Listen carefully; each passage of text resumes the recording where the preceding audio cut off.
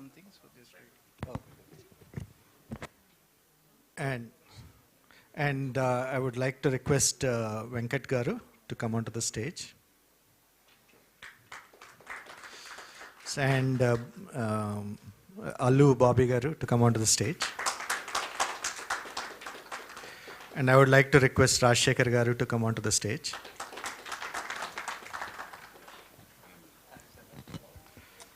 Sorry, we don't have a table, but you have to pass on the... Yeah. I'll be the MJ for now. So, thanks a lot. This is probably one of the interesting topics and a very important toolkit for anything, right? You know, do's and don'ts is something we always follow in any realm, and you know, startups and businesses are no exception. So either there are two ways to learn, right? Either you make the mistakes yourselves, or you can learn from other people, right? And here on the panel, we have like close to probably 100 years of experience. They all look young, but you know, they have good experience. So you can learn from them. So today we are going to take us, I mean, the panelists will give their advice and what they're, through their experiences, what are the do's and don'ts. So we kind of structured in three, we kind of put it in three phases. Like, you know, whatever the journey, whether it's a business or, you know, a startup. So you go through three phases, right? Foundation, scaling, and probably the exit. So I request the panelists, so I'll have one question each for you. Maybe because I probably won't make a good justice on introducing you. So I would request each of you take a half a minute or 1 minute to introduce yourself. Good morning all. This is Rajshekhar, Managing Director, Breakout Technologies Private Limited. We are established in the year 2006, and currently we are doing a turnover of about 300 crores from Breakout Technologies Private Limited, and apart from that we ventured into different categories, right from laptops manufacturing, we have our own ERP system where ExxonMobil is our esteemed client. Likewise, we have some prestigious clients with us. And one thing, Breakout Technologies is a leader in surveillance system, where we installed cameras in Pakistan border and Bangladesh border. We installed about 5,000 plus cameras and 2,000 by laying 2,000 plus kilometers optical fiber. And we have established 180 control rooms across the border. In recent elections, we have installed 180,000 cameras in 12 states. This is the biggest order across India. And we have done a lot of prestigious projects, where there is a challenge, Breakout is there, where we wanted to take that kind of challenges and do that kind of works. Likewise, now we acquired about 16 plus companies in Breakout's portfolio, right from laptops manufacturing, ERP systems, and machine AI robo systems, and Breakout Industries, some technical automation companies. Altogether, we have 16 entities in our basket now. Thank you for giving this opportunity. Very great. Impressive. Fantastic, sir. Going after you is a big problem. But that said, my name is Allu Venkatesh. They also call me Allu Bobby. And I come from Allu Entertainment. We produce a lot of movies. My brother is Allu Arjun. My father is Mr. Allu Arvind, and we've been in the entertainment space for the past, I think, 50 years. But that said, what I have particularly done is I've taken technology as the backdrop, and I have launched multiple products. One that you could relate to is AHA. The technology behind AHA has been powered and driven by me right from the founding stage, going all the way to where it is right now. And then there's also another one called Just Tickets. It's one of the, about close to 2,000 screens run on my technology, where we supply the APIs for Book My Show and Paytm and all of them. So if they need to buy a ticket, if you need to buy a ticket from Book My Show in certain theaters, in rural theaters, they have to come to my API, go through it, and then come through. And then the other one is Cube. I'm the first person to bring innovation in the digital cinema space. So anything that you see in a cinema theater or hear in a cinema theater, I've installed about it's the fastest implementation in the world. I've done 500 screens going from film, the reel, to going digital within 1.5 years. So that holds a record. Telugu film industry holds a record for that. And right now I'm currently looking at the AI space. So that is something that I will reveal over a period of time, looking to innovate there. But that said, I'm fundamentally from a business to consumer space. I understand consumer spaces very well. And B2C is my specialty. Thank you. Great. It's even tougher to top Allu's family. I'm not that big, but my name is Venkateka, and my profile has been mostly with the Ford Motor Company. I specialize in electric vehicles, and I worked in Lockheed Martin. Mostly, I will treat myself as a like an executive in IT industry, but of late, last 5 years, I have been in the investment mode. So, which I will share some do's and don'ts, as Srinivas said. Otherwise, right now, I'm quasi-retired, trying new things. But definitely after this seminar also, if you have any questions about, I specialize in electric vehicles, and I specialize in alternative energies. So those are my passion items right now, and right now having good time in Hyderabad. Thank you. My name is Bhaskar Krishnam Setti. I'm one of the co-founders and chief product officer at Cloud Fabrics. It is an AI operations company. So before that, I have multiple startups I co-founded and a successful exits in networking, security, and automation space. I've been board member in some of the startups. I've been advisor in some of the startups, and I'm really looking forward to give back what we learned and really inspire young entrepreneurs here. Right? Thank you. Thanks a lot, Bhaskar, Venkat, Bobby Garu, and Rajshekhar. So as you can see, we have wide range of industries, right? Very advanced defense, coming from defense background, high-tech startups, to wide variety of entertainment, B2C, and probably Rajshekhar Garu has all the way from software to surveillance to optical fiber to aqua. So he has wide variety of business. So pretty much whatever industry you can think of, you have experts here. So you can learn a lot from them.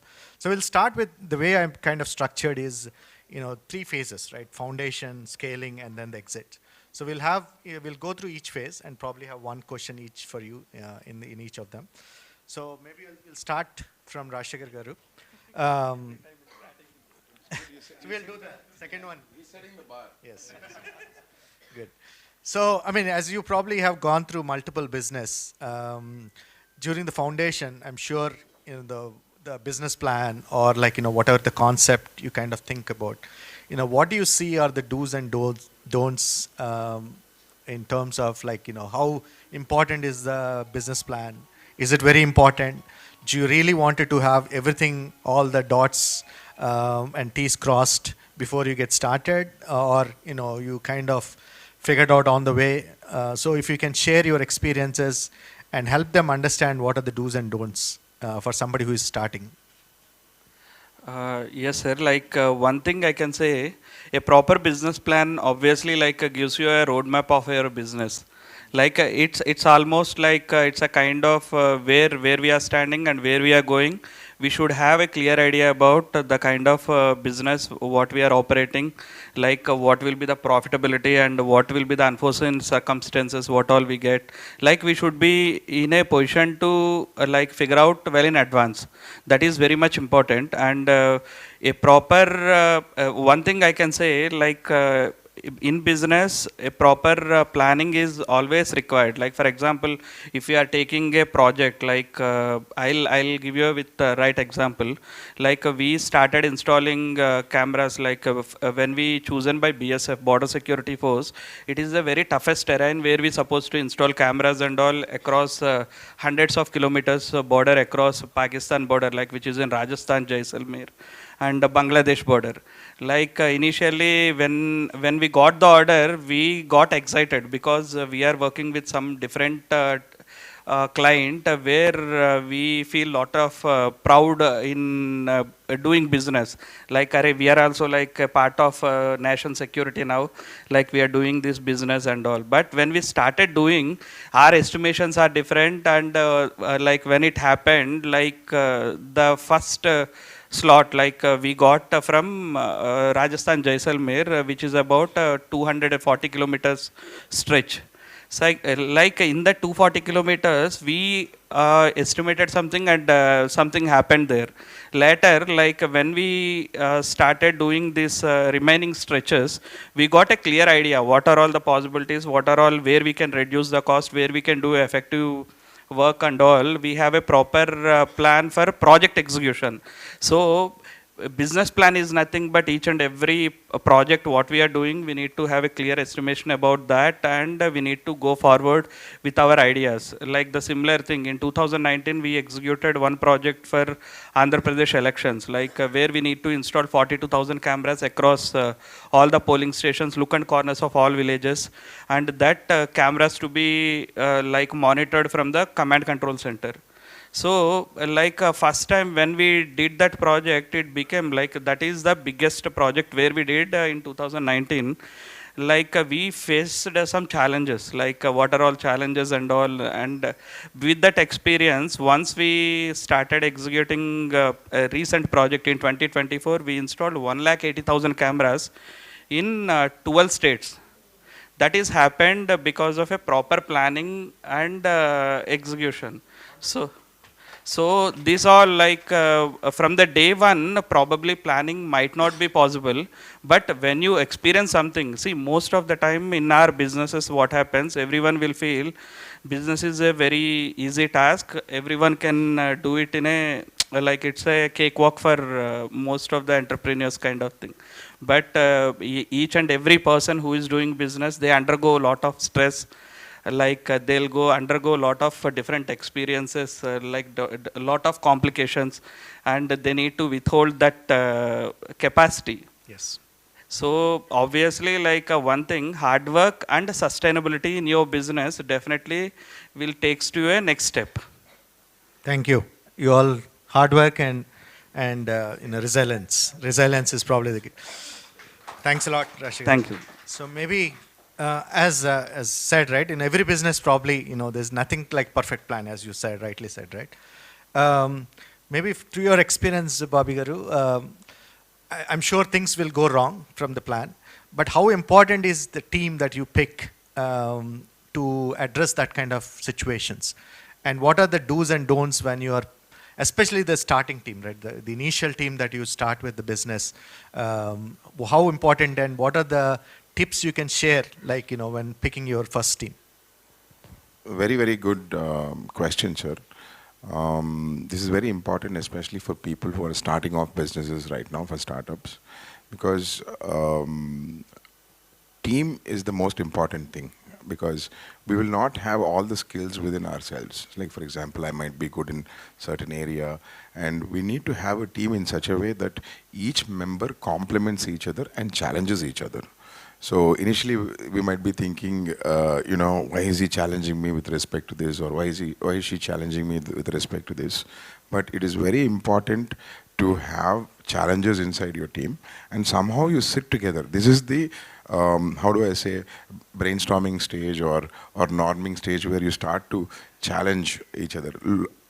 There is a bigger danger if everybody instantly comes together on one idea.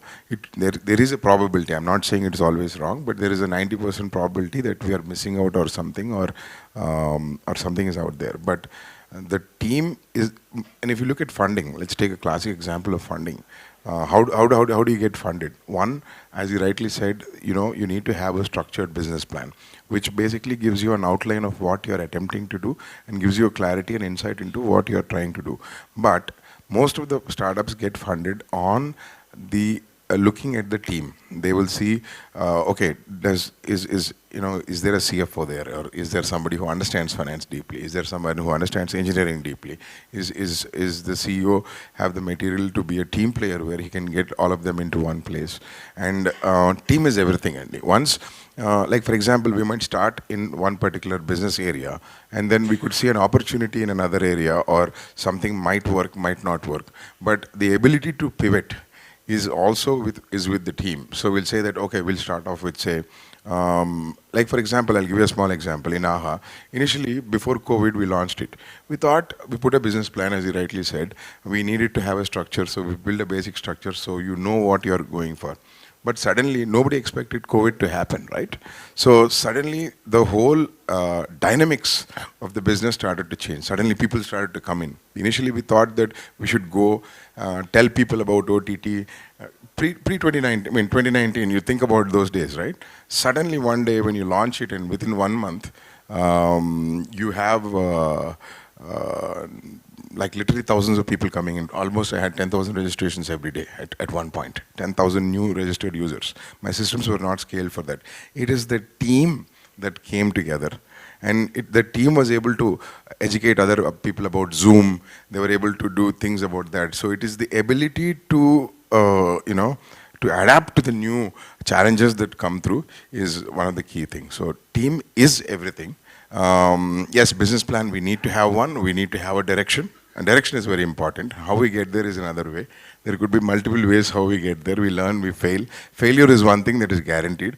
But how fast do you learn from it and pivot from it is the answer to the success. Yeah, thanks a lot. As Bobby Gar said, team, and especially I think complementary skills. You don't want the same type of people. I mean, generally you tend to make friends with the similar people, but in business, you need to find complementary skills. That's what I think Bobby Gar was alluding. Thanks a lot. It's very insightful. So, Venkat Gar, coming from you being an executive in big companies, how important is the structure or the type of corporation? I mean, whether type of entity you choose. Does it matter? Is it based on the type of business, or do you look for future and plan things?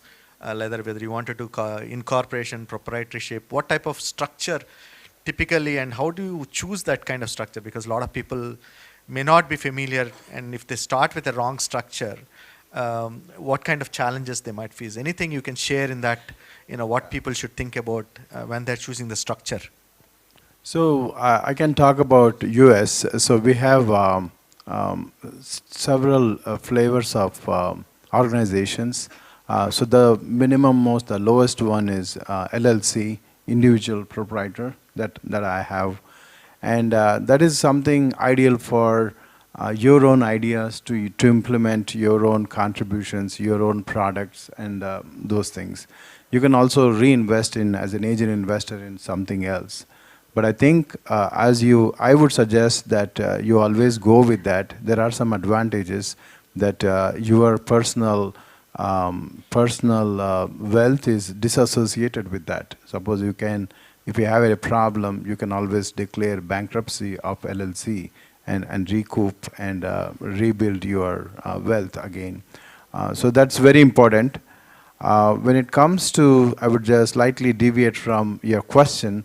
I personally believe that you need to know your passion. So that's more important also. Because it's almost like find your calling, what they call. You might do things to run the family and feed the children and send them to school and everything. But at some point, you need to find out what you are meant to be in this world. So passion is very important. And I think I found my passion in electric vehicles and technology. I'm a big, proponent of new technologies. And also believe is something that you have to go with the data, right? Suppose I believe in electric vehicles and charging as supposed to be my forte, right?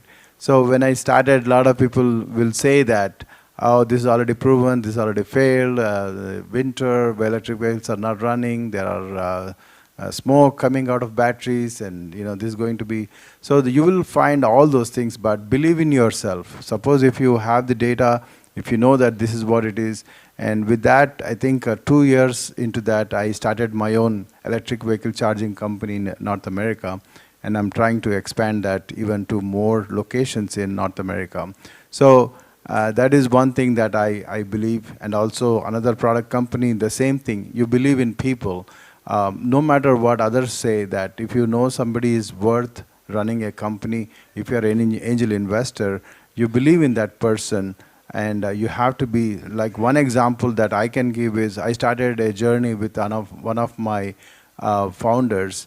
And in 2020, we went through so many ups and downs, and finally, I'm seeing good outcomes. So always wealth is a side benefit of your passion. So I believe that you find your calling, you find your passion, go with that no matter what, then change it as you go along. Yeah, thanks a lot. I think there are two things, if I can summarize, there are two things I think what I got from what you said. One is the passion calling, right? You should really understand what your passion and go after that. But at the same time, I know business is always risk, but there's always a structure that you should figure out to mitigate that risk to the extent possible, right? He was talking about how you can isolate your personal liabilities with the corporate. So you should discuss with chartered accounts professionals to see to what extent you can mitigate. I mean, you cannot mitigate 100% risk, but to the extent possible, you should. I think probably what I could gather from what Venkat was telling. Sure. I just wanted to give a small Indian perspective to the whole thing, to add on to this. See, usually it is very similar. What he said, which is LLC, is nothing but, in Indian terms, it's LLP. And same way, when we have private limited, they have something called as incorporated. So if you're looking to go for a professional funding, especially, I can speak only with respect to India because I don't know much about America. So a private limited corporation is something that is most preferred, where you can get third-party fundings, third-party seed rounds, and professional investors do prefer the private limited route. But on that note, there are heavy compliances that need to be met with, and it is important that you have a good company secretary guiding you on the same thing. It's very important that you have a nice accountant who puts the financial structure in place. And the paperwork is everything. I've seen a lot of startups where they have great ideas, they have everything, but that financial aspects of education, or the compliance or the legal aspects of education, also is equally important as much as our idea. That's thought. I thought. Yeah. I'll I think that. then probably I'll have some more follow-up question next round on the compliance. It looks like you're. So I know Bhaskar for a long time, so we go a long way. I think he saw probably the two things, right? One is he's a co-founder. The same team has been very successful in 2-3 startups. So maybe Bhaskar, you can, and at the same time you're also advisor and to a lot of startups, and some failed. So how important, maybe you can share the co-founding team or the initial team that, there's the team that works for you that joins, but the co-founders are like your family members, right? You have to, how important it is, you probably saw both sides. You are lucky that, have a good co-founder team that been very successful one after the other. But you probably also saw in other experiences where it didn't gel very well, and though the concept was good, it was failure. So maybe if you can share some insights on how important it is when you're joining a team as a co-founder, what are the do's and don'ts? Thanks, Srini. Thank you, everyone. By the way, there are many have come in lately. So do you know, right, this is the panel session about startups, do's and don'ts. So I just want to get a feel for it. How many of you are thinking of starting a startup or has started just now? Could you please? Oh, nice. Very good. So I wanted to say don't, but if you're already started the journey, so how many of you enjoy the roller coaster ride? Okay, good. That's very impressive. Okay, I think then you are ready, right? But seriously, I'm really encouraged to see so many, entrepreneurs want to take this journey, because it is not easy, for sure. It is a very long odds game. So I will get to the question, right? So the co-founding team, you all know Warren Buffett, right? So he said, one of the main important decisions in your life is choosing your partner. He meant your spouse, right? But literally, the second most important decision is picking your co-founding team. Okay, they'll make or break the whole thing. So they already shared. It has to be complementary, not your langota dost or your drinking buddy, right? So because one should be good at engineering, other should be good at marketing, other should be sales, etc. Right?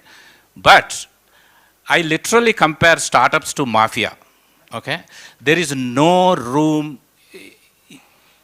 Actually, startup is so hard. Even if you do everything right, the odds of success is so low. Now, if you are thinking about how the other guy, the co-founder is doing, what he is doing, then forget it. It's done. Okay? So, like mafia, you have to trust them blindly, royally, right? So, then only there is a good chance. Okay? So, that's why picking the team is very important. Even if you are thinking a startup, start a startup in 5 years, these kind of platforms, these kind of conferences, you keep looking for, those partners or those. It could be, next level of core engineering or core sales, whatever. Keep looking for them. All right. So, I mean, Srini knows we have a very 3-4 successful startups, and the same team. We have been doing this. So, I tried to, there is one startup in Dallas, I tried to fund them. So I gave literally the blueprint, the business plan, whatever, everything how you need to do. They literally followed, but they couldn't make it because of the team, right? They keep co-founding team, fighting each other. That's why team, right? So, yeah, very insightful. So trust, and you need to pick, how much you pay attention to find your spouse, you have to pay that much attention when you're picking the co-founder. So it's because you spend more time with your co-founders than your family. So in real startups, so you better find somebody who you really like and want to stay. Thanks a lot. Maybe we'll start this time again from you. So Bhaskar, you probably have experience both raising funds and also investing in other startups, right? Especially during the scaling, right? How important it is, and for the funding, what are the things that you really need to put in place, and what type of funds you really need to look for? There's always good money and bad money, right? Yeah. So maybe you can share some of your experiences as an investor as well as somebody who on the other side tried to raise funds. Yeah. Maybe you can share some insights on that. That's absolutely. So, I mean, there are several phases, right? Typically, if you look at the startup from 0 to 1 million, I mean, I'll just try to give you from a US point of view, is one phase, right? That's when you start getting a lot of reference customers. And the second phase is 1 to 5 million, right? Then you try to replicate in some verticals, some companies, either SMB or enterprises. Then 5 million or 10 million onwards, right? So you need to break it down. But always scaling, let that problem come to you. Don't start getting money, start scaling even before you have a demand, right? That is the worst thing that you can do. So let that problem happen, right? So a lot of customers are happening. You are wearing a lot of hats to address those customer deliveries and all, right? So at the same time, you should have a plan when you get so many, 1 to 5 customers, 5 to 15 customers, what are all areas that I need to scale, right? So you need to do that. So in the scaling also, again, the initial 0 to 1 million, you typically travel with angel investors or bootstrapping your own money, or you have friends and family. So the first ones, they only trust you, right? Especially the first startup. So once you have successful exit or anything, you don't need to worry. I mean, many people, I mean, that's where, as Bobby said, they look for your background. Oh, he has already done, he has gone through this journey, so they're ready to. But the very first startup, it is very tough, right? So you need to put your own money. VCs look at, is your skin in the game? You take all the money and, like a salary, and you ask, they don't like that. They say whether you are putting your, investment skin in the game. So friends and family will trust you because they have traveled with you. They will see your passion, right? So that is the $0 to $1 million or 0 to 10 crores, probably, whatever. Once you have done that now, then you need to think through. Initially, founders are the salesmen, okay? It's like, the Babai Hotel, right? You only take the order, you only deliver. So that's the mode, the 0 to $1 million, right? So then you need to start thinking, okay, I need to establish a sales channel. I need to establish a marketing. At that phase also, founder starts involving. They think you are not really thinking big, right? So those are some of the scaling things I can think of. Again, if any of you are looking at AI, very, very careful, right? So I'll give one example. There is one AI company. They got hundreds of millions of dollars funding. They started building a LLM model, right? So by themselves. Within a quarter, they got $95 million bill from Amazon, right? So then investors said, okay, close the shop, right? So it is so important. Don't fall for that AI rush, right? Let me know if you are interested. There are areas where, based on your expertise, where you can target. So those are some of the, especially in AI, scaling is going to be, 100 times complex. So be careful about that. Yeah, I think it's very, very important. I think Bhaskar shared. He has a lot of experience in raising funds. So I think what I could gather from Bhaskar is, especially during scaling, there are two things you need to be very careful, right? One is, what is the right time for you to raise the funds? Second is, don't pivot too easily, right? Just because there's a hype, oftentimes there's a temptation that, maybe this if I start using this or pivot to this one, I can raise more money. So as I said, like passion, you have to be grounded. You need to know your customers very well. And if you have the fundamentals right, and the funding will come easy. So thanks a lot, Bhaskar. So coming to, you come from good experience, wide variety of experience.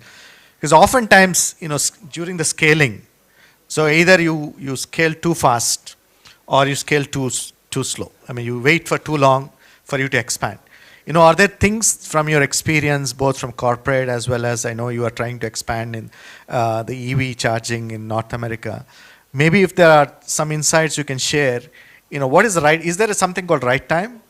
Or, how do you know when is the right time to expansion? Whether it's through funding or the team or branches or into other areas, or, do you wait for things to everything to be in place for you to expand? I believe definitely there is something called right time. There is a time, time for the technology to evolve, right? So if you are too early also, there is a risk. Suppose if you are the forefront and doing EV charging first time, you'll run into a hell lot of problems. But I think you need to wait for at least 10% when it takes off. I felt the right time for electric vehicle charging in North America is the right time because 50% of our investment are coming back as rebates. Biden's government has given a lot of rebates for us. So I felt it is a fantastic business model where you invest on the capital cost, set up the equipment, then 24/7, you don't have anybody there. People go there, charge their cards, and the revenue comes back. So the right time is the time. I don't know about India. I have not seen a DC fast charger yet on the road. But I think the future is all EVs, no matter what you say. There could be some hybrids that could be in the interim, but I think the future is completely EVs.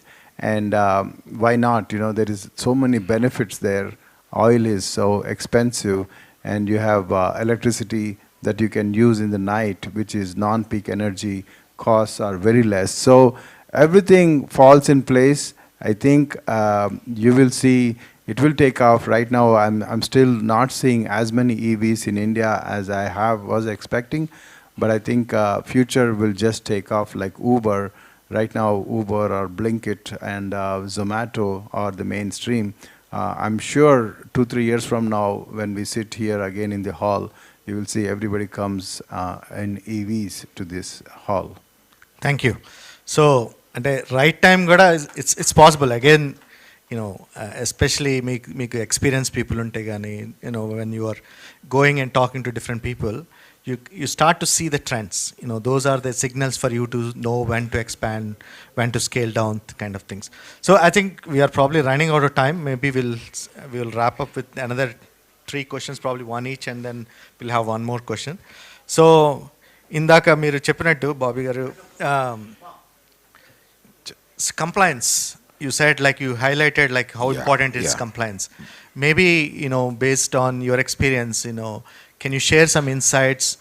What type of compliance? I know it's a very broad term, but maybe if you can summarize them, like do's and don'ts in compliance, mistakes you should definitely not do. Definitely not do is one thing you should have your. It's slightly technical, but I'll go for it. So you should know at what stage would you want what kind of money. In order to get that money, we need to be, when you mean compliance, it means a whole lot of things. It could be the articles of association, memorandum of association, the kind of shareholder agreements that you need to have in between yourself. How clear are you between them? When you're inviting an investor, what are you going to give to him? What are the do's and don'ts? The number of directors that need to be in the company. These are all the factors that one needs to consider. But see, most startup people are not experts in this particular areas, unless and until you've done businesses for a long time, or you've done multiple startups or multiple businesses, or come from a business backdrop. But having said that, my sincere suggestion would be, if you're a startup, you're trying to do something, please engage the best professionals, especially your legal contracts between your partners, your your shareholding agreements, your the type of company that you're incorporating, what is the articles of association or memorandum of association. These are all some things that professionals do. They think just give it to some CA, he'll put some business plan and we're going to get the money because we have a great idea in our pocket. That is definitely not the case. If you actually look at it, if you actually dig into data, most of the startups, though they have a great idea, they don't get funded because the right compliance was not in place. And usually VCs have a checklist. They go through the checklist because they are also like a bank. They're a professional institution. They have returns to give to investors who have invested in the fund. So it is important that you go through professionals. Please identify good professionals and go through it. Yeah, I think don't cut corners on most important things, right? Legal, regulatory compliances, get the right professional, even if you pay a little extra, it saves you skin later in the game. So that's very important. Thanks a lot. So probably one last question to you, sir. Especially when scaling, how do you retain the team culture, right? Bobby Garu said, like, team is very important. Everything is the team. But when you start with, you probably hire people who agree with your compassion or align with your compassion. But as you start growing, that's not that easy to maintain the team culture. What are the things that you can share to the people? How do you retain that culture, so to make sure that, you continue to evolve and grow? Yeah, very good question, sir. Actually, like when we are doing a business, the success of business lies within the team. Because if you have a good team, definitely we can scale up like anything. Because this proven like 100% true in my story. Like when we started business, whoever are with me now, they are still with me. That is the biggest asset for any company. Like a retaining team, maintaining a good relation with the team. That is obviously gives you a lot of insightful impact for your business growth. And as Bobby sir told, like one thing in India, compliances are very high compared to any other countries. When we are doing a payment, like right from people, because I don't know much about other countries, but especially when India, if anyone wants to start a business, they'll have a lot of taxes to foresee. Right from if you see like GST, PF, ESI, like PT, if all we do, then they'll ask for corporate tax and then separate CSR fund. Like each and everything, like we do business, whether we are going to do business or we are going to look after all these taxation compliances.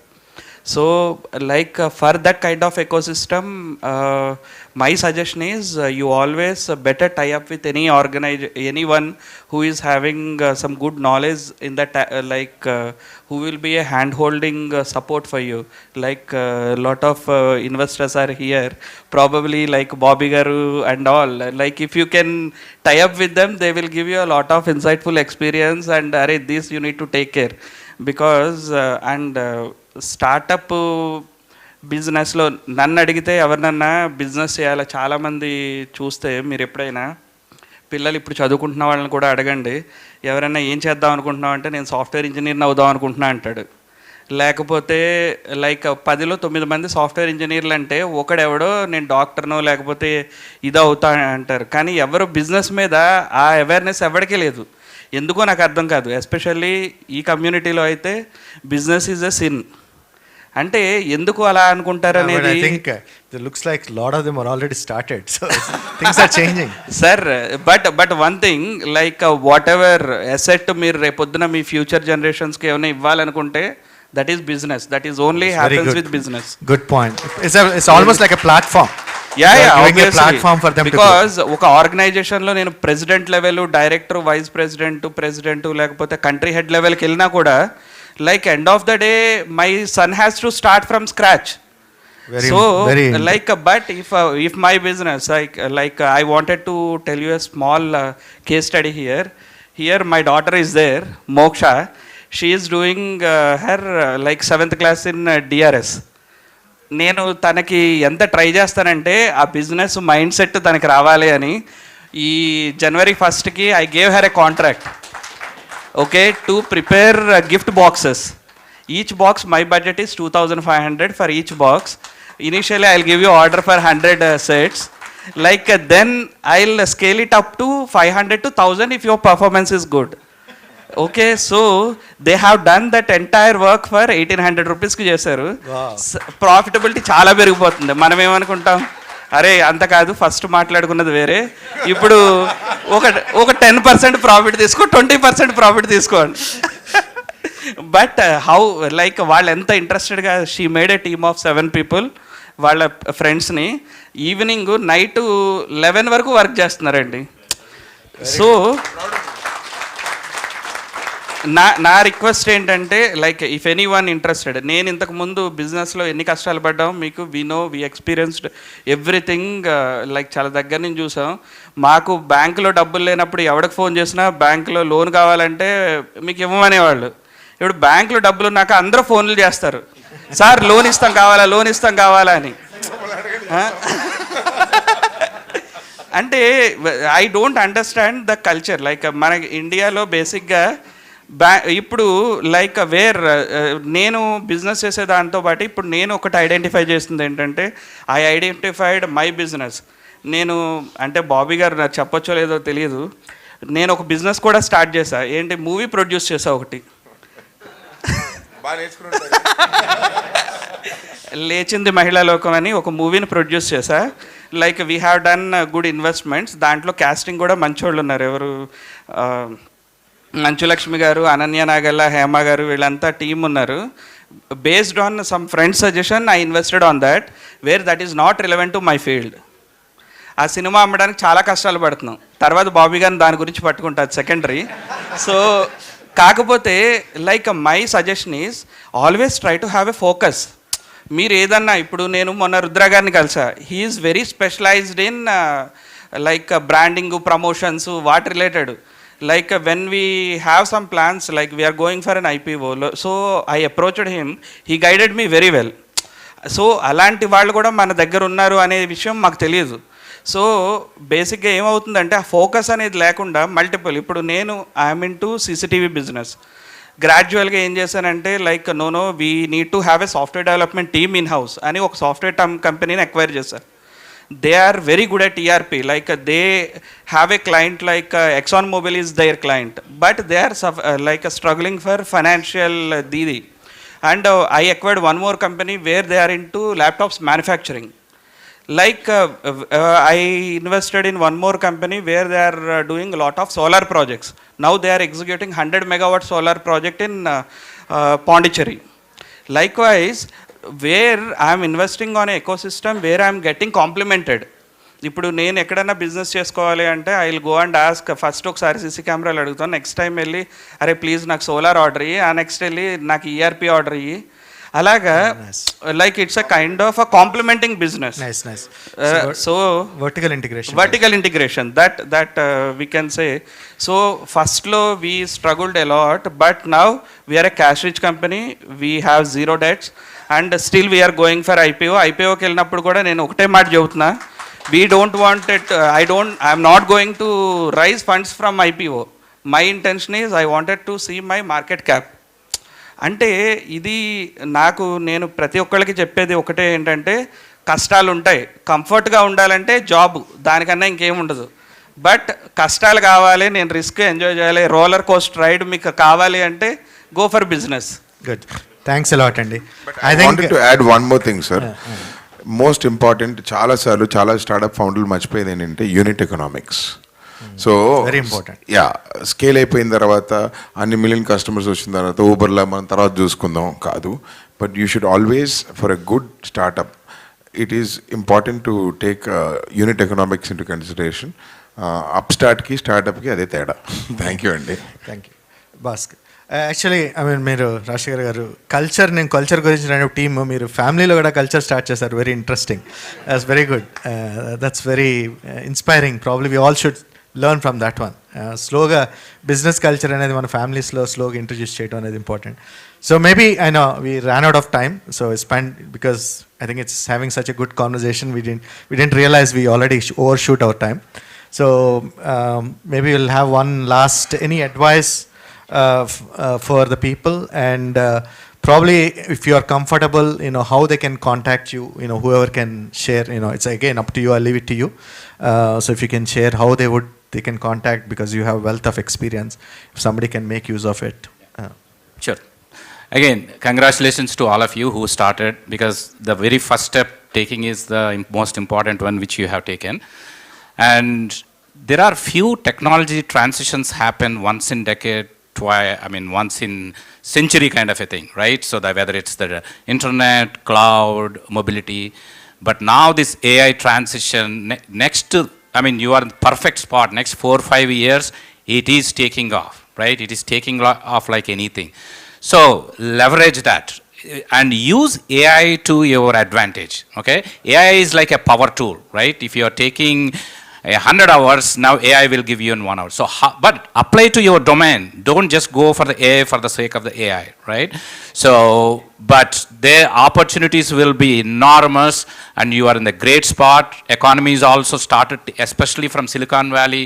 They have been telling us 2025 is going to be, very blockbuster year from a M&A point of view, investments point of view. So, take the journey, take the plunge, and all the best. Thank you. Thanks a lot. And Happy New Year, and best of luck for the new year. Thanks a lot. Thanks a lot, Andy. Great panel. So, You did a good job. Sir, great moderator. More than anything. Fantastic questions, sir. We'll be available in the hall. If somebody wants to contact me, I can give my phone number. We can have discussion. I'm on LinkedIn. thank you.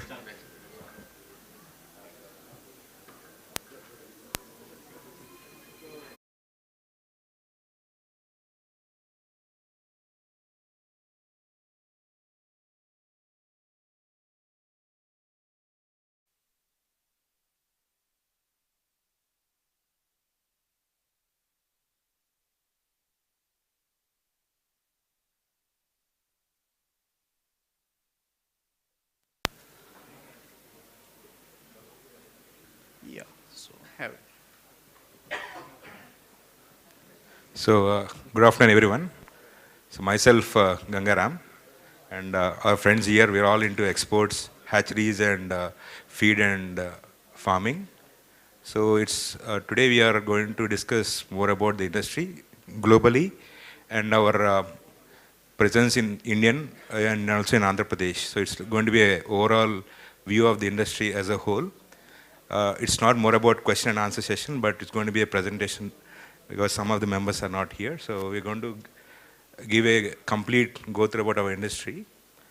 And so first I'll be presenting about the global seafood, our Indian seafood industry, and aqua from Andhra, how it's going to contribute to the GDP of the country. So these are factory. So we have 2 factories in Bhimavaram, and we are doing around 700 crores in turnover. We are there in India from last 26 years in this business. We'll be actually explaining more about industry as a whole, not about specific companies, but right from value chain, right from hatchery, feed, farming, and exports as a whole, including marketing and new technologies. We're going to explain. So I'll be explaining about global statistics. So when you want to go into any business, right, you should know what is the potential of the business. So I'll be explaining more about the global scenario of which country has highest consumptions and what is the per capita consumption. So first of all, why this industry is the first question people need to understand. Because going forward, you see the population is increasing. In next 2050, as per the FAO, right, the statistics, the people are increasing, but the source of food is being going to be a very limited source of food availability for protein. If you see in aquaculture and marine biology, are the only source for this fish and shrimp what you eat. So going forward with this depleting ozone and marine biology issues, right, aquaculture is going to be the only source for the food for the world. So this industry is a huge industry and we have a huge potential in this industry. And out of all products in meat and protein rights, right, we need to understand with this present scenario of ecology and eco-friendly nature, the shrimp and fish, if you see the amount of feed it consumes, the number of days and the consumption of water, each meat or each protein takes is much more than compared to shrimp and fish. So if you consider the ecological balance and the global warming also, aquaculture is going to be one of the most important source for this protein diet. And as far as our business mostly into shrimp, so about shrimp, you can understand that the shrimp can grow only by soya feed. It can't be grown by any other feed. So it's only a high protein diet and it is non-antibiotic and also non-hormonous. So people should understand, people ought to have a negative opinion on shrimp consumption, but it is the best source of protein. And we can assuredly say this is the only protein where the feed is soya feed. No other, it is a extruded feed and no other feed can grow shrimp. So it's very safe compared to many other protein diets. And about the global aqua consumption statistics, you can see the number of million metric tons overall. It includes fish, everything what are marine and seafood. It's around 70 million metric tons is being consumed annually. And all over the world, the business is around $45 billion as per our last year data is concerned, and it's growing at 4 to 5% CAGR. And the major consumers of shrimp or fish or global seafood is China, followed by USA, Japan, and European nations. And US consumes nearly about 1.5 million metric tons annually on shrimp. And for us being in exports, the major consumption or major market for us and generating higher revenues US market. Although there are many barriers of entry like anti-dumping duties and CVDs, but still the market and the value per shrimp unit is very high in US. And out of total 100% consumed in US market, 97% is all imports. So only 3% is a domestic production available there. So frozen shrimp or frozen fish or anything from India has demand, and we need to understand which product we need to target which markets. And about sustainability, as I said to you, mostly the shrimp or anything including vegetables, you see everything is organic today. So in the shrimp and other business also is more about sustainability and taking care of the nature and the complete right from, as per our business, we have a right from seed, feed, farming and factories. all are having different audits. For USA, it is best aquaculture practices, and there is a ASC certification, Aquaculture Stewardship Council. And for Europe, we have a British Retail Consortium, wherein all the retailers have formed a consortium. This is all basically to understand whatever we are eating, we should have a traceable shrimp or traceable food, right? From whatever you eat, rice, pulse, everything, right? Today, no consumer knows where you're getting the source of food. So going forward, the next generation and everything, as on today you can see, it's more about traceability, and everything is going towards sustainability. And shrimp being farmed in ponds, and we have a traceability, we can know exactly the location of ponds. We know the way it is grown, and we are having BAP certifications. So we have a very good sustainable product, because that is going to be future. Future is going to be all about sustainability and quality and all these things. And you can see the per capita consumption as on today is 20 kgs per person whoever eats meat, right? And it was very less in 1961. And going forward, you can see in the projected trend in 2032, you can see it is only 70 million metric tons. You can expect around 205 million metric tons. Because a lot of places you can see there is a food crisis happening. Availability of protein has been very focused today. So fish and shrimp and all these meats are a primary source for the protein diets. So going forward, demand for this is going to increase for sure. And you can see the per capita consumption also is going to increase. And that's all about the global economy. And if you talk about how India is contributing to global economy is also important, because we need to understand how much revenue we are generating as a GDP and what is the volume we are doing. This is all about from the Department of Fisheries Ministry. You can see the numbers are, maybe a lot of them don't know the numbers. We are talking about 162 lakh tons of fish is being produced in India on the first left side. And this blue color you can see 2,32,000 crores is the amount of contribution of fisheries sector to the economy of India. People a lot of them think it's just a fish and shrimp. But as far as exports are concerned, we are doing around $8 billion from India, all sea cod. There are two things, aquaculture and marine. So there are inland fisheries and also aquaculture fisheries. So all together we are doing around $8 billion. And government of India has made this industry as a focus industry, because this is one of the industry wherein the net revenue of forex, if you see diamonds or gold or any trade happening in India, the net of forex reserves, that's outward and inward. If you see, aquaculture is the only major, we have only inward of dollars. We have about $8 billion is only inward. We don't have any imports of shrimp. So our industry focus, as per central government, is very keen, and we have a separate ministry for us for this aquaculture. And I and Jagdish also are the national committee members for Seafood Export Association of India. It's a 28 members board, wherein all the states are there, and we are a part of wherein we talk to government right from farming, feed, and a lot of policy making decisions. Right, we represent from the association to the government of India. So this is all about, you can see about the marine fisheries. In India, marine fisheries, inland fisheries, and brackish water. So these are the types of produce. Right from 2014-15 till today, you can see there is a lot of change. It was only 20 lakh tons earlier. Today we are talking about 50 lakh tons, the target in 2022, and still we are growing in consumption. And this is the export trend. You can see the value, how it has changed. We are only about 3,000 crores in 13 years back, and today we are doing around $8 billion. So there is a steep increase. The major reason why we have increased is there is a change in the crop. Earlier we used to do a species called black tiger till 2010. And after that, now we are doing white shrimp, which is called vanami. The major difference in both the shrimps, black tiger, in the same hectare of pond, it is a bottom swimmer. So a bottom walker, basically you can say. It can't swim. Vanamai is like a swimming animal. So in the same pond, we have 2.5 times production. So if you see the change of our industry from 2010 till today, there's a steep increase in the production quantities. And the area of farming is more than, I think we have more than 2 lakh acres of production being happened. And total Indian shrimp production is around 8 lakh tons per annum today.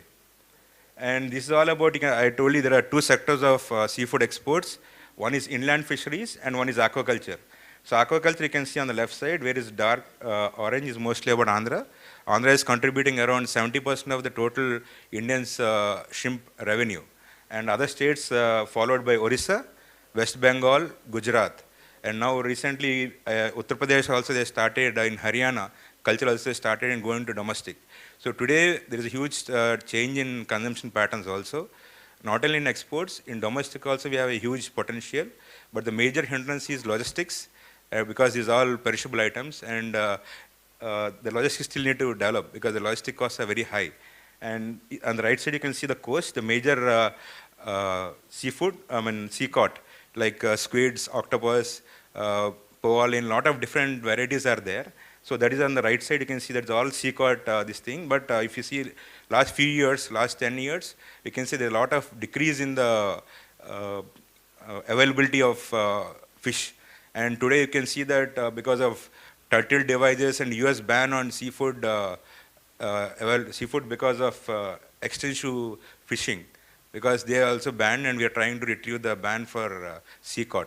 So today from India is mostly about aquaculture production, but still volume wise the most seafood goes to the southeastern markets. And the major thing about our industry, it's not only about revenue or to the forex. As employment, if you see, we have more than 2 crore 80,000 people living in this, living on this industry directly or indirectly.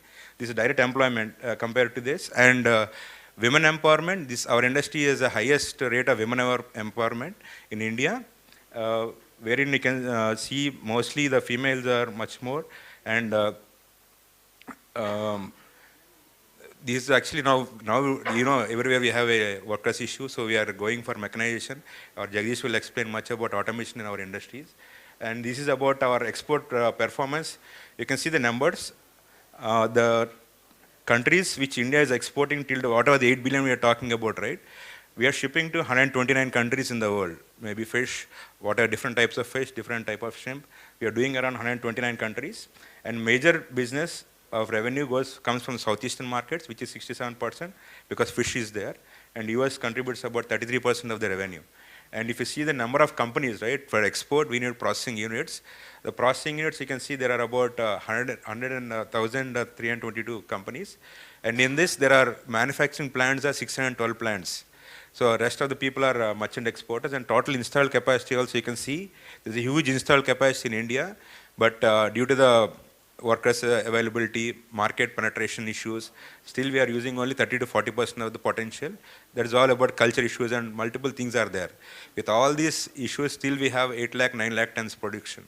So if you are coming with the new technologies and new ways of farming culture where we can reduce any issues of white spot, any diseases, if you can make a disease resistant seed or anything, our production can easily double, like maybe 13 lakh tons, 14 lakh tons.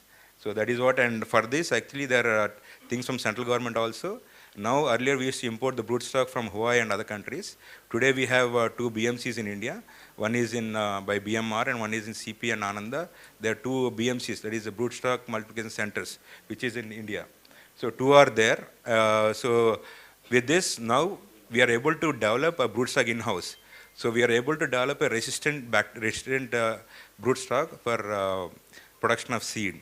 So there is a lot of change happening not only at the exports level but also complete value chain. There is big support from the government and also moreover not only government, here our industry is self-driven by farmers mostly and exporters all are self-driven industry. So this is all about the item-wise production. We are talking about not only frozen, there are dried items, there are also fresh and chilled items. So these are, if you talk about quantity terms, it's on the left side you can see, and the value in USD, it's on the right side. So mostly 68% of the foreign revenue you're talking about is from shrimp business. It can be in any form, frozen or fresh or anything. And this is the market-wise potential of each country's revenue, like European Union, Southeast Asia, Japan, Middle East. So these are the markets for export. And the major thing out of all we are talking about, coming back to our both states, where we are having Andhra Pradesh as a major contributor for this revenue, which is about 67%. The major advantage in Andhra Pradesh is the longest coastline, wherein the major production is from Nellore, Ongole, Krishna, East-West Godavari till Tuni. So the complete coast, not only the coast area, but also inland water area also, we have a huge production possibility for aquaculture. And you can see the number of not only shrimp, Fish also is a huge production there. You have about 20 lakh metric tons of fish production. It's Andhra is not only shrimp, it's all about fish also. It's a huge production of fish produced and distributed in domestic completely. And you can see the export quantity is about 3.3 lakh metric tons last year, and it is contributing to 8.67% of the GVA of the state. And not only about the coastline, the main important thing is the complete value chain. We need to know how many ice plants we have, what is the feed mills, what are the hatcheries, what are the factories we have. These are the infrastructure idea for you, like how many feed mills we have, how many processing units. These are all just in state of Andhra Pradesh. And this is district-wise. The production you can see on the right side, extreme right side bottom, you can see there is a complete 2 lakh acres, 2 lakh hectares of production area is there for aquaculture. So depending on the season, farmers do either fish or shrimp, depending on the revenues and margins. And when we're talking about, this is the most important slide for people to understand about farming, how much per hectare we can generate output. Like in the same amount of area, if you're doing carps or fish or shrimp, either black tiger or waname, how much we are going to get output is the main slide. And other than what you're talking about export and all, people need to understand there are two governing authorities for our exports into seafoods. One is Export Inspection Council, governed by EIC, and the second is the Marine Product Export Development Authority. So anyone to start a processing unit or to do export, you need to mandatorily have either a merchant exporter license or a manufacturer license from APTA and also from EIC. And we have FSSAI also, which is very important for any export. In India also, mandatory FSSAI. We cannot, without FSSAI, we cannot export. Actually, Satish, our exporter, he didn't come today. So this is all about hatcheries. The hatcheries, as I told you, right, the major business, hatcheries are the major key for our business, which drives the quality seed. And this is how the maturation tanks and all looks like. This, most of the coast is in Kakinada and Nellore and Ongole. And I think Pondicherry also is their hatcheries. I think sir can explain more detail about that. I'll hand over, this is all about my slides about global statistics, Indian exports, and also Andhra as a role. And I think sir will continue about farming, because he's more into farming and he can explain about that. To you also. Thank you. ముందుగా ఆప్తా తరపున ఇలాంటి ఒక మంచి కార్యక్రమాన్ని organise చేసినందుకు ఈ ఆర్గనైజర్స్కి మనస్ఫూర్తిగా ధన్యవాదాలు తెలియజేస్తున్నా. అలానే నాతో పాటు డయాస్ షేర్ చేసినటువంటి గంగారాం గారికి, మన సూర్యారావు గారి వాళ్ళ అబ్బాయి సూర్య ఎక్స్పోర్ట్స్, అలానే జగదీష్ మెరైన్ పేరుతోటి ఎక్స్పోర్ట్ చేస్తున్నటువంటి జగదీష్ గారికి, ఇచ్చేసినటువంటి ఇతర పెద్దలకి అందరికీ పేరు పేరున నమస్కారాలు తెలియజేస్తున్నా. నేను మీ అందరికీ కొంతమందికి పరిచయం యాజ్ ఏ పొలిటీషియన్గా. నా పేరు ఆమంచి కృష్ణమోహన్. నేను 2 times ఎమ్మెల్యేగా చేశాను. బేసికల్గా మాది వృత్తిరీత్యా బ్రతుకు తెరువు కోసం ఈ ఆక్వాకల్చర్ని ఎన్నుకోవడం జరిగింది after completion my BSc graduation. ఇది నేను ఈ డయాస్ మీద ఉన్నప్పుడు జగదీష్ గారితో కూడా షేర్ చేయడం జరిగింది. ఆంధ్రప్రదేశ్లోనే కాదు, దేశంలోనే అతిపెద్ద ఇన్కమ్ జనరేషన్ కానీ, రెవెన్యూకి కానీ, లేకపోతే ఎంప్లాయ్మెంట్కి కానీ, సొసైటీ తోటి హ్యూజ్ రిలేషన్కి కానీ స్కోప్ ఉన్నటువంటి ఫీల్డ్ ఏదైనా ఉందంటే అగ్రికల్చర్ కన్నా కూడా. అగ్రికల్చర్ అంటే ఒక ఫార్మరు ఆ విలేజ్కే కన్ఫైన్ అవుతాడు.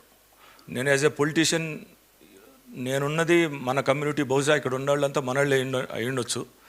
బహుశా ఇందాక మన రోషిగారాల మనవడు మౌర్య గ్రీన్ కోదరుపుని మాట్లాడినట్టున్నాడు ఇదే డయాస్ మీద నుంచి. సరే, ఒకరిద్దరు ఉంటే ఉండుండొచ్చేమో. నేను ఎందుకు చెప్తున్నానంటే, సమాజం ఎదగాలంటే ఖచ్చితంగా చదువు ఉండాలి. ఒక నిర్దిష్టమైనటువంటి లక్ష్యంతో మనం చాలా సీరియస్గా మనం అనుకున్నటువంటి వృత్తిలో డెడికేటెడ్గా డబ్బులు సంపాదించాలి. మేము ఉండే ఏరియాలో మన కమ్యూనిటీ ఉన్నది చాలా తక్కువ. 2 లక్షల ఓట్లుంటే ఈరోజు కూడా 8,000 ఓట్లే. అయినా సరే మేము రాజకీయంగా కానీ, లేకపోతే ఎవరికన్నా 10 మందికి సహాయం చేసే స్థితికి వచ్చామంటే మా దగ్గర నిజాయితీగా కష్టపడి సంపాదించినటువంటి ఈ ఆక్వాకల్చర్ వల్ల అనేది నేను చెప్పదలుచుకున్నా. ఎందుకంటే మేము డిగ్రీ చదువుకునే రోజుల్లో రంగా గారి మర్డర్ అయిన కొత్తల్లో మేము కాలేజీలోకి ఎంటర్ అవటం. మీకు తెలియదు కాదు, కృష్ణా గుంటూరు జిల్లాలో కులాల ప్రభావం. మా ఏరియాలో కులపరమైనటువంటి ఘర్షణలు లేకపోయినా మేము చదువుకున్నటువంటి ఏరియాలో మేము ఎంగేజ్గా ఉన్నప్పుడు సమాజంలో మనమేంది రంగాన్ని అసలు ఎందుకు చంపారు అంటే ఇది ఆ సందర్భం కావచ్చు. బట్ ఒక మనిషి ఎలా ఎదుగుతాడనే దానికి నాకున్నటువంటి కొద్దిగాపాటి అనుభవం, నాకు పేరుకి ఆక్వాకల్చర్ ఇచ్చినా కానీ సొసైటీతో నాకున్నటువంటి అసోసియేషను, వాళ్ళు మిగిలిన కమ్యూనిటీస్ మనతో బిహేవ్ చేసేటటువంటి తీరుగా 90s బిగినింగ్లో 88లో రంగం మర్రి అవుతుంది. మేమంతా కూడా 91 నుంచి ఊరోజులు పెట్టి చదువుల కోసం బయటకు వచ్చినటువంటి పరిస్థితి. ఇలా మనం అవ్వాలంటే వాళ్ళకి మించి ఎదగాలంటే ఏమేమి ఉండాలి? ఖచ్చితంగా చదువుకోవాలి, నిజాయితీగా బతకాలి. 10 రూపాయలు డబ్బులు వచ్చే రంగం ఉద్యోగం కాకుండా వ్యాపారం చేస్తేనే ఇది సాధించగలమని చెప్పి మేము ఈ రంగాన్ని ఎన్నుకోవడం జరిగింది. మా ఫాదర్ కష్టపడి మా అందరిని చదివించాడు. మోర్ దాన్ 200 acres ల్యాండ్ ఉండేది మాకు. మేము 3 బ్రదర్సు 4 సిస్టర్సు. మేమందరం కూడా 100% వ్యవసాయమే. కాకపోతే ఈ మధ్య వ్యాపారం ఒక 10 years నుంచి మనవాళ్ళు ఏదైతే జగదీష్ గారు మన గంగారాం గారు చెప్పారో వాళ్ళంతా కూడా బహుశా ఏ కానీ బి కేటగిరీ ఎక్స్పోర్టర్స్ కింద ఉంటారు. మేము C category, just 100 to 200 crores మాత్రం ఎక్స్పోర్ట్ చేస్తాము. ఒక హ్యాచరీ ఉంది, అలానే మోర్ దాన్ 200 acres నాకు ఓన్ ల్యాండ్ కల్టివేషన్ ఉంది. నేను ఇదంతా ఎందుకు చెప్తున్నానంటే 90s బిగినింగ్ నుంచి ఈ రంగంలో ఉన్న వాళ్ళందరూ కూడా డబ్బులు సంపాదించారు. అయితే ఇప్పటివరకు మన తమ్ముడు గంగారాం గారు చాలా ఫిగర్స్ స్టాటిస్టిక్స్ అన్నీ చెప్పున్నారు. 106 ప్రాసెసింగ్ ప్లాంట్లు ఉన్నాయి. 106లో ఒక 6 ఉంటాయి నాయుళ్ళి, 90 మంది కమ్మోళ్ళి ఉంటాయి. అలానే 456 హ్యాచరీస్ ఉన్నాయి.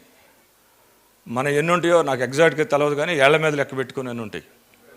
కానీ అతి కష్టపడి చేసే వ్యవసాయంలో మాత్రం ఉన్నాం. అంటే చెరువులు ఉండే నాకు తెలిసి, అంటే మేము అన్నింటిలో ఉన్నాము. నాకు మన కృష్ణా ఈస్ట్ వెస్ట్ రైతులతో కానీ మన కమ్యూనిటీకి సంబంధించినటువంటి అన్ని వాళ్ళతోటి మా వృత్తిపరంగా అసోసియేషన్ ఉంది. రాజకీయంతో పాటు కష్టపడి ఏదైతే నిజాయితీ చేస్తారో అందులో ఉంటారు. కానీ 10 రూపాయలు డబ్బులు వచ్చేదాంట్లో చాలా తక్కువ మంది మన కమ్యూనిటీ ఉంటారు. దయచేసి ఈ రంగంలోకి ఎక్కువ మంది రండి. ఖచ్చితంగా ఇది స్టార్టింగ్ మాత్రమే. ఇదంతా కూడా సెల్ఫ్ సస్టైనబిలిటీ ఉన్నటువంటి రంగం. గవర్నమెంట్ పెద్ద సపోర్ట్ ఉండదు, దీనికి పెద్ద అవసరం కూడా ఉంటుందని నేను అనుకోను. మన ఆంధ్ర నుంచే సుమారు 70% of total inland exports, not marine. Marine అంటే మళ్ళీ డిఫరెంట్, ఈస్ట్ కోస్ట్తో పాటు వెస్ట్ కోస్ట్ వస్తుంది, ఇండియన్ ఓషన్ వస్తుంది. అట్లా కాకుండా 70% ఎక్స్పోర్ట్స్ ఇన్లాండ్ ఎక్స్పోర్ట్స్లో మన ఆంధ్ర నుంచి వచ్చిందంటే. అలానే last 2 years back Boston consultancy service మీ అందరికీ తెలుసు, వరల్డ్ వైడ్గా చాలా ప్రతిష్టాత్మకమైనటువంటి కన్సల్టెన్సీ బిజినెస్ పరంగా. అది ఆంధ్రాలో సర్వే చేసి ఇప్పుడే కాదు ఫ్యూచర్లో కూడా చాలా పెద్ద స్కోప్ ఉంది ఆక్వాకల్చర్కి. ఇది రకరకాలుగా డైవర్సిఫై అయినా ట్రాన్స్మిషన్ జరిగినా కానీ future one of the best place in the world అనేది ఆంధ్ర అనేది వాళ్ళు కూడా సర్టిఫై చేయడం జరిగింది. మేమందరం కూడా గత 30 సంవత్సరాల నుంచి 29 సంవత్సరాలు అవుతుంది నేను కల్చర్ స్టార్ట్ చేసి. 10 సంవత్సరాల క్రితం ఎక్స్పోర్ట్ ప్లాంట్ పెడతాను, అలానే ఒక 7-8 సంవత్సరాల క్రితం హ్యాచరీ పెట్టాం. దయచేసి మీరందరూ కూడా మన కమ్యూనిటీ వాళ్ళు ఏదో ఒక వ్యాపారంలోకి రండి. ఖచ్చితంగా అవకాశం ఉంటే ఈ వ్యాపారాన్ని ఎంచుకోమని చెప్పి సిన్సియర్ రిక్వెస్ట్. ఇది ఎవరి మీద ఆధారపడేది కాదు, గవర్నమెంట్తో కూడా పెద్దగా ఏమీ అవసరం ఉండదు. ఒక రీసెర్చ్ బ్యాక్గ్రౌండ్ మాత్రమే గవర్నమెంట్ నుంచి వస్తుంది, మ్యాండేటరీ పర్మిషన్స్ మాత్రమే వస్తాయి. ఈ డేటా ఇప్పుడు ఏదైతే గంగారాం గారు చదివారో ఇదంతా కూడా ఎంపేడా ద్వారా కానీ అలానే ఇంకొక రెగ్యులేటరీ అథారిటీస్ ఉంటాయి, కోస్టల్ ఆక్వా అథారిటీ అని కానీ లోకల్ ఫిషరీస్, ఇవన్నీ కూడా మేము చేసినటువంటి డేటా తప్పితే వాళ్ళు మాకు వచ్చేది కూడా పెద్దగా లేదు. ఈ మధ్య ప్రధానమంత్రి మత్స్యకారు యోజన అనే పథకం పెట్టారు కానీ 20,000 కోట్లు కంట్రీ వైడ్గా. 2021-22లో ఓన్లీ 22,000 కోట్లు మాత్రమే పెట్టారు. ఎందుకంటే ఈ గవర్నమెంట్కి ఈ ప్రైవేటు సిస్టమ్ ఏదైతే ఫార్మర్స్ ఉన్నారో, అలానే ఫీడ్ ప్లాంట్ ఓనర్స్ ఉన్నారు, హ్యాచరీ ఓనర్స్ ఉన్నారు, ఎక్స్పోర్టర్స్ ఉన్నారు, XYZ ఈ ఫీల్డ్లో ఉండాలో బ్రిడ్జింగ్ సిస్టమ్ అనేది గవర్నమెంట్లో పెద్దగా లేదు. అంటే అవసరం లేదని నేను అన్న కానీ చైనాకు ఒక మంచి ప్లాట్ఫామ్ ఉంది రైతులకి, అలానే ఎక్స్పోర్టర్స్కి, ఫీడ్ ఓనర్స్కి, హ్యాచరీస్ వాళ్ళకి, BMC సెంటర్స్ వాళ్ళకి, అలానే కెమికల్స్ తయారు చేసేటటువంటి డిఫరెంట్ ప్రోబయోటిక్స్ కానీ ఇలా అన్నిటికి సంబంధించి ప్రతి 3 నెలలకు ఒకసారి కూర్చొని ఎవరెవరికి ఎలాంటి ఇబ్బందులు ఉండి వరల్డ్ ట్రెండ్స్ ఏందనేది కూర్చొని మాట్లాడుకునే వ్యవస్థ ఉంది. నేను ఒక 10 సంవత్సరాలు రెండు సందర్భాల్లో 1996 ఆక్వాకల్చర్ని సుప్రీంకోర్టు బ్యాన్ చేస్తుంది. అప్పుడు మన పర్యావరణవేత్త స్వామినాథన్ అనే అతను సుప్రీంకోర్టుకి వెళ్ళి ఆర్డర్ తీసుకొస్తాడు. అప్పుడు ఒక యాజిటేషన్ జరిగింది. మేము కాలేజీ నుంచి బయటకు వచ్చిన కొత్తల్లో, ఈ ఫీల్డ్లోకి వచ్చిన కొత్తల్లో, తర్వాత ఇందాక మా బ్రదరు చెప్పినట్టు వెనామీ అనేది ఈ బ్లూ రెవల్యూషన్లో అదొక పెద్ద రెవల్యూషను. వెనామీ వచ్చిన తర్వాత ఎంటైర్ సినారియో మారిపోయింది ఆంధ్రాలో. ఇంతకుముందు 1 టన్ను టైగర్ రొయ్యలు మేము పండిస్తే అది కూడా 90s బిగినింగ్లో డిసీజ్ వచ్చింది. 2000 వచ్చేటప్పటికి కూడా చాలా దెబ్బతింది. ఆల్మోస్ట్ మళ్ళా ఏ చేపలో లేకపోతే హార్టికల్చర్కి వెళ్ళాలనుకున్నటువంటి పరిస్థితుల్లో వనామీ అనేది ఎస్పీఎఫ్ రకం.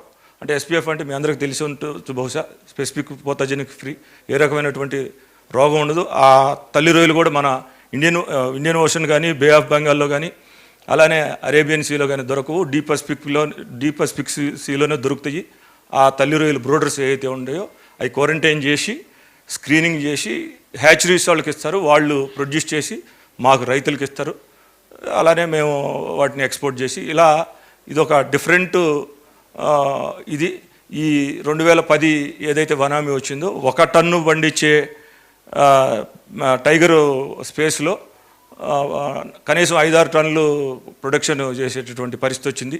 అయితే దానికి కూడా ఈ మధ్య కొన్ని డిసీజెస్ వచ్చినా మరలా ఎస్పీఎఫ్లో టైగర్ వచ్చింది ఒక 3-4 ఇయర్స్ నుంచి. అది కూడా కొంత బాగానే పెర్ఫామ్ చేస్తుంది 3-4 ఇయర్స్ నుంచి. దాన్ని డైవర్సిఫై అయ్యారు ఒక 20-30%. సరే, ఏ ఫీల్డ్కైనా ఆటుపోట్లు ఉంటాయి. కోవిడ్ తర్వాత ఈక్వెడార్ నుంచి మనకు పెద్ద ఎత్తున కాంపిటీషన్ వచ్చింది. అక్కడ మనకి దగ్గర ఈక్వెడార్ అంటే మీకు తెలిసే ఉంటుంది, అమెరికా పక్కన ఉంటుంది, పార్ట్ ఆఫ్ సౌత్ అమెరికా కింద వస్తుంది. వాళ్ళు $2కి వాళ్ళు ఎక్స్పోర్ట్ చేస్తారు వాళ్ళకి, అమెరికాకి. టోటల్ గవర్నమెంట్ అంతా పవర్ సబ్సిడీ ఇవ్వటం కానీ, లేకపోతే క్యాప్టివ్ హ్యాచరీ పెట్టుకునేదాన్ని కానీ, అంటే ఇన్హౌస్లో ఒక 2-3 వేల ఎకరాలు ఉంటే అక్కడే ఒక హ్యాచరీ పెట్టుకొని వాళ్ళకి బీఎంసీ అక్కడే డీప్ పసిఫిక్లో దొరుకుతాయి, మనం అక్కడి నుంచి తెస్తాము, ఇంపోర్ట్ చేసుకుంటాము. ఇవన్నీ వాళ్ళకి అడ్వాంటేజ్ అవుతానా. సరే, అదృష్టమో దురదృష్టమో అక్కడ హైడల్ పవరు జనరేషన్ తగ్గి ఈక్వెడార్ దెబ్బతిన్నందువల్ల మళ్ళీ ఈ ఇయర్లో కొంత రికవరీ అయింది. ఇండియాకి బాగానే ఉంది. ఈ మధ్య 2 ఇయర్స్ పోస్ట్ కోవిడ్ ఇబ్బంది పడ్డాము. కానీ best of my observation and my experience since last 30 years, this is the one of the best field. మీ ఇష్టం ఏదైనా సరే, హ్యాచరీ పెడతారా. ఇంకా మనం మొదటి దశలోనే ఉన్నాము. 150 కోట్ల జనాభా ఉన్న దీంట్లో 200 గ్రాములు రొయ్యలు తినటం స్టార్ట్ చేసిన భారతదేశంలో ఉన్నటువంటి 10% మంది మనం ఎక్స్పోర్ట్ చేయాల్సినటువంటి అవసరం లేదు. ఇప్పుడు మనకు కూర్చున్నటువంటి పెద్దలు జగదీష్ గారు కానీ, గంగారాం గారు, వీళ్ళంతా చాలా మంచి కష్టపడి ఎక్స్పోర్ట్ చేసేవాళ్ళు. వీళ్ళు బహుశా చేయాల్సినటువంటి అవసరం కూడా ఉండదు. ఇండియాలో అలాంటి చేంజెస్ వస్తాయి. అంటే ఏ రంగం అయితే పూర్తిగా ఒక ఫార్మేట్లోకి రాదో, ఒక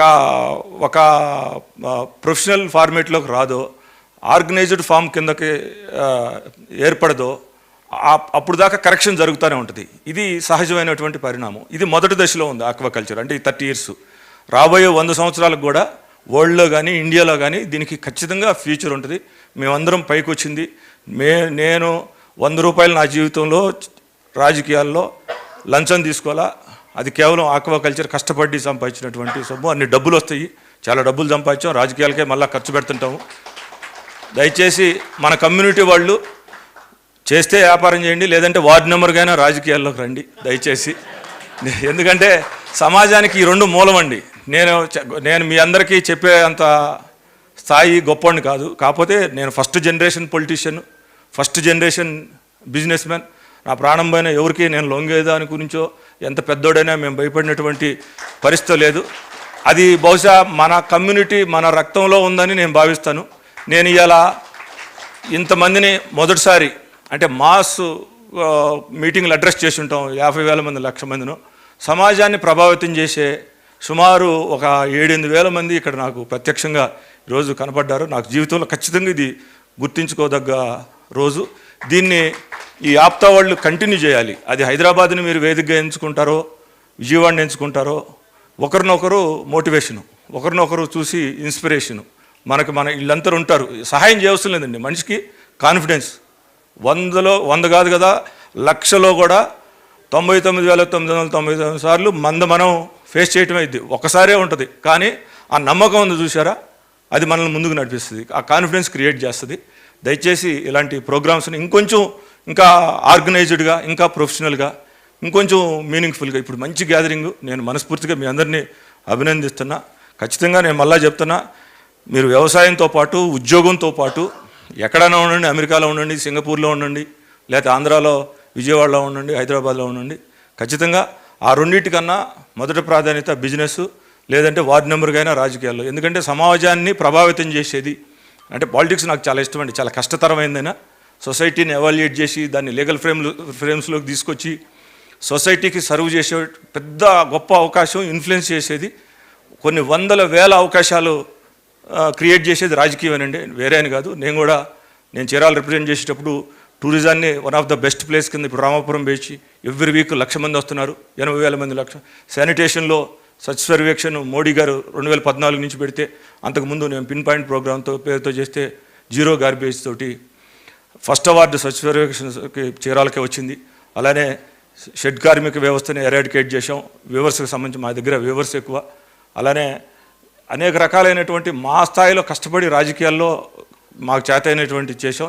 వీటన్నిటికీ సమాజానికి మూలమైనవి వ్యాపారం చేసి నిజాయితీకి డబ్బులు సంపాదించడం, సమాజానికి సేవ చేసే రాజకీయం. దయచేసి కాపుల్లో మేజరు ఉద్యోగం, వ్యవసాయంతో పాటు ఈ రంగాల్లోకి రావాలని చెప్పి, అలానే నాకు ఇచ్చింది ఈ ఆక్వానే ఈ ఫీల్డ్ అయినప్పటికి కూడా నేనుంది రాజకీయాల్లో సమాజాన్ని ప్రభావితం చేసేటటువంటి అంశంలో. కాబట్టి ఈ 4 మాటలు మీకు చెప్పే అవకాశం నాకు ఇచ్చినటువంటి ఈ ఆప్తా పెద్దలకి మనస్ఫూర్తిగా ధన్యవాదాలు తెలియజేసుకుంటూ, అలానే ఈ కార్యక్రమాన్ని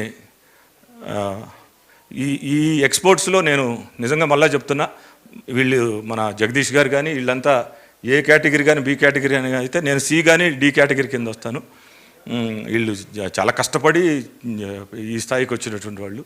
ఈ కార్యక్రమాన్ని నన్ను ఆర్గనైజ్ చేయమని ఇచ్చినా సరే దీనికి 100% వాళ్ళే అర్హులు కాబట్టి దీన్ని కంటిన్యూ చేయమని చెప్పి సిన్సియర్గా రిక్వెస్ట్ చేస్తూ సెలవు తీసుకున్నాను.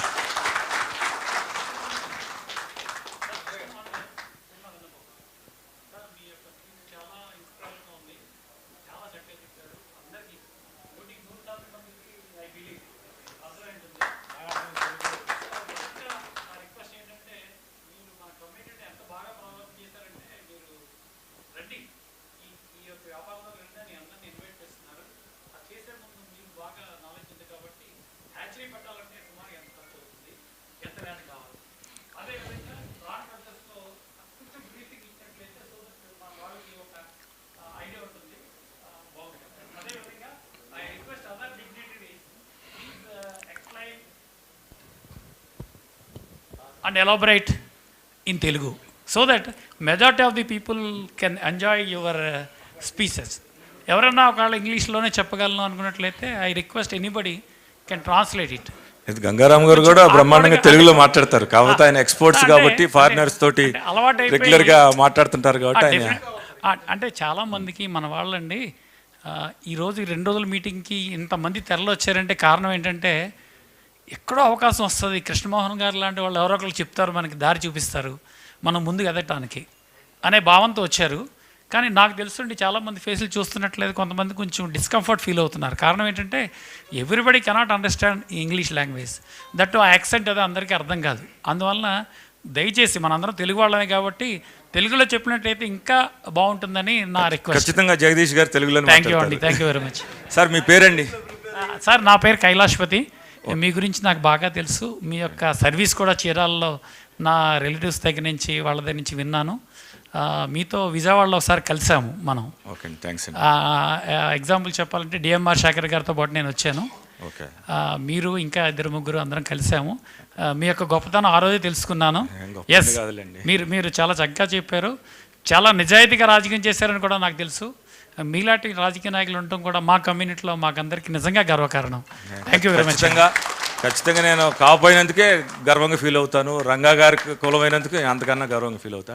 మీరు అడిగిన 2 క్వశ్చన్స్ కండి. ఒకటి, నాకు ఒక హ్యాచరీ ఉందండి, బి కేటగిరీ, అంటే అంత పెద్దది కాదు చిన్నది కాదు. మా మేనల్లుడు నేను కలిసి స్టార్ట్ చేసాం, ఇక్కడే శివప్రసాద్ అన్నాడు.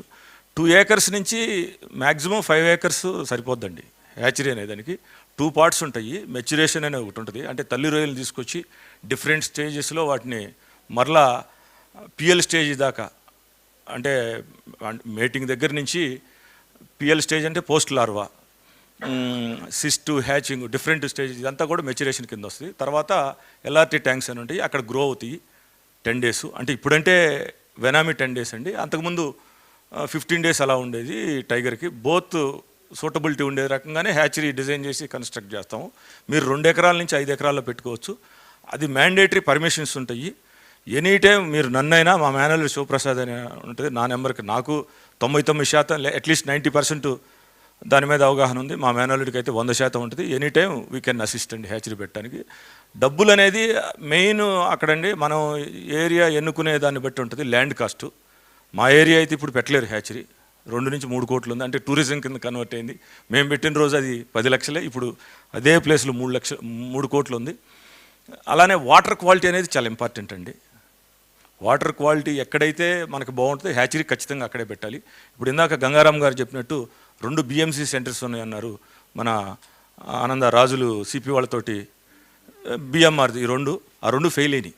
అంటే వాళ్ళని నేను కామెంట్ చేయటం కాదు, ఇండియాలో వాటర్ క్వాలిటీ ఏదైతే వెనామీ ఉందో వనామీ బ్రోడర్స్కి ఇది సూటబిలిటీ ఉన్నటువంటి వాటర్ కాదు. మనకి టైగర్ బాగా అవుతుంది, మిగిలిన అన్ని రకాల స్పీసెస్ ఏవైతే ఉన్నాయో బ్రహ్మాండంగా, క్రాబ్ కూడా ఎంతో కొంత బాగుంటుంది. అలానే ఫ్రెష్ వాటర్ ఫిష్ కూడా అన్ని రకాలుగా బ్రహ్మాండంగా, తెలాపి కానీ ఇవన్నీ బాగుంటున్నాయి. ఎక్సెప్ట్ వనామీ BMC ఇండియాలో నాకు తెలిసి 100% ఫెయిల్ అండి. ఎందుకంటే సిపి వాళ్ళు 100 కోట్లతో ఆ రాజుల్ది నరసాపురం దగ్గర పెడితే, అమలాపురం దగ్గర పెడితే అది 99% ప్రొడక్షన్ సరిగ్గా రావట్లేదు, EHP వస్తుంది. దానికి మెయిన్ వాటరే మెయిన్. 100% ఫెయిల్ నాకు తెలుసు కదా, సిపి వాళ్ళతో నాకు అసోసియేషన్ ఉంది. అలానే BMR కూడా ఇప్పటికీ 3-4 ఫారిన్ పార్ట్నర్స్ని మార్చాడు జాయింట్ వెంచర్ కింద పెట్టి. అది ఇంకా ఆయన ఎక్స్పెరిమెంటల్ స్టేజ్లో ఉన్నాడు. హ్యాచరీకి వాటర్ అనేది ప్రాణం అండి, వాటరే మెయిన్. డబ్బులు అనేది ఇట్స్ డిపెండ్స్ ల్యాండ్ రేట్ అండి. మీరు మ్యాక్సిమం 10 crores అవుతుంది, 2-3 crores నుంచి కూడా ఉన్నది అని బట్టి. అంటే అసలు మెచ్యురేషన్ అవద్దు, నాప్లీస్ తీసుకుంటాం అంటే నాప్లీ అంటారండి, డైరెక్ట్ తీసుకొచ్చి LRT ట్యాంకుల్లో పెట్టుకోవచ్చు. అందరూ ఖచ్చితంగా మెచ్యురేషన్ తోటి చేయాలనే ఉండదు, LRT ట్యాంక్స్ తోటి కూడా ఎక్స్క్లూజివ్గా హ్యాచరీ పెట్టవచ్చు. అది ఇంకా డీటెయిల్స్ కావాలంటే ఎనీ టైం నాకు కానీ మా మేనేజర్ శివప్రసాద్ అని ఉన్నాడు, ఆ అబ్బాయి ఇంకా అంటే ఎంటెక్ చేసిన ఈ దీంట్లో ఉన్నాడు. అలానే మీరు ఇంకొక 2వ క్వశ్చన్ ఏదో అడిగారండి.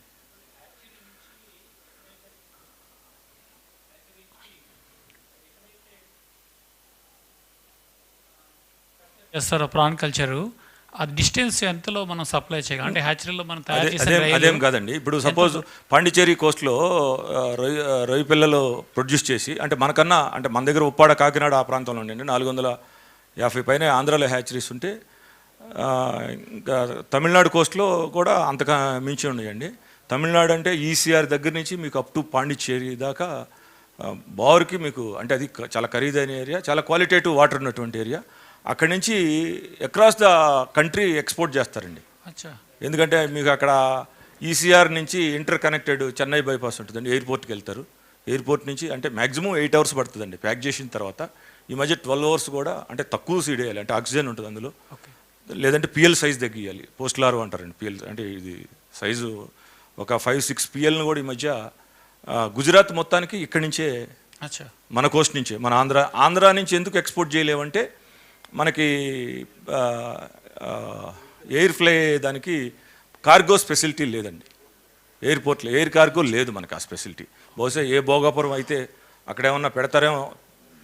ఇప్పుడు మనకి అదర్వైజ్ మన దగ్గర ఇప్పుడు గుజరాత్లో మోనా సీడ్ ఏదైతే SPF టైగర్ ఇస్తున్నారో, అమిత్ షాకి దగ్గరవాడు ఇన్ఫ్లుయెన్స్ చేసి వాడొక్కడే US నుంచి అంటే నేను ఓపెన్గా ఇదంతా కమ్యూనిటీ ఇంటర్నల్, చాలా అనెథికల్గా వాడొక్కడే పర్మిషన్ తెచ్చుకున్నాడు, జిగ్నేష్ అనేవాడు గుజరాత్. బట్ పేపర్ మీద పర్మిషన్ అయితే వాడికి వచ్చింది, కానీ మొత్తం 7 హ్యాచరీలు మన ఆంధ్రాలోనే మన దగ్గరే తీసుకొని వాడికి సంబంధించిన 2000 ఎకరాలు కూడా ఇక్కడి నుంచే త్రూ ఫ్లైట్ ఎక్స్పోర్ట్ చేసుకొని పండించుకుంటండి. వెరీ వెరీ సూటబుల్ ఏరియా అండి ఆంధ్ర హ్యాచరీస్కి. ప్లస్ పాండిచ్చేరి కోస్ట్ కూడా చాలా బాగుంటుంది, అక్కడ కూడా ల్యాండ్ కాస్ట్ రీజనబుల్గానే ఉండి 50 లక్షలు ఆ ప్రాంతంలో రీజనబుల్గా దొరుకుతాయి. మన ఏరియా కన్నా కూడా అక్కడ మీకు స్కోప్ ఎక్కువ ఉంటుంది మార్కెటింగ్కి. మేమంటే లోకలు, మాకు సొంత అసోసియేషన్ మేము లోకల్లో పెట్టుకున్నాం. కానీ అంటే విషయం చెప్తాను, ఎక్కడైనా 10 గంటల లోపైనా మీరు లిఫ్ట్ చేయొచ్చు, 10-12 గంటలైనా. ఈ రైతులందరూ కూడా మన మినిస్టర్ గారు, ఏవియేషన్ మినిస్టర్ మన ఎర్రనాయుడు గారు అబ్బాయి కాబట్టి కార్గో కోసం మనం డిమాండ్ చేస్తే బాగుంటుంది. అంటే బహుశా ఆయన కూడా భోగాపురం అయితే ఈజీగా చేయగలుగుతాడు. ఓకే. కార్గోకా? ఓకే. అంటే ఇప్పుడు రేపు ఫర్దర్గా అనేది నాకు తెలియదండి, ఇప్పుడు వరకు లేదు. మీరు చెప్పింది కరెక్ట్ అయి ఉండొచ్చు. ఆల్రెడీ ఇండియాకి అప్లై చేశాను నేను. ఓకే. స్టార్ట్ అవుతుంది ఆల్రెడీ, కొంత రొయ్య పిల్లలు ఎక్స్పోర్ట్ చేస్తున్నారు. ఓకే. ఇప్పుడు కాకినాడ నుంచి వేరే ఫ్యాక్టరీ ఉంది, వాళ్ళు ఆల్రెడీ హ్యాచరీ, ఇది ఆ కంపెనీ పేరు ఐడియా, ఆయన పేరు భాష ఇది ఉంది. విజయవాడ నుంచి రోజుకు ఒక టన్ను కలకత్తాకి ఎక్స్పోర్ట్ చేస్తున్నాడు. కాదండి, అది హ్యాచరీ కాదండి, చిల్లుడు ఫ్రెష్ వాటర్ చిల్లుడు ప్రాన్స్ అండి. మీరు చెప్పేది ప్రాన్స్ కాదు, హ్యాచరీదే. హ్యాచరీ టన్స్లో లెక్క చేయండి. బుకింగ్ ఎలా అంటే విజయవాడ నుంచి డైరెక్ట్, ఓకే, విజయవాడ నుంచి డైరెక్ట్గా ఢిల్లీ వెళ్ళి, ఢిల్లీ నుంచి కలకట్ట, విజయవాడ నుంచి కలకట్ట ఫ్లైట్ లేదు కాబట్టి డైరెక్ట్ ఫ్లైట్ ఉండదు. కాకినాడ నుంచి ఆ ఫ్యాక్టరీ ఏదో ఐడియా లేదు, జస్ట్ చెప్తాను నేను. వాళ్ళ రోజుకు ఒక టన్ బుకింగ్ వచ్చింది. ఓకే. 6-7 మంత్స్ సీజన్ అంట. ఓకే. ఈ నెక్స్ట్ వీక్ నుంచి స్టార్ట్ చేస్తానని చెప్పారు. అంటే నేను ఆల్రెడీ కార్గో ఏజెంట్ కాబట్టి తక్కువ ఉంటాయి. అంటే మనకి ఫ్లైట్స్ కూడా తక్కువ, అసలు ఇంటర్నేషనల్ ఎయిర్పోర్ట్స్ వచ్చాయి మామూలుగా కార్గో అంత కెపాసిటీ ఉండే తక్కువ ఉంటాయి విజయవాడ అంటే. చెన్నై అంటే ఒక 100 రెట్లు ఎక్కువ ఉంటుంది స్కోప్. అలానే భోగాపురం వస్తే ఇంటర్నేషనల్ ఎయిర్పోర్ట్స్ స్టేటస్ వస్తే డిఫాల్ట్కి ఇవన్నీ వస్తాయి. విజయవాడలో వస్తే సంతోషం, ఎందుకంటే విజయవాడ అంటే మనకి చెన్నై నుంచి ఎక్కువ వెళ్తుంది, చెన్నై హైదరాబాద్ నుంచి కూడా కొంత ఓకే. కార్గో విజయవాడ నుంచి డెవలప్ అయ్యే అవకాశం ఉంది. ఆల్రెడీ మనం లాస్ట్ టైం మీటింగ్కి వెళ్ళాము, June 21st ఓపెన్ అవుతుందని చెప్పన్నారు. ఎందుకంటే ఆల్రెడీ ఇంటర్నేషనల్ ఒకటి కడుతున్నారు, అదైన తర్వాత ఉన్నదాన్ని మన కార్గో కింద కన్వర్ట్ చేసి వస్తే అది కొంచెం మార్కెటింగ్కి చాలా మంచి స్కోప్ ఉన్నట్టుండి అవకాశం ఉంది. Even we are also trying. Okay. Even IndiGo కూడా ట్రై చేసి దాన్ని బట్టి ప్లాన్ చేస్తున్నాం sir. Okay, thank you. Okay, thank you.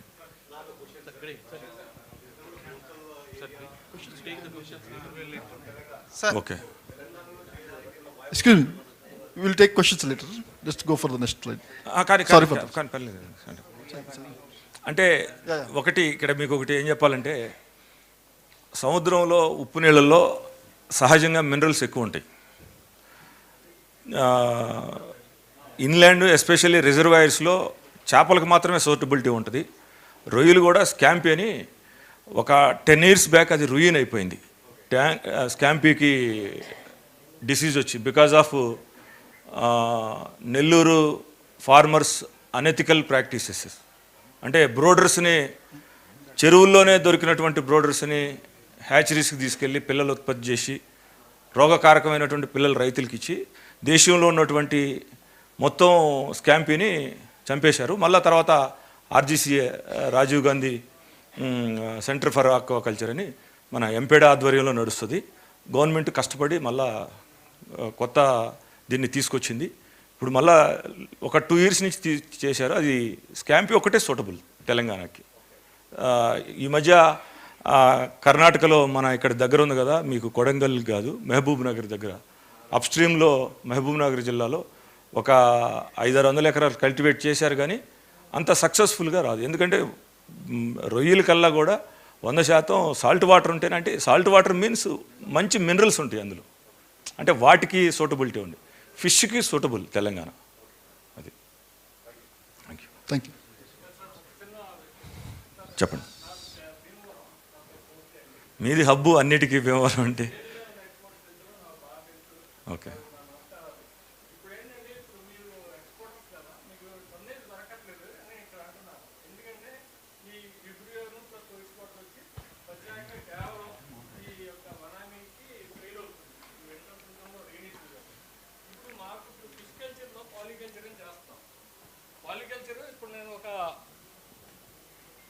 ఒక 5-6 క్రాప్స్ అంటే 3 years నుంచి చేస్తున్నాం. సో దాంట్లో ఏంటంటే మేము ఎక్కువగా మెడిసిన్స్ వాడం పాలికల్చర్లో. అంటే ఇప్పుడు ఫుల్ కల్చర్ అంటే బాగా మెడిసిన్స్ వాడుతున్నారు, మేము అలా వాడకుండా కల్చర్ తీస్తున్నా కూడా యాంటీబయాటిక్స్ అని రేట్ ఇవ్వట్లా. కానీ ఏంటంటే వేరే స్టేట్కి వెళ్ళి మీరు ఎంతో కష్టపడి ఈ ప్రొక్యూర్ చేస్తున్నారు, కానీ ఇక్కడ వచ్చేటప్పటికి మా రైతులకి సపోర్ట్ దొరకట్లేదండి. అంటే యాంటీబయాటిక్స్ వాడకూడదు కదండి. మేము అసలు వాడట్లేదండి. అంటే మేము ఎలా అంటే ఆర్గానిక్గానే చాలా అంటే కాదండి, అంటే మీకు సాయిల్లో ఉండే రెసిడ్యూల్స్ నుంచి కూడా ఆ స్పీసెస్కి నుంచి కూడా మంచి కేర్ తీసుకునే చేస్తున్నాం. కాదు సార్, నా సింపుల్ క్వశ్చన్, మీ దగ్గర లేదన్నా ఒక యూనివర్సిటీ ఉంటే సాయిల్ టెస్ట్ చేయించండి. లేదు మేము అంటే కాదు సార్, సార్ సింపుల్, యాంటీబయాటిక్ ఉందా లేదా, ఉంటే ఉంటుంది ల్యాబ్. మీకు ఇండియాలో ఎప్పుడు కూడా రిఫ్లెక్ట్ అవ్వలేదండి. అట్లాగా సార్. సార్ సింపుల్, అసలు కొనటం అనేది ఫుల్ డిమాండ్. ఇప్పుడు ఇవాళ 260, 270 ఉంది 100 కౌంటు. బతిమలాడి కొంటున్నారు రైతుల దగ్గర. చేపలు కూడా చాలా మంచి మంచి రేట్లు ఉండి బికాజ్ ఆఫ్ సీ క్యాచ్ తగ్గిపోయింది ఫిషింగ్. ఈ రకరకాల ఐ లెవెల్ అటు ఇటు వల్ల, రింగ్ వల్ల డిమాండ్ ఉంది. యాంటీబయాటిక్ రెసిడ్యూల్స్ ఉన్నాయా లేవా అంతే. చాలా మంచి ప్రిస్టేజియస్ ప్రైవేట్ ల్యాబ్స్ ఉన్నాయి. హైదరాబాద్లో ఉంది, చెన్నైలో ఉంది, లేదంటే యూనివర్సిటీలో వెళ్తే ఫ్రీగా చేస్తారు. సార్ ఇప్పుడు నేను ఒక 30 years నుంచి కల్చర్ చేస్తున్నానండి, ఫిష్ కల్చర్. పాలీకల్చర్ ఈ మధ్యనే నేను స్టార్ట్ చేశాను. బట్ ఏంటంటే పాలీకల్చర్లో మీకు ఫెయిల్యూర్ అనేది చాలా తక్కువ. అంటే తక్కువ వేస్తారులేండి మీరు. లేదండి, ఇప్పుడు డెవలప్ అవుతుంది. అంటే డెన్సిటీ తక్కువ వేస్తారేమో బహుశా. అంటే మీకు ఏంటంటే ఈ యొక్క కార్ప్ అనేది తక్కువ వేసి వనామీ ఎక్కువ వేస్తామంటే విబ్రో కానీ వైట్ స్పాట్ కానీ చాలా కంట్రోలబుల్గా ఉంటుంది. పర్చేజ్ ప్రాబ్లం లేదు కదండి మీ ఏరియాలో. అంటే మాకు ఏంటంటే యాంటీబయాటిక్ అనే పేరుతో మాకు రేటు అసలు దొరకట్లే ఫార్మర్కి. కాదు సార్, సింపుల్ మీరు టెస్ట్ చేయించండి. మాకు ఎప్పుడు రిఫ్లెక్ట్ అవ్వట్లేదండి. ఈసారి నాకు కాంటాక్ట్ చేయండి మీరు చెరువు పట్టే ముందు. అంటే దానికి ఇప్పుడు ఎస్ఆర్ నా రెండే ఉంటాయి, కానీ నేను రైతు, హ్యాచరీ ఉంది, నేను రొయ్యలు కొంటాను, మీరు చెప్పిన సమస్య దానికి సారీ టు ఇంటరప్ట్. రెసిడ్యూల్స్ ఉన్నాయా లేవా అంతే. Sir sorry to interrupt, we are running out the time. Sir Jagadish Kumar గారు, you can take care. Good afternoon all అండి. ఐ థింక్ మోస్ట్లీ గంగారాం గారు, కృష్ణమోహన్ గారు అన్నీ కవర్ చేశారు. But I just want to emphasize, మీరు ఇప్పుడు అంటే మధ్యలో వస్తాయి అంటే ఆయనలాగా నేను తెలుగు మాట్లాడలేను. అంటే నాకు బాగా తెలుగు వచ్చు, బట్ ఓకే. నేను జగదీష్ తోట అండి. నేను అంటే మాకు అంటే ఇప్పుడు కమ్యూనల్గా చెప్పాలి కాబట్టి మా మదర్ వచ్చి తోట సీతారాం లక్ష్మి, ఎక్స్ఎంపీ రాజ్యసభ. అండ్ నేను actually we see lot of people అండి. నేను అంటే మేము తిరిగే దాంట్లో చూస్తూ ఉంటాం రెగ్యులర్గా. నెక్స్ట్ జనరేషన్ ఆఫ్ పీపుల్ అంటే మన పిల్లలు ఎంటర్ప్రీనర్స్గా ఎదగట్లే. మేము ఎందుకంటే మా ఇండస్ట్రీని ఇందాక అన్నారు కృష్ణమోహన్ గారు, ఏంటి 600 మందిలో 6 మందిరే కాపులు ఎక్స్పోర్టర్లుగా ఉన్నారు ఎందుకని. మనలో ఉన్న ప్రాబ్లం ఏంటంటే మనం ఎంకరేజ్ చేయం మన పిల్లల్ని. గమ్ముని ఉద్యోగం బాగా చదువుకో, ఉద్యోగం సెటిల్ అయిపోతాం అనే కోణంలో ఉంటుంది. ఇప్పుడు నా ఎగ్జాంపుల్, వెన్ ఐ వాజ్ 22, 23 మా ఫాదర్ని నేను అందరిలాగే మా ఇంజనీరింగ్ చేసి యూఎస్ వెళ్తాను నేను, అందరిలాగే అనుకుంటాం కదా. నేను అడిగితే నువ్వు వెళ్ళి అమెరికా వెళ్ళి ఇంకో ఉద్యోగం బాడు చేయాలేంటి, నువ్వు ఇండియాలోనే ఏదో ఒక బిజినెస్ స్టార్ట్ చేయి, యూ షుడ్ క్రియేట్ ఎంప్లాయ్మెంట్ అని చెప్పారు. సో అప్పట్లో ఏదో పేపర్ ఇండస్ట్రీలు బాగున్నాయని అటు ఇటు తిరిగి ఓ ల్యాండ్ కొని సీ ఫుడ్ ఇండస్ట్రీ కొత్తగా వచ్చింది ఇండియాలోకి అని అప్పుడు మొదలెట్టాం. It's been 25 years my journey. So when I started, it was hardly a couple of crores we were doing, and today we were 800 crores business, only exports we are doing. And overall, we are a 1,000 crore company. It's only family, me and my wife, no one else. But adi constraint kadanni, lot of opportunities. Other than that, we have opportunities. That's what I want to tell. Nenu aquaculture lo ippudu varaku cheppina anni datas icharu, but technologies. ఎందుకంటే మనం 90sలో around 99లో దేవర్ only manual account books రాసేవాళ్ళం మేమందరం. So Tally తీసుకొచ్చిన email IDs అన్నీ create చేస్తే నన్ను చూసి నవ్వేవారు, email ఎవరు చూస్తారని నా సీనియర్స్. బట్ టుడే అసలు ఫ్యాక్స్ మెషిన్ లేదు, అలాగే lot of things were not existing anymore. So technology upgradation అవ్వకపోతే మనం బిజినెస్లో ఉన్నాం. So that's where we have to focus on. Today మీరు రైతులు ఉన్నారు ఇక్కడ, డిఫరెంట్ ఆపర్చునిటీస్ గురించి చెప్తూ ఉంటే రైతులకి పండట్లేదు రావట్లేదు అని చెప్పడం ఒక స్టోరీ. కానండి, సారీ టు సే, ఆక్వాకల్చర్లో మోస్ట్ ప్రాఫిటబుల్ ఇస్ ఫార్మర్ అండి, because they high margin in that. మీరు అనుకుంటున్నారు నెక్స్ట్ లెవెల్లో ఏమి ఉండదండి. అంటే నేను దీంట్లో ఎవరిని కాంట్రడిక్టరీ కాదు, realities I want to tell you. Exports or whatever it is, food business lo very thin margin, and you work with 6% to 3%, right? So me volumes, when you're making 2 and 800 crores, you don't think that x10 ఏదో లెక్కేసి ఇంత మిగులుతుంది అనుకోవడం జరిగే పనే కాదు, పరిస్థితి కాదు. That's a reality.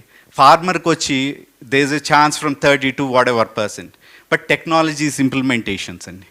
మెయిన్ ఏంటంటే ఇప్పుడు డ్రోన్, చాలామంది ఇప్పుడు డ్రోన్స్ మాట్లాడుతున్నారు, అండర్ వాటర్ డ్రోన్స్ అంటున్నారు, under water cameras, and this lot of opportunities ఈ ఇండస్ట్రీలో. So people like new scientist or new technical people can enter into this business. They can IoT వాడుతున్నారు. ఇప్పుడు satellite నుంచి imaging చేసి ఎంత shrimp I mean crops densities ఉంటున్నాయంటున్నారు. ఇవన్నీ already there is a lot of existence జరుగుతుంది. And మనకి ఇప్పుడు మన ఫార్మర్స్కి ఉపయోగపడాలంటే we have to give more technology transfer for them, because automated feeding ఇవన్నీ అంటే యాజ్ ఇట్ గ్రోస్ స్లోగా మన కాస్ట్ ఆఫ్ ప్రొడక్షన్స్ పెరిగిపోతుంది. ఆ ప్రొడక్షన్స్ తగ్గించాలంటే you should make it automated and extents పెంచుకుంటూ వెళ్తూ ఉండాలి. అలాగే మేము ఎక్స్పోర్ట్స్లో మేము చేసే బిజినెస్లో మాకు ఏమవుతుందంటే కోర్ బిజినెస్లో డబ్బులు మిగిలిన అంటే ఏమవుతుందంటే ఇప్పుడు ష్రింప్ వాజ్ అన్ ఎక్స్క్లూజివ్. ఒక టైంలో ష్రింప్ అంటే ఏదో చాలా స్పెషల్ ప్రోడక్ట్ లెక్క. ఇప్పుడు ష్రింప్కి వచ్చి shrimp is a commodity, it's just like any protein. ఇప్పుడు చికెన్ అవ్వచ్చు, any meet. And shrimp expensive అని పీపుల్ మైండ్లో ఉంది తప్ప మీట్ కన్నా హాఫ్ ప్రైస్ అండి. And it's pure meet without blood. And నేను ఇంకొక ఛాలెంజ్ జస్ట్ కాంట్రడిక్టరీ, లైక్ మీరు ప్రపంచంలో ఏ యానిమల్ కౌ నుంచి వస్తే మ్యాడ్ కౌ డిసీజ్ అని వస్తుంది, లేకపోతే చికెన్ నుంచి బర్డ్ ఫ్లూ వచ్చింది. But have you found any time aquatic animal నుంచి డిసీజ్ ఏమన్నా మ్యాన్కి వచ్చిందని నేను I have never seen. So that's a beauty of aquatic animal, right? అంటే మీకు తెలిసేమో నాకు తెలీదు, I have never found that. So, always I can say seafood and especially shrimp is most safest food to have అండి, right? And next వచ్చి production లైన్స్కి వస్తే కనుక మేము main stream business నుంచి మనం డబ్బులు ఎప్పుడు చేసుకోలేమండి. ఎందుకంటే మనకన్నా better countries like Vietnam, Taiwan, Thailand ఇలాంటి కంట్రీస్ అన్నీ they are much advance then what we are doing. So వాళ్ళు ఏం చేస్తారంటే ఇప్పుడు ఫిష్ చాలామంది ఫిలెట్ గురించి చేశారు. ఇక్కడ నాకు తెలుసు కొంతమంది ఫిలెట్ చేసి అమ్ముతున్నాం అని అంటారు. అది విచిత్రం ఏంటంటే ఇండియాలో 250 రూపాయలు 220 రూపాయలు అంటే ఫిష్లో ఉండేది 30% ఈల్డ్ వస్తుంది. అంటే మీరు ఒక ఫిష్ 70 రూపాయలు కొంటే 7 into 3 is 210 rupees your workability. కానీ మీరు వియత్నాం నుంచి ఫిలెట్ తెచ్చేసుకుంటే you will get it a 180 rupees. విచిత్రం ఏంటంటే because they use the by products into value added products అండి.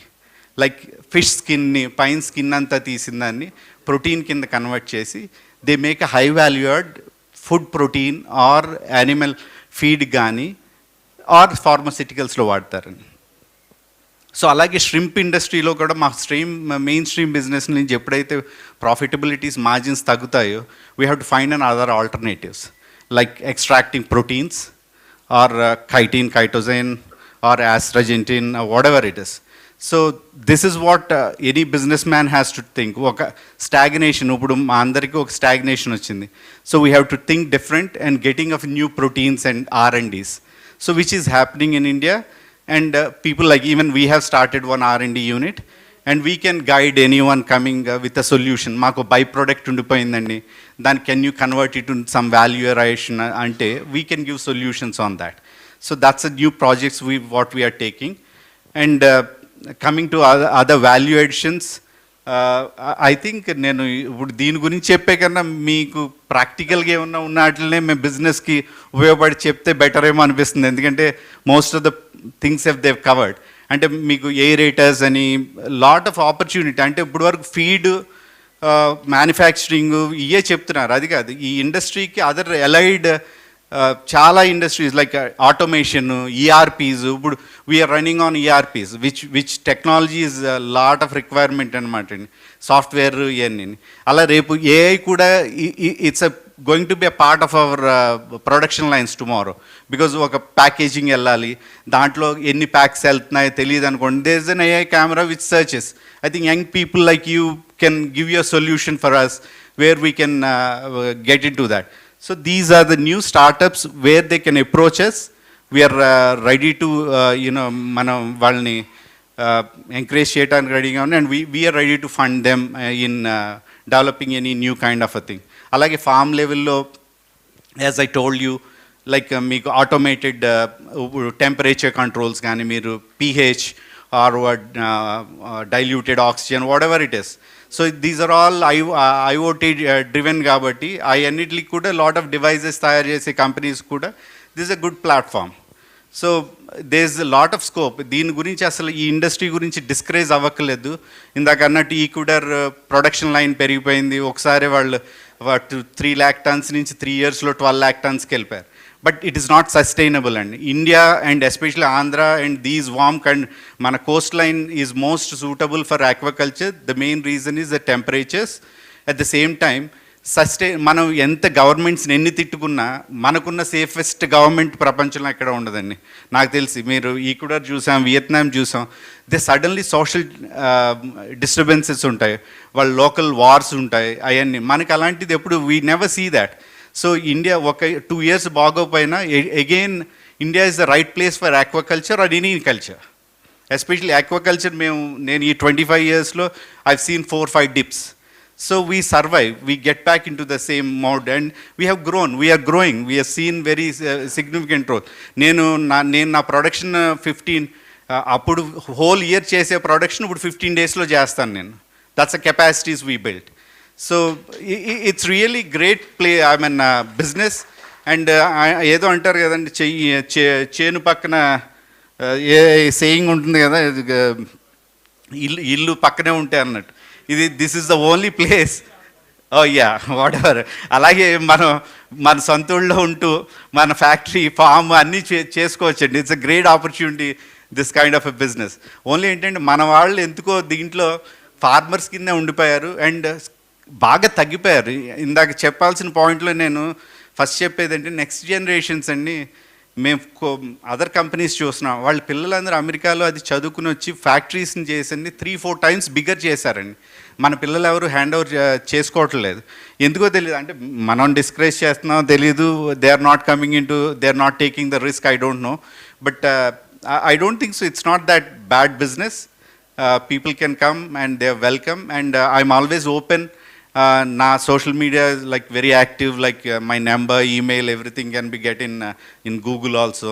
So anyone can approach on new technologies or any new extractions or what are the new things coming in aquaculture. And one last point I'll tell you, మీరు ఏదైనా వచ్చిన aquaculture-ని మనం మర్చిపోవడానికి, I mean, like, you know, you cannot ignore. The reason is మీకు sea culture is not sustainable. So now the most sustainable is only aquaculture, cultured, whatever it is, cultured. The reason is it's been polluted with mercury, cad, whatever, lead and everything.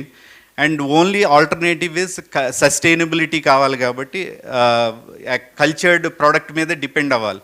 And it's a growing industry. At the rate of 10% plus it is growing. And FSI, like UN kuda, they were talking to us.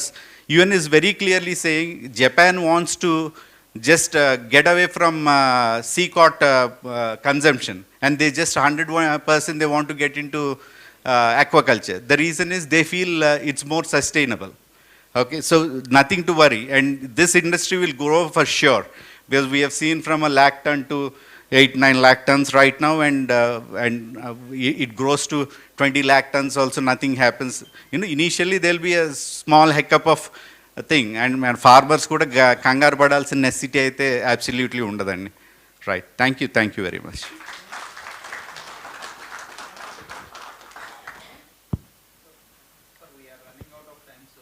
Okay first ఇప్పుడు ఇంత మంచి seminar పెట్టుకున్నది కారణం ఏంటంటే ఒకరు discuss చేసుకోవడం కోసమే అండి.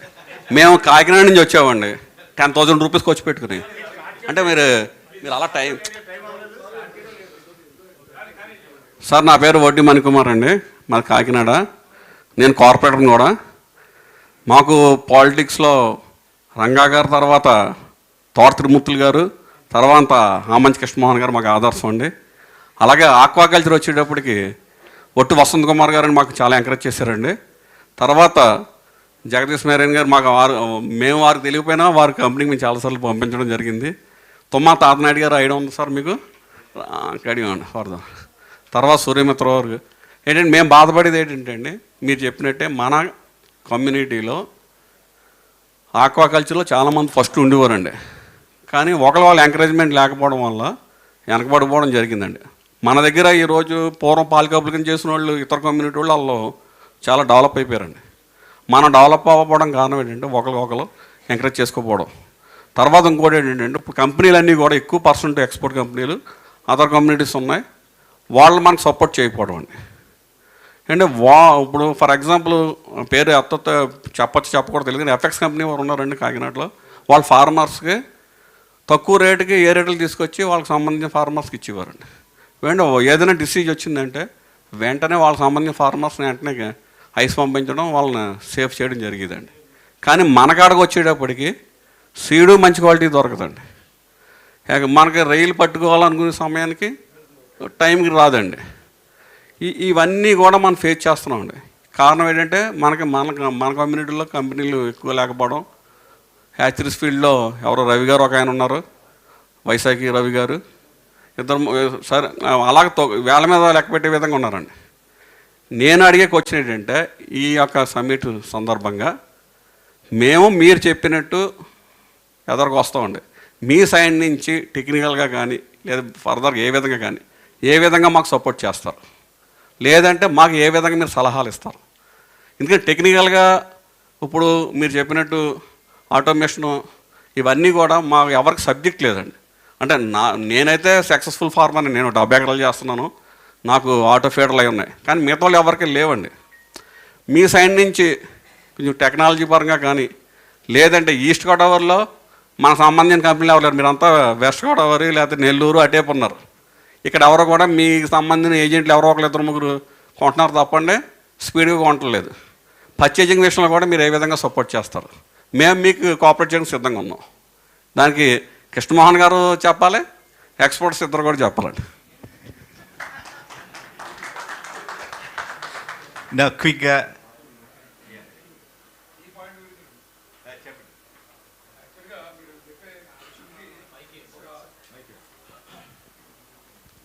హలో.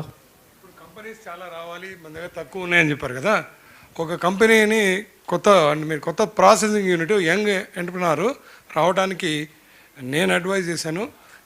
చేసిన తర్వాత అతను ఎవరో కాదు, ఒక చిల్లీస్ ఎక్స్పోర్టర్స్ వాళ్ళ అబ్బాయి, నేను చిల్లీస్ చేయనండి మా ఫాదర్ది అనుకుంటారు, ఏం చేసినా నా ఓన్గా చేయాలి అని అంటే, అప్పుడు మీరు ఆ రీజియన్లో ఉంటున్నారు కదా, ఇందాక చెప్పినట్టుగా అదే రీజియన్లో ఉన్నారు, కానీ నంజాల సత్యనారాయణ గారు వాళ్ళ అబ్బాయిని జగదీష్ గారి దగ్గరికి వెళ్ళండి మీరు ష్రింప్ అని అంటే, ఆయనకేం తెలియదు ష్రింప్ గురించి, చిల్లీస్ కూడా వాళ్ళ ఫాదర్ తెలుసు. ఆయన వెళ్ళడం, ఆయన గైడ్ చేయడం జరిగింది, ఓన్గా చేసుకున్నాడు. అయితే నేను ఒక క్వశ్చన్ అడగదలుచుకుంది ఏంటంటే, స్ట్రైట్ క్వశ్చన్, కంపెనీస్ మనకి లేవు ఎక్కువ ప్రాసెసింగ్ ప్లాంట్స్కి ఎంత ఖర్చు అవుతుంది? ఒకళ్ళే ఇండిపెండెంట్గా పెట్టలేనప్పుడు కార్టెల్గా రావడానికైనా కానీ అవకాశాలు ఉన్నాయా? అది చెప్పండి సార్. మనకు రావాలంటే మెయిన్ అది కావాలి, ఒకళ్ళు అందరూ చేసే పని కాదు కదా. What is the budget and how we can? నేను అదే దానికి చెప్తా అండి. ప్లాంట్ ఈజ్ గ్రూప్గా చేసే బిజినెస్ కాదండి, sorry to say that, because none of the corporates like ITC, HLL, మీరు నేమ్ చేయండి, UB, Thapars, all the corporates were entered into sea food sector అండి. But no one is successful. The reason is it needs lot of focus and ఇన్స్టెంట్గా మీరు decision తీసుకోవాలి. అర్ధరాత్రి నేను ఇవాళ Sunday Saturday నాకు హాలిడే అని కుదరదండి. This is 365 days work and 24/7. So మీరు కార్పొరేట్ స్ట్రక్చర్ క్రియేట్ చేసి ఎక్కడో ఒక వైస్ ప్రెసిడెంట్ ఉండి చేసేది కాదు కాబట్టి no one is successful అండి. సో అలాగే partners, a partner 2 partners or 3 partners మీరు గ్రూప్ అన్నారండి, which is not a good idea హానెస్ట్గా. ఏ బిజినెస్కైనా పార్ట్నర్స్ ఎంత అవాయిడ్ చేస్తే అంత బెటర్ అండి. We'll have lot of issues especially ఈ బిజినెస్లో, బికాజ్ ఇట్స్ హై స్టేక్ అండి. ఓల్డెన్ డేస్లో లాగా ఇది స్మాల్ టైం బిజినెస్ కాదు. ఇంకా యూ నీడ్ చాలా క్యాపిటల్ అండి. మీరు అన్నట్టు ప్లాంట్ కట్టాలంటే మినిమం 100 కోట్లు అవుతుందండి.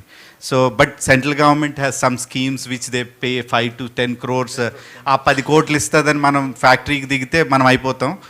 నెక్స్ట్ దానికి మెయిన్ ఏంటంటే ప్లాంట్ కట్టడం 100 కోట్లు కాదండి, మీకు దాని తర్వాత 250 కోట్లు దాన్ని రన్ చేయడానికి కావాలి. So it's no more a small business. So చిన్నవాళ్ళకి కష్టం అది. అండ్ మీరు అన్నట్టు ఈ APTA is really helping a lot అండి. నా థాట్ ప్రాసెస్ని మార్చింది. నేను ఎప్పుడు ఇప్పుడు వరకు కమ్యూనల్ మీటింగ్ ఎప్పుడు వెళ్ళలేదు, హానెస్ట్గా చెప్తున్నాను. This the first time. నేను క్లియర్గా అడిగాను, నన్ను పిలిచినప్పుడు ఇది పొలిటికల్ కాదు కదా అని అడిగాను. అంటే అస్సలు పొలిటికల్ కాదండి. అయితే నేను వస్తానండి, ఓన్లీ బిజినెస్. అండ్ మన యంగ్ ఎంటర్ప్రీనర్స్ వస్తారు, వాళ్ళకి హెల్ప్ చేయడం, I mean like you can see them, you can connect with them. నేను ఆ కనెక్ట్లోనే వచ్చాను. అండ్ నేను భీమవరంలో జరిగిన మీటింగ్కి నేను అడిగిన డీటెయిల్స్ ఏంటంటే, మాకు భీమవరంలో కూర్చున్న వాళ్ళకి ఇంతమంది కాపులు ఇన్ని వ్యాపారాలు చేస్తున్నారని మాకు తెలియదు, మాకు సప్లయర్స్ కింద ఉన్న వాళ్ళని. సో మేము దాని గురించి యాప్తాను కానీ లోకలైట్గా తీసుకొచ్చి లిస్ట్ ఆఫ్ థింగ్స్ చేయమంటున్నాం. అలాగే ఆక్వా కూడా will make a list of people, like, you know, based on their initials or whatever it is. అది చేసి కొంచెం it might be long process, ఒక 6 నెలలు పట్టచ్చు, సంవత్సరం పట్టచ్చు, బట్ లాట్ ఆఫ్ టెక్నాలజీ ఉంది కాబట్టి definitely will make a list అనమాట అండి. ఇప్పుడు మీరు ఇంకా విచిత్రం చెప్పాలంటే, కృష్ణమోహన్ గారిని నేను ఫస్ట్ టైం కలిశాను. నేను సారీ టు సే, నాకు ఆయన తెలుసు, ఆయన నా గురించి ఇన్నుంటారు, నాకు తెలియదు, కానీ నాకు ఆయన రోజు టీవీలో చూస్తాను, ఆయన గురించి బాగా తెలుసు, మా మదర్ కూడా చెప్తూ ఉంటారు. సో అలా ఉంటుంది. But it's a platform. మీరు ఈ రోజున వచ్చారు, so definitely we will utilise it, and this doesn't stop here. Okay, I think. Thank you అండి. సో సార్, ఇప్పుడు ఒక 1/2 minute 1 minuteలో కంక్లూడ్ చేస్తాము. మీరు అడిగింది పెద్ద ఆయన సార్ పేరేంది, నరేంద్ర గారను సార్, మీరండి మణికుమార్ గారు. మీరు అడిగిన రెండింటి క్వశ్చన్స్కి ఒక 1/2 minuteలో ఆన్సర్ చేస్తాను నేను. హోల్ ద సొసైటీ ఎలా ఉంది, అందులో మన కులం ఎక్కడుంది, దాన్ని బట్టే అన్నీ, చదువు, రాజకీయం, మీరు చెప్పే వ్యాపారం అవకాశాలు. ఫర్ ఎగ్జాంపుల్ ఈ ట్రేడ్కి వస్తే నేను ఇందాక చెప్పాను 106లో 6 మనకుంది. అలానే ఫీడ్ ఫ్యాక్టరీస్ ఉన్నాయండి, 35, 36 ఉన్నాయి. 30 ఒకే కులాని.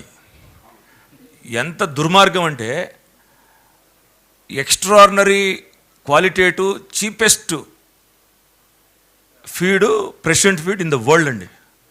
ఈ రాష్ట్రంలో ఉన్న ఒక పెద్ద మనిషి, feed plant owner, first time NDA అధికారంలో ఉన్నప్పుడు పైరవీ చేసి ఆ ఫీడ్ ఇక్కడికి రావడానికి లేదని చెప్పి, ఏనండి ఈ ఫీడ్ ఫ్యాక్టరీ మీద మోడీ గారు ఏదైతే మేక్ ఇన్ ఇండియా అని తీసుకొచ్చాడో, అంటే 2 ఆడవాళ్ళు ఉన్నారు ఇక్కడ, లేకపోతే నేను చాలా వరస్ట్గా కంపేర్ చేసి చెప్పాను. అంటే కాదండి, make in India is the చాలా పెద్ద పవిత్రమైనటువంటి దాన్ని అండి. ఇది వ్యభిచారం లాంటిది వాళ్ళు ఇచ్చే సజెషన్. ఇప్పుడు ఆయిల్ మనం 90% ఇంపోర్ట్ చేస్తున్నామండి, both fuel and cooking oil. Russia నుంచో, ఉక్రెయిన్ నుంచో, మలేషియా నుంచి కుకింగ్ ఆయిల్ ఇంపోర్ట్ చేస్తాము, గల్ఫ్ నుంచి, అదర్ కంట్రీస్ నుంచి. మన ఈ మధ్యలో అయితే రష్యా నుంచి ఫ్యూయల్ ఇంపోర్ట్ చేస్తున్నాం, 99% కూడా ఒక సందర్భంలో. మరి మేక్ ఇన్ ఇండియా అని అందరి చేత, ఫార్మర్స్ చేత పామ్ ఆయిల్ పండించి ఇక్కడే మనం 90% మంది చచ్చిపోతారు కుకింగ్ ఆయిల్ లేకపోతే. ఒక టైంలో బర్మా నుంచి బియ్యం తెచ్చుకున్నాం. కానీ ఈ ఫీడ్కి 15% ఇంపోర్ట్ ట్యాక్స్ డ్యూటీ ఇంపోజ్ చేసి వాళ్ళ ఫీడ్ ఫ్యాక్టరీలో 15 నుంచి 20 రూపాయల రేటు ఒక 3 నెలల క్రితం వరకు అమ్ముకున్నారండి.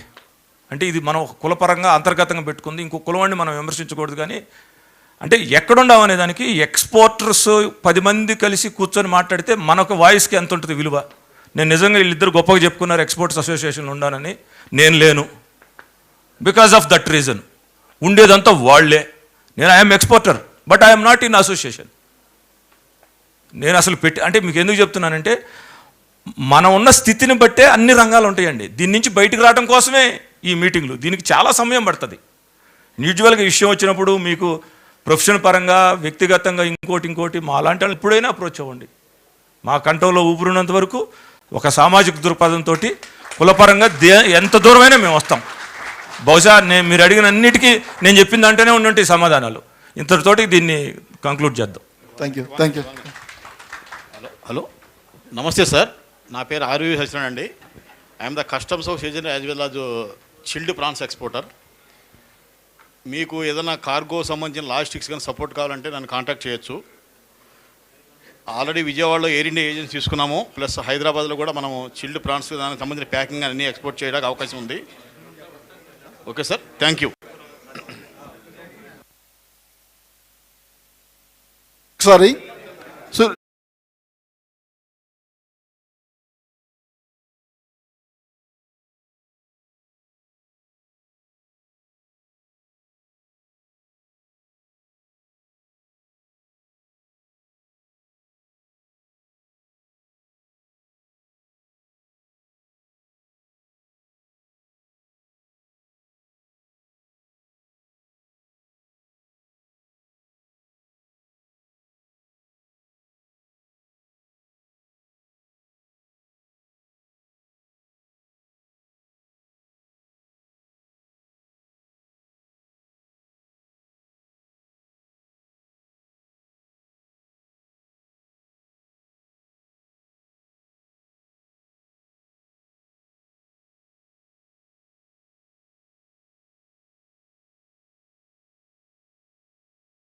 కులానికి సంబంధించి ఒక ఎంటర్ప్రెన్యూర్ తయారు చేయడానికి వచ్చారు ఇక్కడికి.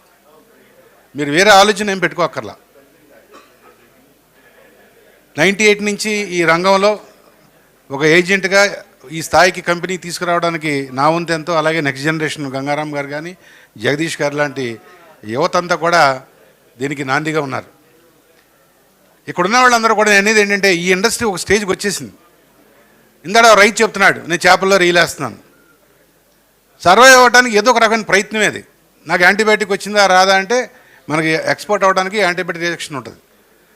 ఇక్కడున్న కృష్ణమోహన్ కానీ లేకపోతే ఇక్కడ ఉన్న ఆక్వా ఎక్స్పోర్టర్లు అందరి తరపున కూడా ఆంధ్ర రాష్ట్ర మన సీ ఫుడ్ ఎక్స్పోర్ట్స్ అసోసియేషన్ తరపున ప్రతినిధిగా మీ అందరికీ హామీ ఇచ్చేది ఏంటంటే మీరు బాగా పండించండి. అది మార్కెట్ అనేది మన చేతిలో లేదు, ఇంటర్నేషనల్ మార్కెట్తో సంబంధం ఉంది. దీనికి అలైడ్గా ఇప్పుడు జగదీష్ గారు కూడా కొత్త కొత్త ప్రొడక్ట్స్ డెవలప్ చేశారు, కింద స్టాల్స్ పెట్టారు, యువతంతా కూడా ముందుకు వచ్చారు. ఇది ఒక ఫస్ట్ టైం కాబట్టి మనందరం మీరు ఎక్కడున్నా కూడా ఈ ఫోన్ నెంబర్లన్నీ తీసుకుని ఈమెయిల్స్ అన్నీ కూడా తీసుకుని చేయండి. ఆప్తా వారికి ముఖ్యంగా ఈ సందర్భంగా చెప్పేది, అమెరికాలో ఈ ఇండియన్ షింప్ ప్రోడక్ట్ని ప్రతి ఒక్కరూ ఇంట్లో తినేలా చేయండి ఫస్ట్, అమెరికాలో కానీ ఇతర దేశాల్లో కానీ. అలాగే భారతదేశంలో కూడా ప్రతి ఒక్కళ్ళు కూడా ఈ రైలు తినడానికి ప్రయత్నం చేయండి. మీరు రైలు పండిస్తారు కానీ ఎవరు తినట్లేదు. ఇది మంచి క్వాలిటీ ప్రోటీన్. ఇది మన దేశంలో మన ఉత్పత్తిని మనం తినకుండా ఎక్కడికో ఇంకో దేశాన్ని తీసుకెళ్ళి ప్రపంచానికి ఇవ్వటం ఏంటండి? మనమే తినాలి. అంచేత టైం తక్కువ ఉన్నా కూడా నా ద్వారా మీకు చెప్పేది ఏంటంటే ఈ యొక్క మంచి ఈ క్యాటలిస్ట్ ఈ ప్రోగ్రామ్కి మీరు చాలామంది ఇండస్ట్రీస్ ఉన్నాయి ఇక్కడ, మీరు ఇతర ఇండస్ట్రీస్లో ఉన్నారు, మీరు మా ఇండస్ట్రీలోకి వస్తారా? రండి, ఖాళీగా ఉన్న ఫ్యాక్టరీ రండి, ఐఎమ్ వెల్కమింగ్. మీ కొత్త ఫ్యాక్టరీని పెట్టకట, మీ ఇండస్ట్రీలోకి మమ్మల్ని తీసుకెళ్తారు, తీసుకెళ్ళండి. మీరు ఇన్వెస్ట్ చేసి ఫ్యాక్టరీలు కట్టడం ఎందుకండి? ఆల్రెడీ ఫ్యాక్టరీలు ఉన్నాయి కదా, మీరు ఎందుకు అపోహ ఎందుకు పడుతున్నారు? నేను ఇవాళ సభముఖం చెప్తున్నాను, రండి. You want do it, do it. అలాగే మీరు ఇందాడ మా మిత్రులు చూశాను ఇక్కడ ఆక్వాకల్చర్ అగ్రికల్చర్ చేస్తున్నా అంటున్నారు అక్కడ, లేదా ఫార్మసీ ఇందాడ ఫార్మసీ పెద్దలను కలిశాను. ఇతర రంగాల్లో కూడా ఉందాం. ఈ కనెక్ట్ ప్లేస్ని మనం ఒక మంచి ఆలోచనతో వెళ్ళాలని చెప్పి మనస్ఫూర్తిగా కోరుకుంటూ మీ అందరికీ మరొకసారి ధన్యవాదాలు. నమస్కారం. Thank you, and thanks everyone. So thank you everyone. Hope you guys can take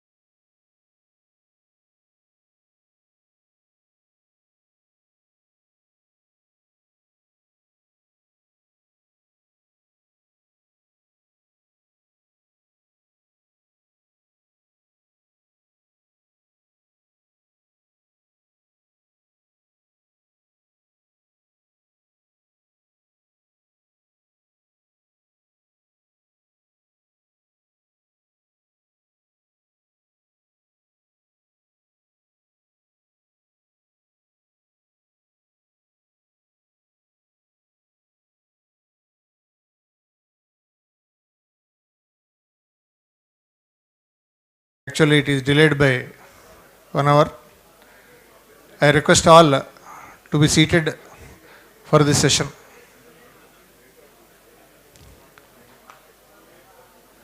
Today's session is empowering growth for an entrepreneur. How the banking is helpful. What are the solutions? What are the helps provided by the banks for the success of the entrepreneurs? యాక్చువల్గా ఈరోజు జరిగిన సెషన్స్లో చాలా important session ఇది.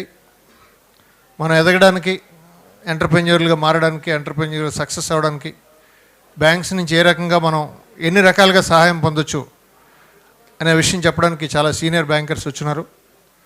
I invite them 1-to-1 to the dais. First I invite Soma Shankar Prasad garu. I request sir, please come to the dais.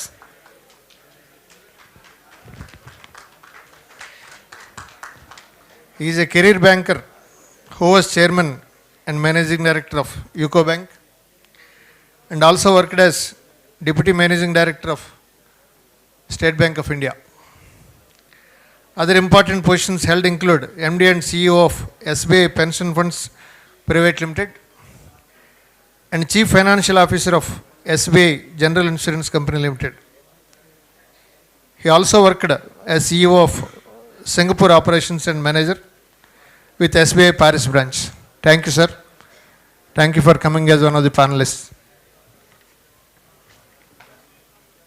I invite Babu Kundreddy. Please, sir, I request you to come on to the dais.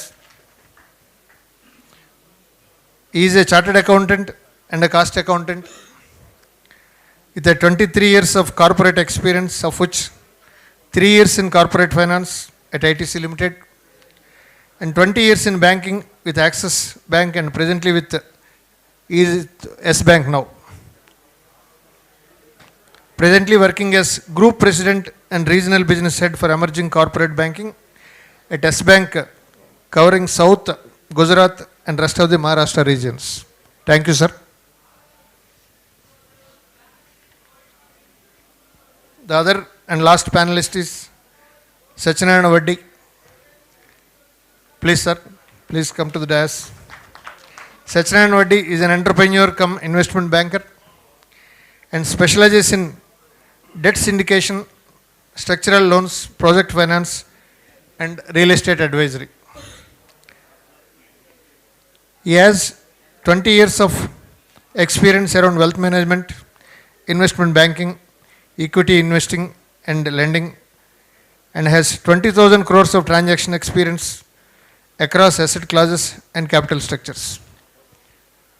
This is the session of banking. I request Babu Garu to act as a moderator and continue the session. Thanks, Didnath Garu. Good afternoon, Andy. I think, it got delayed by 1.5 hours as such. But thanks first of all for APTA for actually organizing this kind of gathering with an objective to improve the togetherness and growth within the community. Commendable efforts put in by the APTA team. Coming to the session, actually this is a very interesting session.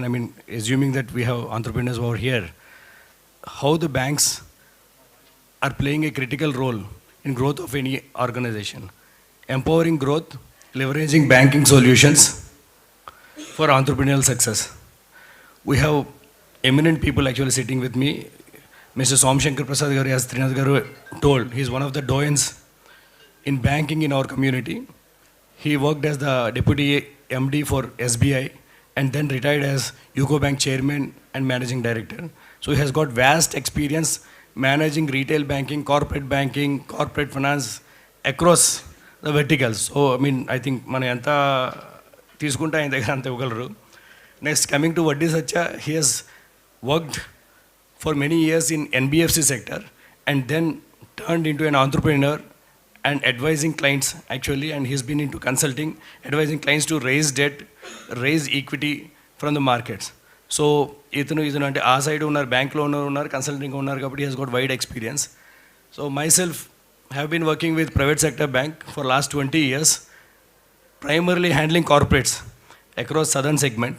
So I mean, we have got the required expertise actually to share our thoughts in the forum.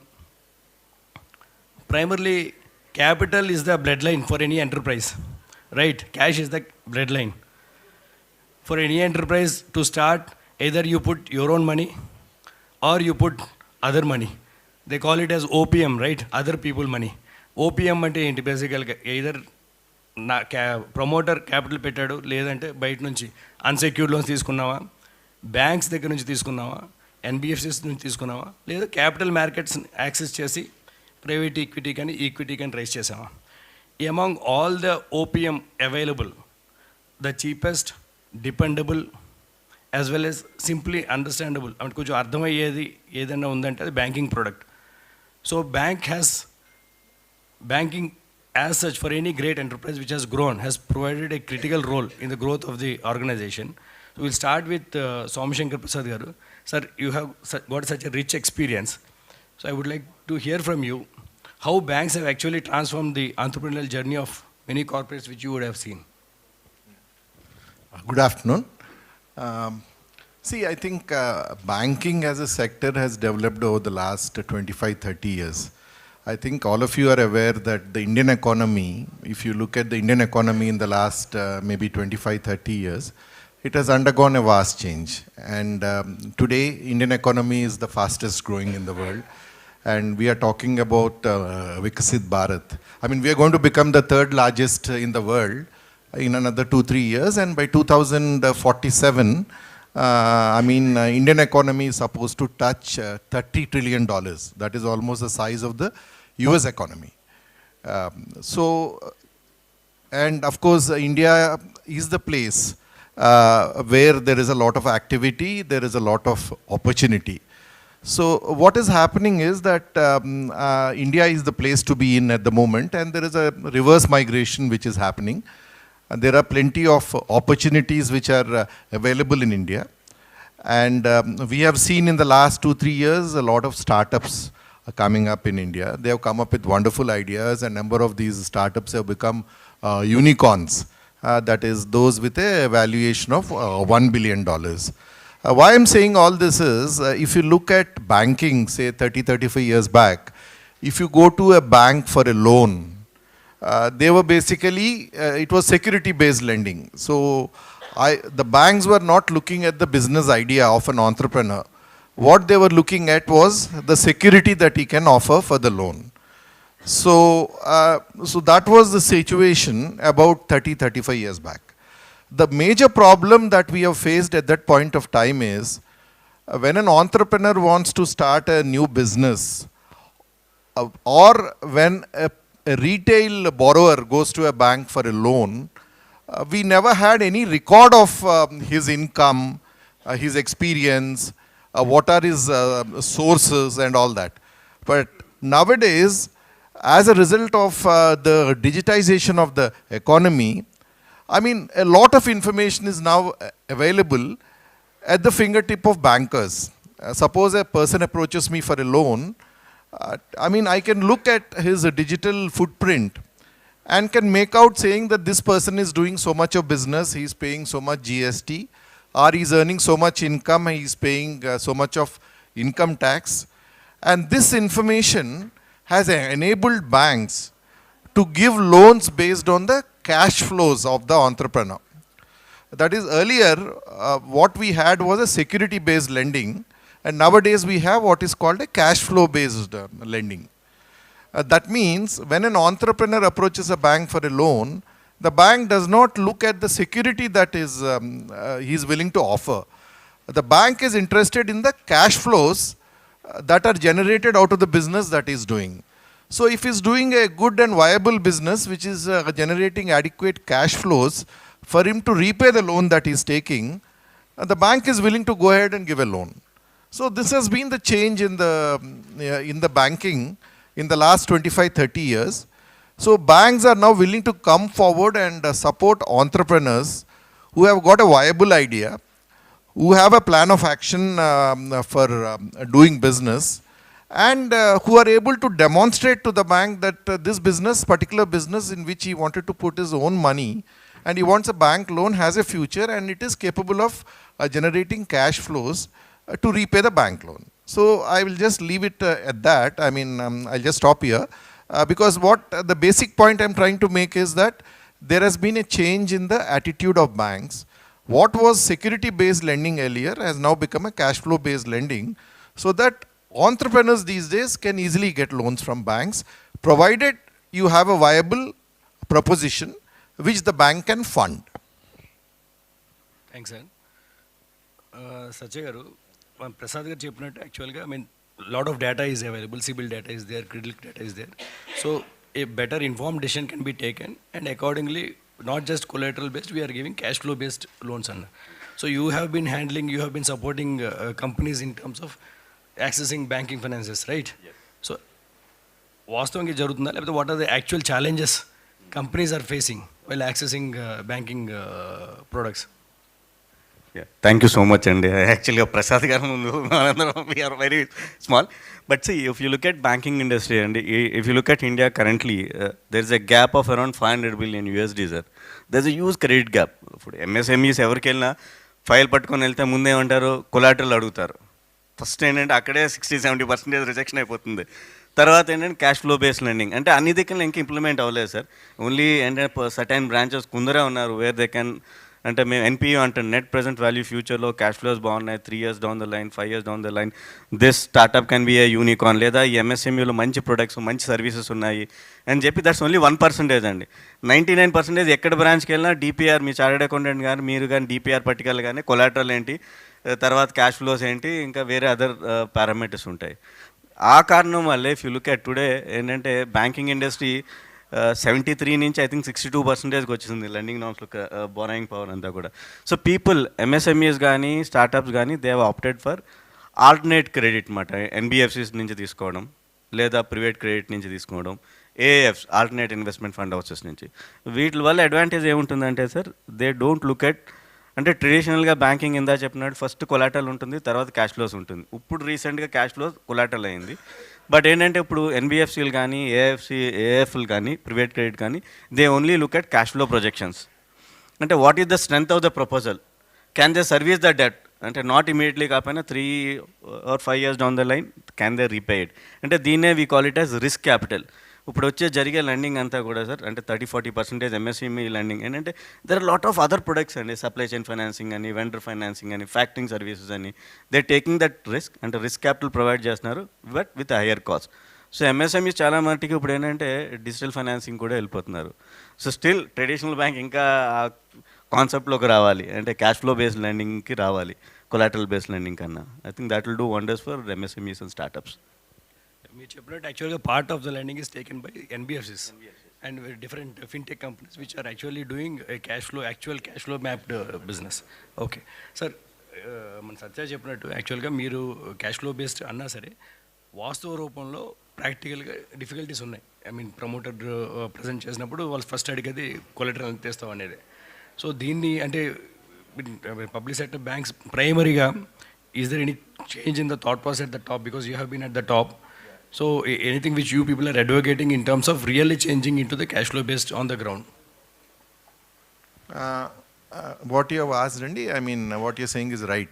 See, there is a mental block when it comes to public sector banks, because what happens is, ee roju oka decision teeskuni manamu oka unit in finance chesinappudu maybe 5 years 10 years down the line if a particular loan goes bad, public sector banks face చేసే issue ఏంటంటే, as you all know, you must have read in the papers and all that, there is an enquiry which is first of all conducted as to why the loan has gone bad.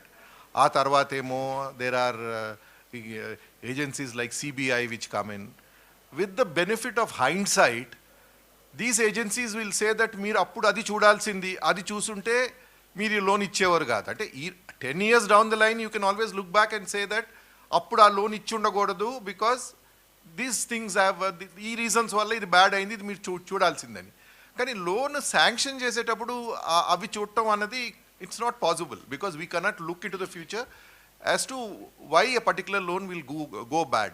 So this is the biggest problem that public sector banker faces while sanctioning loans, because he says that 10 years down the line, I don't want to face any problem from any of the investigating agencies.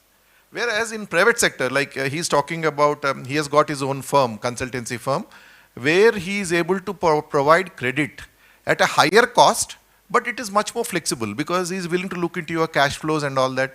He is willing to take a little more risk. But then he knows that, okay, this particular loan, 100 loans I give, even if 2-3 loans go bad, 97 loans, whatever money I make as a firm, suppose I set up my own company, that is enough for me to, I mean, it's good for me, because 97 and 3% failure rate untundi. Because any loan you give, there is always a possibility that it will go bad. So 100 loans ఇచ్చినప్పుడు ఒక 3-4 loans anyway they will go bad. It can be because of entrepreneur తన best efforts put in చేసిన ఒక్కొక్కసారి market circumstances are such that I mean his business will not succeed and he will not be in a position to repay the loan.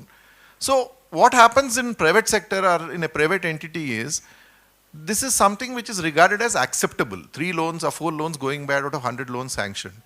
Whereas in public sector, you sanction 100 loans, 3 loans go bad or 4 loans go bad. Our 4 loans ni malli repu 10 years down the line, they look into the reasons as to why they have gone bad. And they will not look at the record of that person. In 100 loans sanction చేసాడు, ఒక 2 loans 3 loans bad అయినాయి. So he's a good officer. I mean, these things happen in the course of business. So అది అట్లా చూడరు. ఆ 3 loans bad అయినాయి, ఎందుకు bad అయినాయి అని చూసి they will try to find some fault and try to punish or try to take some action against that officer who has sanctioned the loan 10 years earlier. So this is the biggest problem that public sector banks face while giving loans. Because public sector banks lo eppudu em cheppedi entante nu loan ichinappudu you are dealing with public money. It is only depositors' money that we are giving as a loan. So you have to be very careful because it's not your own money, you are dealing with public money. That is appreciated. But banking is a business where there is a risk always. When you are in the business of banking, there is always a risk. So, unless and until, I mean, it is looked at like that. I mean, say the banking is a business where you have some risk, certain loans are going to go bad. So, overall, I mean, you have made money for the bank. So, this is where I think we face a problem when it comes to public sector. Oh, thanks, sir. Actually, these are the practical constraints. There are, I mean, I will just share my view as well. There are 2 types of business, right? One is basically product-based, asset-based. So you are putting up a manufacturing setup. So there is land, there is a shed which you are putting up, and there is a machinery which you are buying. So there is something which is tangible to see. So typically bankers appreciate that. Because sir చెప్పినట్టు రేపు పొద్దున ఎవరైనా వచ్చి ఏం చూసారంటే ఇవన్నీ ఉన్నాయరా బాబు అయినా okay still people can fail right that is the business risk and there is something called service based business like you have an idea like take up Swiggy or Zomato so idea ఉంది మనం ఇక్కడ నుంచి ఇంతమందిని పెడతాను వీళ్ళకి డెలివరీ చేస్తాను so you have to keep burning the cash so that is something as a structure of the bank also we're not supposed to actually understand or appreciate that and fund that, because that is something which venture capitalists have to do, because there is no underlying, so that idea will keep burning the cash for some time, or a period of time you are going to generate once you achieve the scale.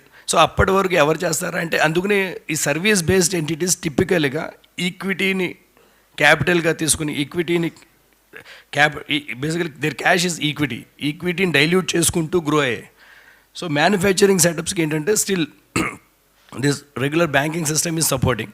ప్రాక్టికల్గా నా personal experience my wife is actually is into manufacturing entity.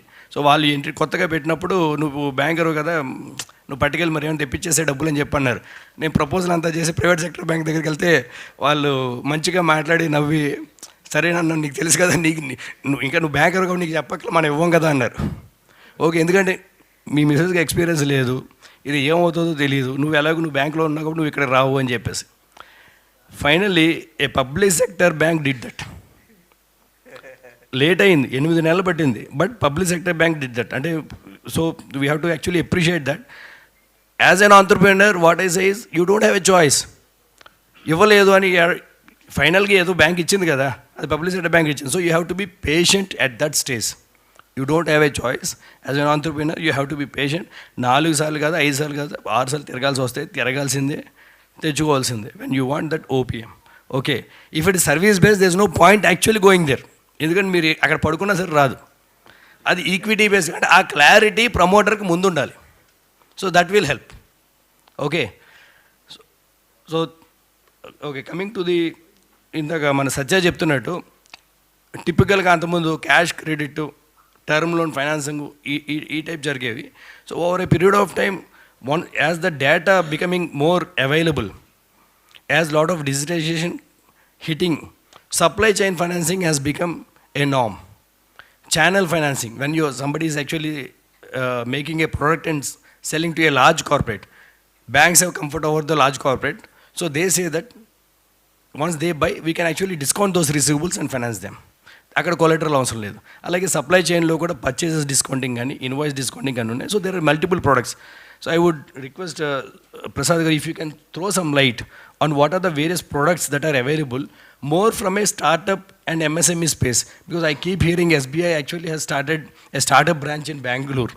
So where they said that up to 5 crores we will be willing to give certain loans without any collateral and all. So what is that is available for MSMEs as well as startups in terms of banking products? Ippudandi, I just wanted to tell you, see, when it comes to medium and small enterprises, what he's talking about, manakippudu lot of things have become digital. You know that when you are actually going and buying something, even when you are buying some small value item, vegetables kontunte kuda, we are nowadays using the QR code or something. Everybody has got a QR code and you are paying him using the QR code. So the digital footprint is there. Meeru, I think you must have read in the newspapers recently that some of these Pani Puri walas also have got income tax notices. How did they get the notices? We know that Pani Puri fellow is making about 10,000 or 15,000 per day. Earlier there was no record. Everybody was paying cash and he was not paying tax. But once he started using the QR code and people have started paying him paying him using the QR code, the money goes into the bank account. There is a digital footprint which is there. And based on that, they have received income tax notices. This I am telling you on the lighter side. But what I am trying to tell you is that nowadays, because of this digital footprint, I think all of you would have read that a number of banks have automated sanction of loans for medium and small enterprises up to 5 crores. Okay. SBI has recently come out with a statement saying that even up to 100 crores, we are willing to automate. And there is no manual intervention. Where you put in your application these days to banks up to 5 crores, what happens is that there is a digital footprint which is there. Ante meer sales enta chesaru ante bank has got access to your records. That is because based on the GST that you pay, they can have an idea regarding the sales that you have done. So based on that, banks these days are willing to sanction loans in an automated fashion, without insisting on any physical processing. If at all any physical intervention is there, it will happen at a much later stage when you do documentation and all that. For that you need to go to the bank, right? So that is one thing which you can take advantage of. Then he is talking about supply chain finance. What is supply chain finance? What happens is that there are some large companies, like for instance, as a small and medium enterprise, you are manufacturing something which you supply to say Tatas or which you supply to a large company. So there is something, meeru Tatas ki supply chesinapudu vaadu ventane meeku cash ivadu. He says that okay, you supply whatever you have supplied to me, I will pay you after 120 days or after 4 months or 5 months. Now you have a receivable on your books. You don't have cash in your hands. So how do you get cash? Now banks are willing to give you a finance against that receivable, what you are having in your books. And that is what is called a supply chain finance.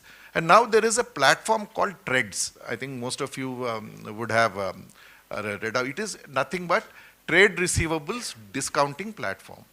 So this platform which is there, where all these small and medium enterprises can go to this platform and say that okay, I have a bill, say for 20 lakhs which I have drawn on Tatas or on some other big company, Reliance or some other company. Not even such big companies, maybe smaller companies also.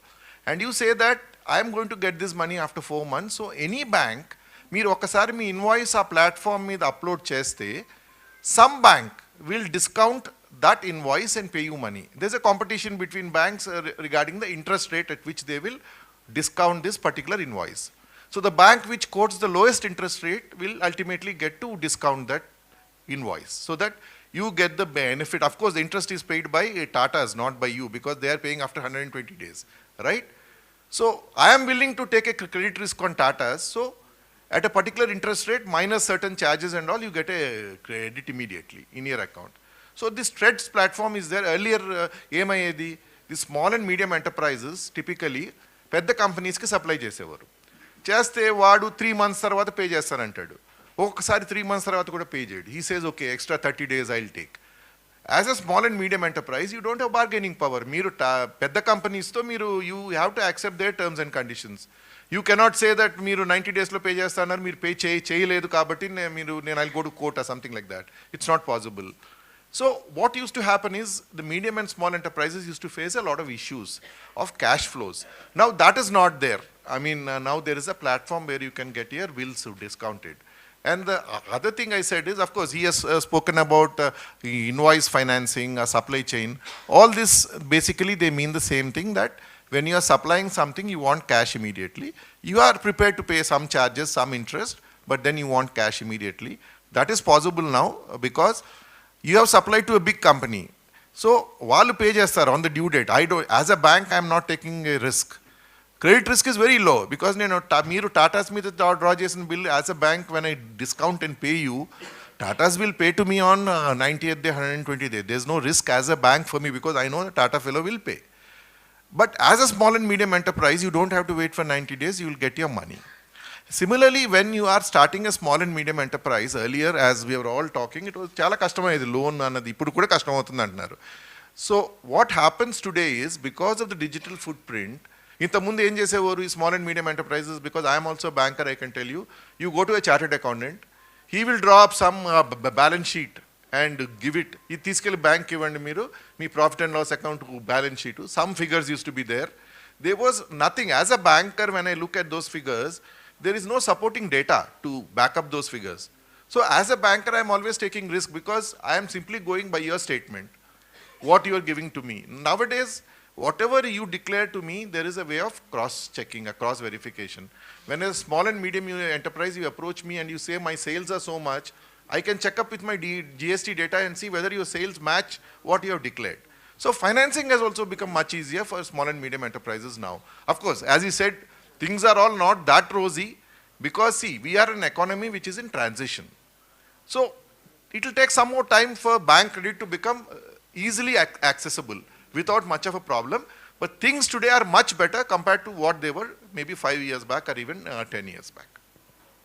Yeah, absolutely. And actually, sir చెప్పినట్టు అంత ముందు ఉన్న data కంటే ఇప్పుడు ఉన్న data much బెటర్గా ఉంది. And when there is a sale, there is GST which you are supposed to pay. And if you are more than 5 crores, e-invoice track చేస్తారు. So a tracker ఎవరైనా వెళ్ళి even your banker can access. And banks have got systems like Perfios and all, where they can run through your bank statements, which is running into like thousands of pages, and give the insights into that. వీళ్ళకి ఏమైనా check బౌన్స్లు అయినాయా, అవన్నీ అయినాయా ఏంటనేది. అంతకుముందు అదంతా చదవాలన్నా మాన్యువల్గా చదివేవారో లేదో కూడా తెలియదు. సో ఆ సమ్మరీ రిపోర్ట్ ఇవ్వడానికి కూడా మనకు ఇప్పుడు we have digital platforms which are available. So with that formal finance to the enterprise have increase substantially. So banking జనరల్గా ఏంటంటే మనకి there are certain constants on banks to finance on certain things. Like if an enterprise is actually buying out a company, so if they are buying their shares, banks cannot finance as per RBI guidelines. అలాగే general corporate purpose ఉంది. మీరు marketing expenditure పెట్టాలనుకున్నారు, company ఉంది, so the బ్రాండ్ని promote చేయాలనుకుంటున్నారు. So general corporate పర్పస్కి మనం ఏమైనా fund చేయాలంటే ఆర్బీఐ గైడ్లైన్స్ అంత సపోర్ట్ చేయవు. సో వాటికి జనరల్గా ఏమవుతుందంటే NBFCs does that. So apart from this, I mean, I would request Satya to actually throw some light on what are the various other products which NBFCs can actually help with the entrepreneurs. Thank you అండి. The beauty with NBFCs కానీ AIFs కానీ private credit కానీ ఎట్లా అంటే they are tailor made products. ఏంటంటే ఇప్పుడు tailor మనం ఏది కొట్టాలి, ఏ షర్ట్ ఏ సైజుకి బట్టి. అలాగే అంటే క్లాసిక్ ఎగ్జాంపుల్ అండి, I think 1.5 year old startup in Hyderabad. and promoters are with rich experience, technically sound, and they got a huge work order of around 350 crores, sir, from a very reliable defense. And they approached both private bank and PSU bank. ఒకటే చెప్తానంటే collateral లేదు, because being a startup, అంత collateral లేదు, and it's only a 1.5-2-year-old company, and they said no. ఈ MSME ఏ startup కావాల్సింది 200 crore.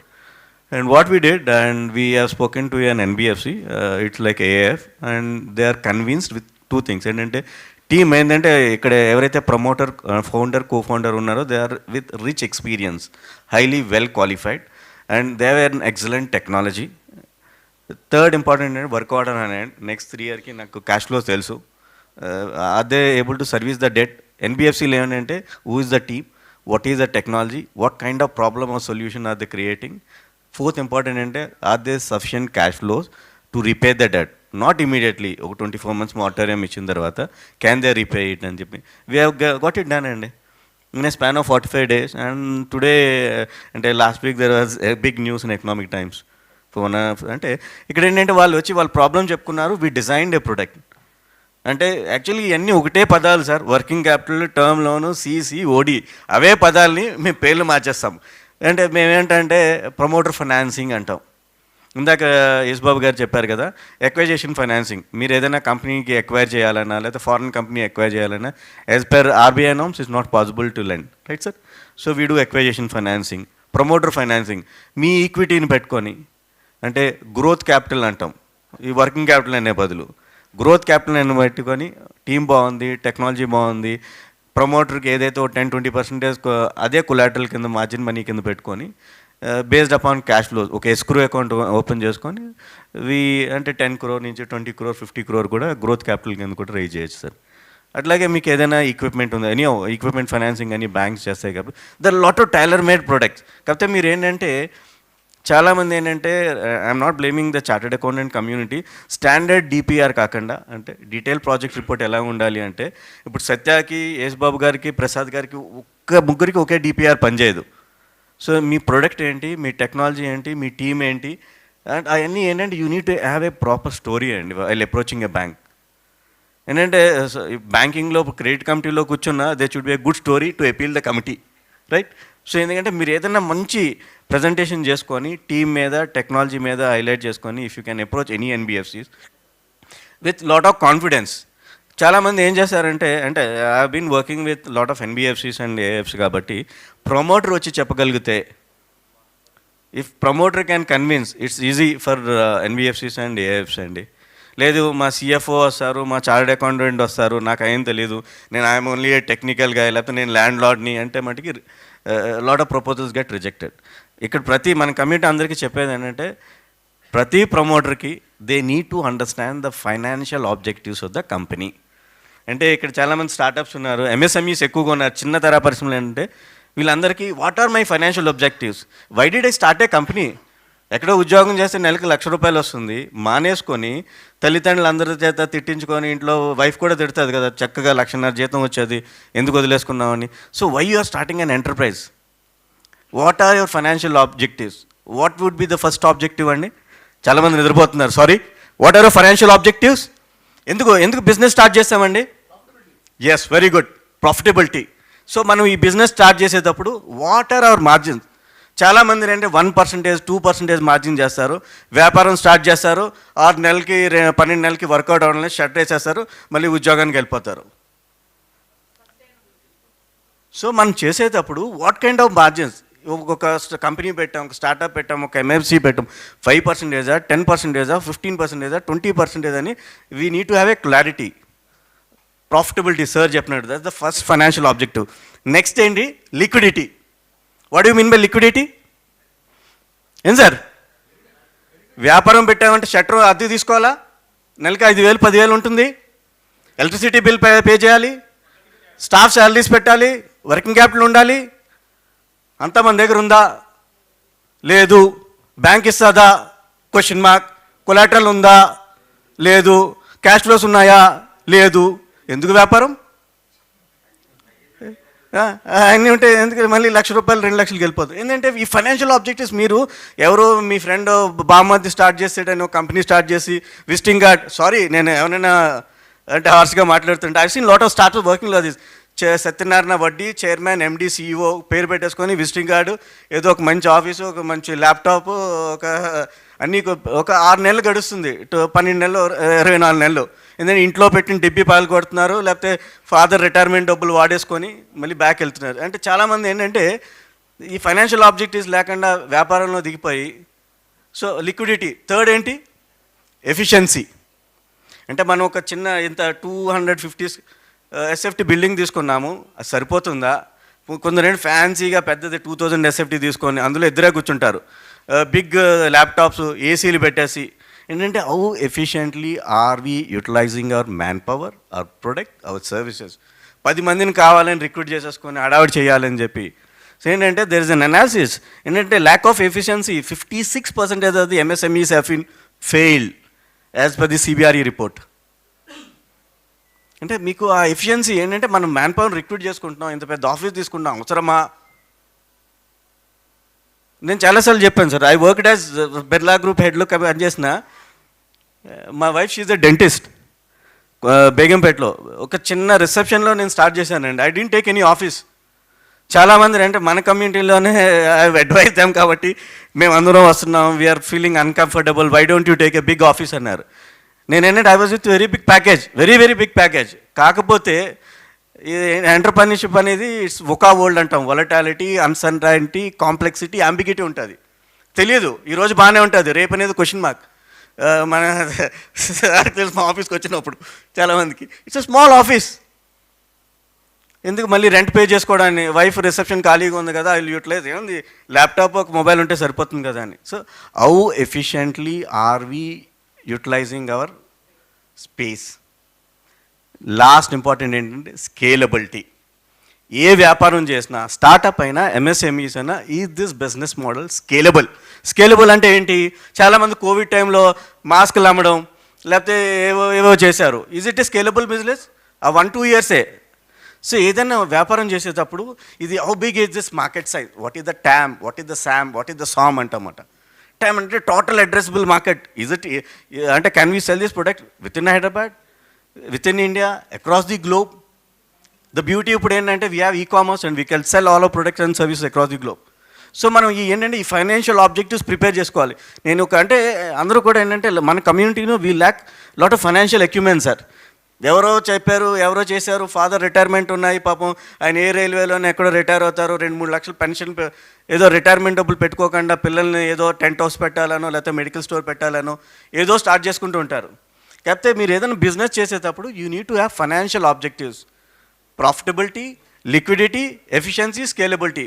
ఏదైనా company 4 పదాలు రాసుకోండి. మార్జిన్స్ ఉన్నాయి, లిక్విడిటీ ఎస్, మన దగ్గర ఒక 2 ఇయర్స్ వరకు మనం పే చేసుకోగలం రెంట్, ఇవన్నీ. ఎఫిషియన్సీ ఉంది, it's a scalable business model అంటేనే then you come into entrepreneurs.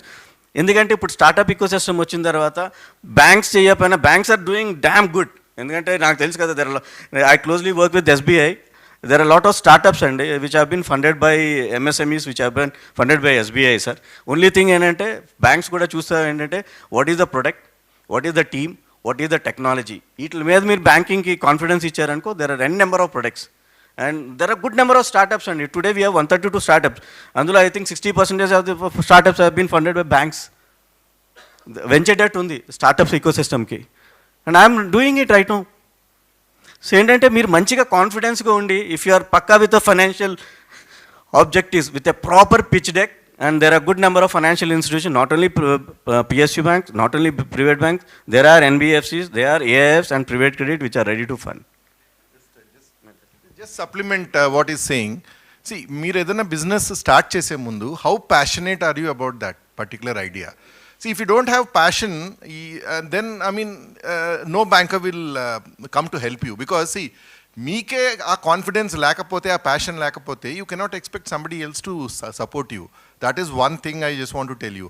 And the very important point that is made, when you start a business, మీకు ఫైనాన్షియల్ ఎక్విప్మెంట్ ఉండాలి, టెక్నికల్గా కూడా ఐడియా ఉండాలి. మీకు కానీ లేదనుకోండి, for any reason you are a specialist on the technical side, but you don't have the financial equipment. then in that case you have to take a partner who has got that financial acumen. Because where you cannot do everything yourself because you don't have an idea, you need to take somebody who has got an idea. So that is very important. Because the other thing is the body language. When you go to a banker for a loan, what sort of body language you display to the banker? Because I've been in the bank. I have seen, and there is an entrepreneur, supposed to be an entrepreneur who wants to start a business. After we ask him 3-4 questions, he becomes very shaky. He's not able to answer, he becomes fidgety, chetul chusukuntadu, and he's not able to give a convincing answer. The moment you are not confident about your own idea, the banker will immediately start thinking, labam ledu, vidik kan loan iste, this fellow will not succeed. So that is very, very important. How passionate are you about your own idea? Meek enta passion. It is not just for the sake, I am cheppinattu meer edo business start cheyali. Just for the sake of doing a business, you should not do business. Unless and until you feel that, as he spoke about scalability, profitability and all that, avanni unnaya leda business lo, and then how passionate are you about it? Because manaki life lo lage business lo kuda there are ups and downs. There are business cycles antam manamu. Konni saarlu business chala baaguntundi oka cycle lo. Like for instance, if you take steel or cement, prices okasari chala baaguntayi, and suddenly there comes a cycle when prices go down and your profitability is hit. So there are cycles which you will have to face. Business is not just all hunky-dory. Meeku anta baaguntundi business start chesinappu nunchi inka life is comfortable kaadu. There will be times when you are under stress. So whether you are passionate about your idea, whether you are willing to take that stress, and whether you are willing to stick to that idea, is something which is very important. Yeah. Thanks, sir. Just building on this point, sir చెప్పినట్టు and సత్య కూడా చెప్పినట్టు DPR కానీ next entrepreneurs ఎలా present చేయాలి అంటే ఒక typical you have seen lot of people coming to you seeking loans and all what do you see actually and what do you suggest for the current entrepreneurs here ఎలా present చేసుకోవాలి ఎలా position చేసుకోవాలి ఈ DPR ఎలా prepare చేసుకోవాలి so what are the typical things you see while actually sanctioning the loan and what do you advise the entrepreneurs sitting here on that part Exactly. See, like he was telling about, మీరు ఒక business start చేసేటప్పుడు there is something called a detailed project report. Okay, which normally you'll go to a chartered accountant who prepares a report for you. You are not very confident about, the chartered accountant వాడి దగ్గర ఏముంటుందంటే వాళ్ళ దగ్గర they have got their own project reports. మీరు ఒక chartered accountant దగ్గరికి వెళ్ళి చెప్పండి నేను సిమెంట్ బిజినెస్ స్టార్ట్ చేద్దాం అనుకుంటున్నాను, అతనికి ప్రాజెక్ట్ రిపోర్ట్ ఉంటుంది అతని దగ్గర, తయారు చేసిన standardise project report. He'll simply take a copy and give it to you. So that sort of a project report which is standardized where your involvement is not there, if you go with that report to the bank, obviously if the banker asks a few questions, you'll not be able to answer. And most of the times, because you lack confidence, like somebody was saying, you take the chartered accountant with you. The moment you take chartered accountant with you and he'll start answering questions on your behalf, the banker will not get any confidence when the chartered accountant is answering questions and not the entrepreneur. So business annadi manamu, when we want to do something, you should go deep into it. So it should be an idea which is viable. For instance, if you are looking at so many things now, you are looking at an urban company, or you are looking at something like a Ola or Uber, or you are looking at something else, Swiggy or Zomato. These are all ideas which have made our life comfortable, right? Earlier manaku oka taxi, oka auto kavalante, it used to be a big hassle for us.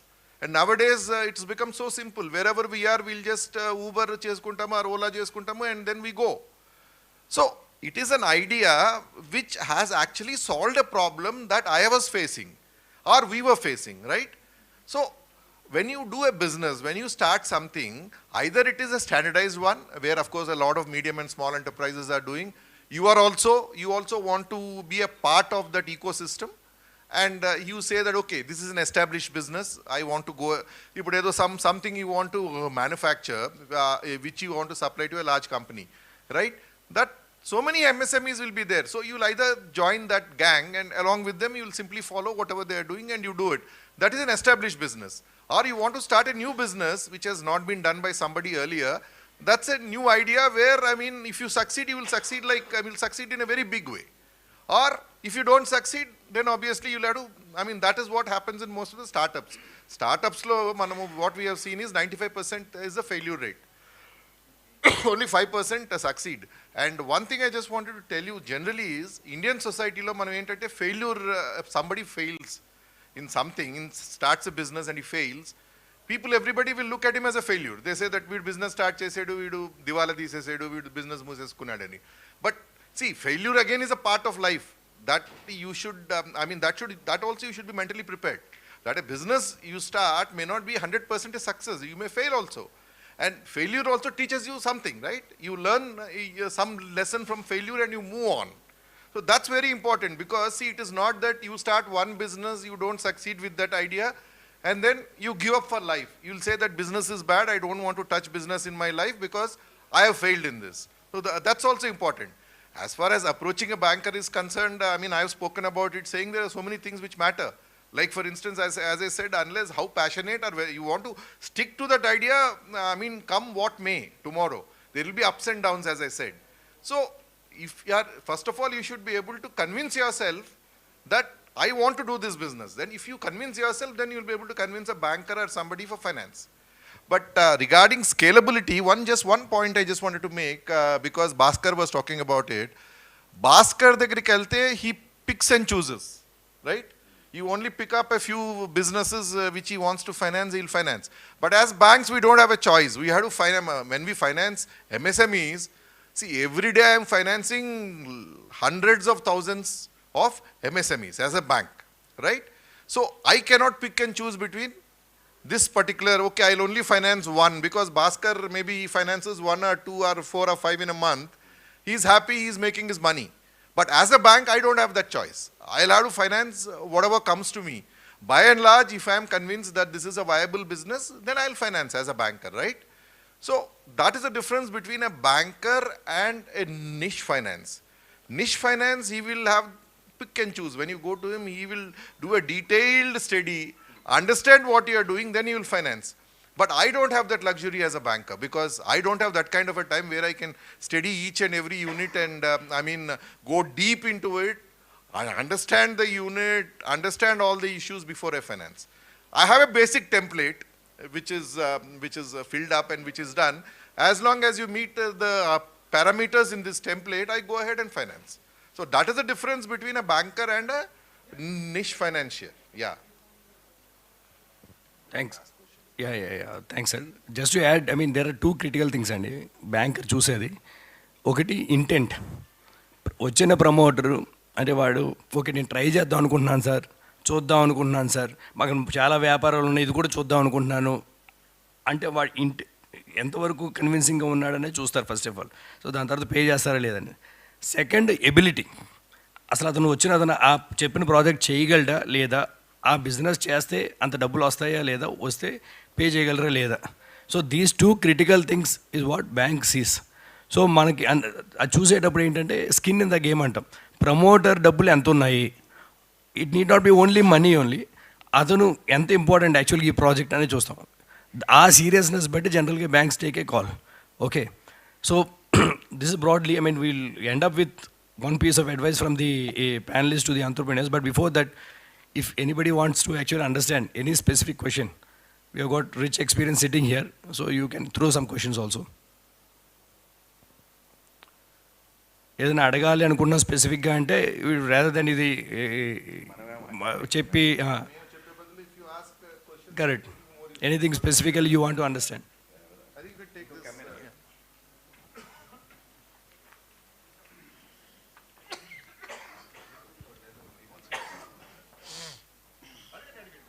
Yeah, good evening.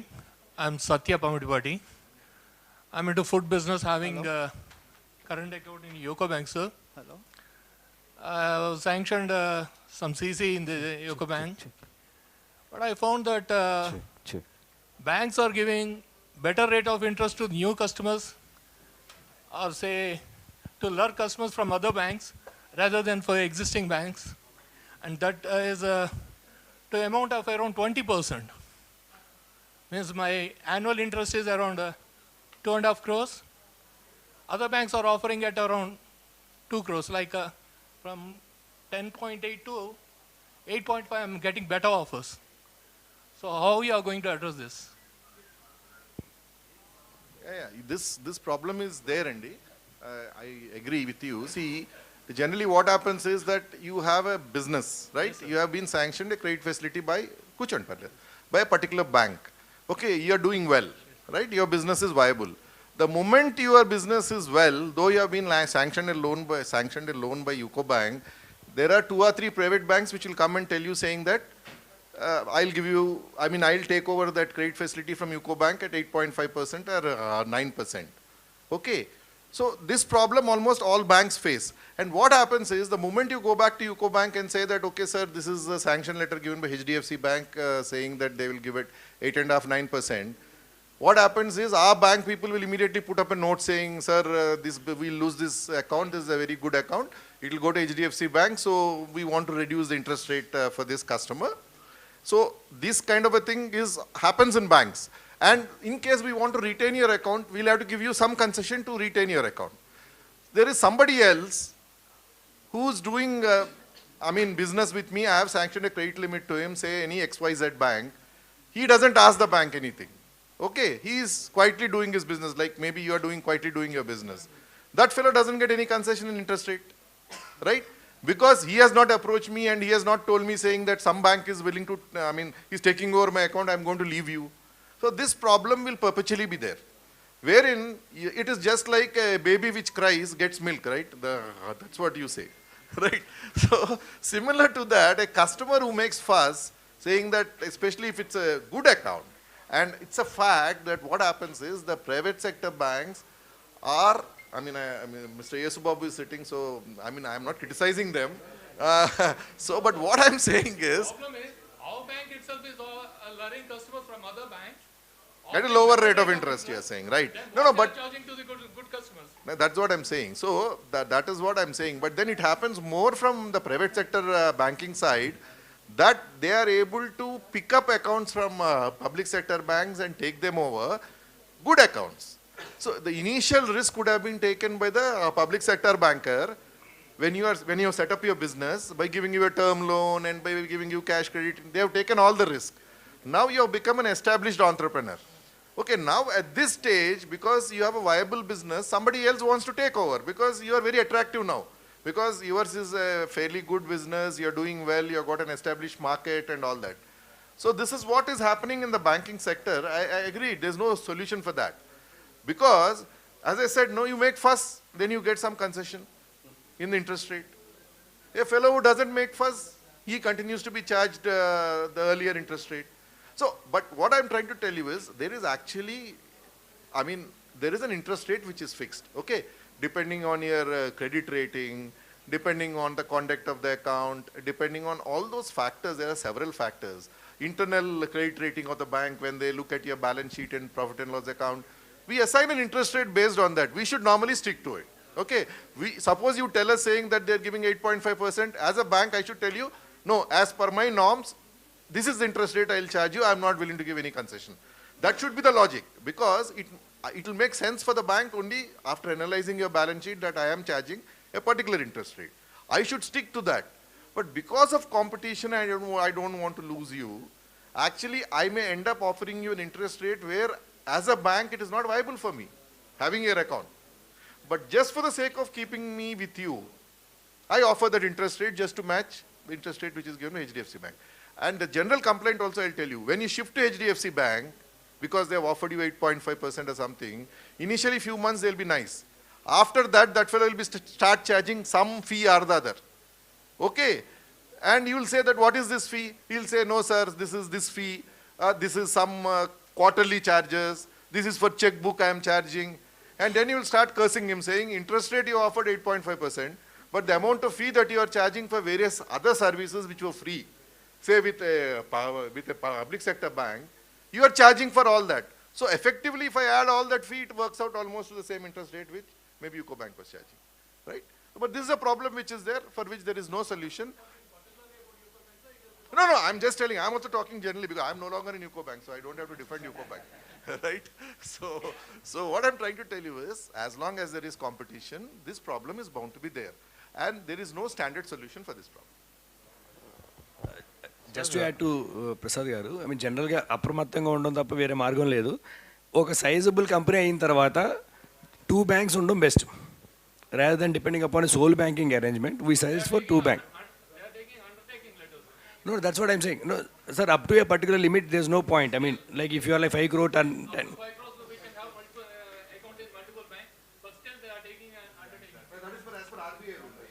Yeah, yeah.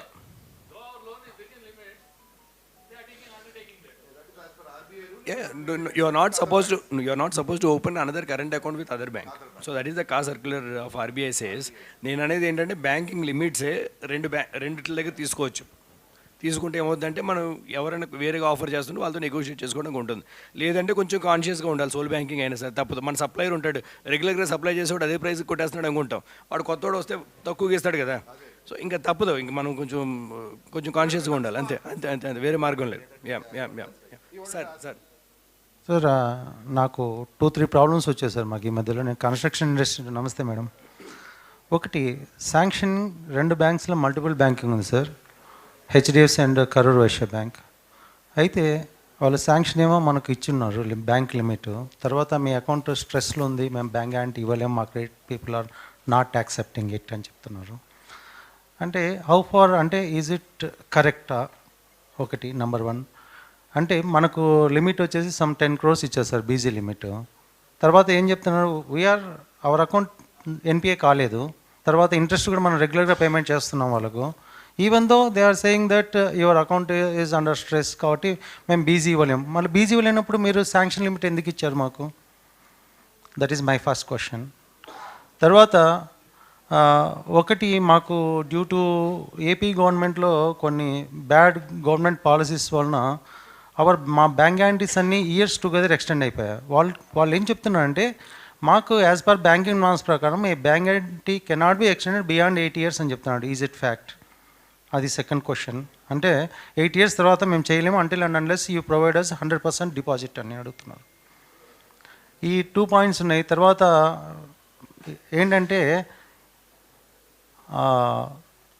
A point of టైంలో కూడా HDFC వాళ్ళు ఇంతకుముందుకు నాకు దాదాపు 20 crores ఇచ్చారు. 10 crores funding, 10 crores non funding బేస్లో. అప్పుడు నాకు తీసుకునింది ఓన్లీ 40% కవరేజ్ తీసుకున్నారు.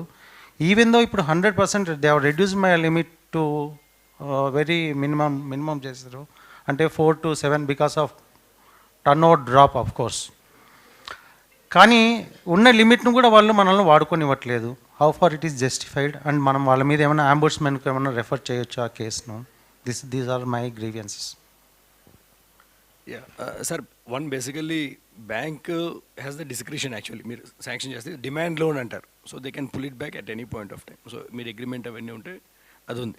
కాబట్టి ప్రాక్టికల్ మన ఇష్యూకి వస్తే you are saying you are paying interest on time, everything is on track. So సహజంగా అలా జరగకూడదు. So if they are referring something, then there could be something with the క్రిలిక్ డేటా. క్రిలిక్ డేటా ఇప్పుడు ఏంటంటే SMA 0, SMA 1 రిపోర్టింగ్ అని జరుగుతుంది. మన సిబిల్ రిపోర్ట్ ఎలాగో కార్పొరేట్స్కి క్రిలిక్ రిపోర్టింగ్ జరుగుతుంది. అందులో ఏదైనా డిలే కనబడుతుంటే దెన్ బ్యాంక్స్ ఏం చేస్తున్నాయంటే they are taking precautionary measures. ఇచ్చిన లిమిట్ని ఏం చేయలేరు, సో రెడ్యూస్ చేయడం ఉన్న లిమిట్ని చేస్తున్నారు. That is actually impact in the business. But I mean banks are taking more of a precautionary note and they have their own justification ఈ చేయడానికి.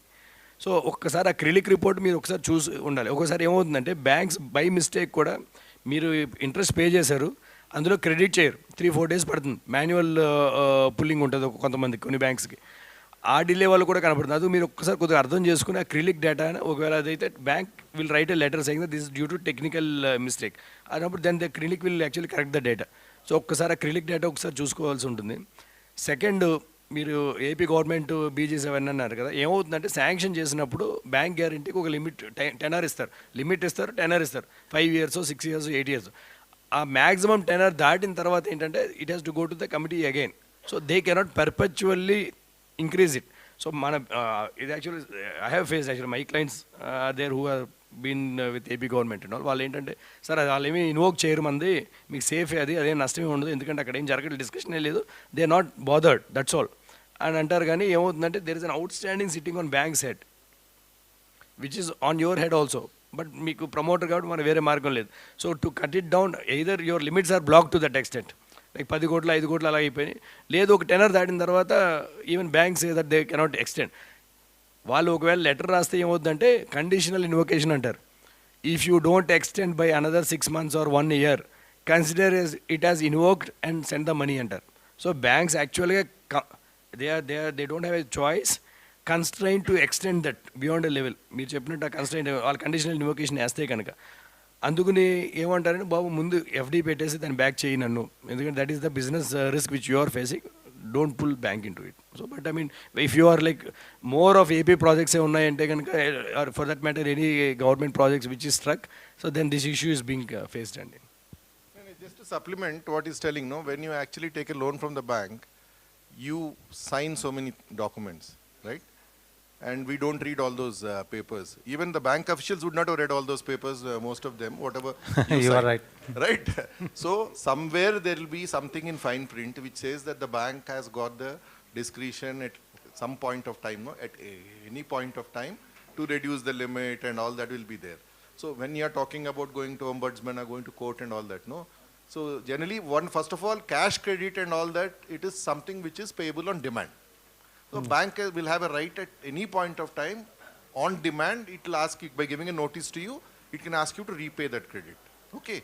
So that is always there. Other than that, what I'm trying to tell you is that, I mean, see, somewhere something will be there in fine print. So there is no point in unnecessarily taking up, it's just a waste of time trying to, fight banks or some other institutions, whatever, wherever you take facilities from. Same thing was happened with me with Karur Vaishya Bank also. They have denied to issue bank guarantees for one of the reason, even though they have sanctioned the limit. Then I have written letter to their GM Finance, and afterwards I approached the ombudsman. Immediately after 15 days, the GM of Karur Vaishya Bank has come to our office and he requested us to withdraw the letter. And they have provided the same limits. Where you have a case, you can always make out a case and it will be done. But generally, see, what banks do is, as I said, industry, particularly whatever industry you are we are in construction industry, construction and all that. No, it is considered a little risky. So whenever we notice certain adverse features in the account, like for instance, your receivables getting delayed, as you said, Andhra government, you have some issues, so your money is stuck there and all that. Banks tend to become a little cautious. So as a, when I become cautious, I may put all these conditions like, okay, fine, I will not give you further bank guarantee. I'll increase the margin on for issuing fresh guarantees. So many things they may do. What I'm saying is that all these things, maybe some of them are not supported by facts on the ground, in which case you can observe, approach an ombudsman or write a letter and get your grievance resolved.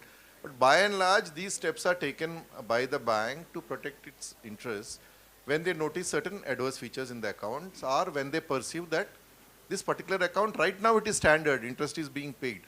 But banks are able to see that there is some stress because of certain reasons, as a result of which they may take some precautions. Non-receipt of payments, that is true. Yeah. So even if you are sitting on the banker side, I'm just telling you, just for information, saying that when we notice, like if you notice some problems with your client, okay, you get some information about your client, you also take some steps with that client, right? Because you may think that my money will get stuck with that fellow because you notice certain things which have happened to him. You hear from market that this particular fellow has borrowed from everybody. Then what do you do as a businessman? If you have some facility, something with him, you will immediately try to get back the money which you have lent to him. That is what the banks also do. Sir, they are not considering, you people are not considering the balance sheet, net worth also, you are not considering these people. Sir, in the interest of the time, we will conclude this actually, because this might be case specific different actually. Okay, we'll conclude, with one last one piece of advice to the entrepreneurs here, sir. How do they leverage bank in 2-3 lines just?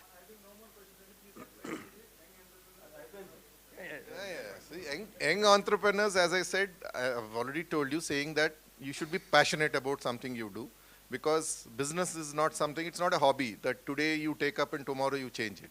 So you be passionate about whatever idea you have. Try to understand, you should have both the technical, understand all the implications of that business, financial, technical, various implications will be there. As you said, whether the market is scalable, what are the problems that I am likely to face in this particular business. You have to, try to look into the future and to the extent possible, foresee things. And you have a business plan where you take all that into account and you say that still I don't want to go into this business, I'm passionate about it, I want to do it. And you have a viable plan for it, in the sense you will say, okay, fine, this is my equity, this is what I want to borrow from the bank. This is how the cash flows would be in the future. So with those cash flows, I'll be able to comfortably repay the bank loan. So you be clear in your mind. I'm saying that everything may not work out the way that you have planned, as I said. But when you are starting something, you should be very clear about what you want to do. Be passionate about it. Stick to it, because as I said that there will be ups and downs, there will be business cycles. So as long as you take care of all these things, and as I said that if you don't lack expertise in a particular area, you need to rope in somebody who has got that kind of experience.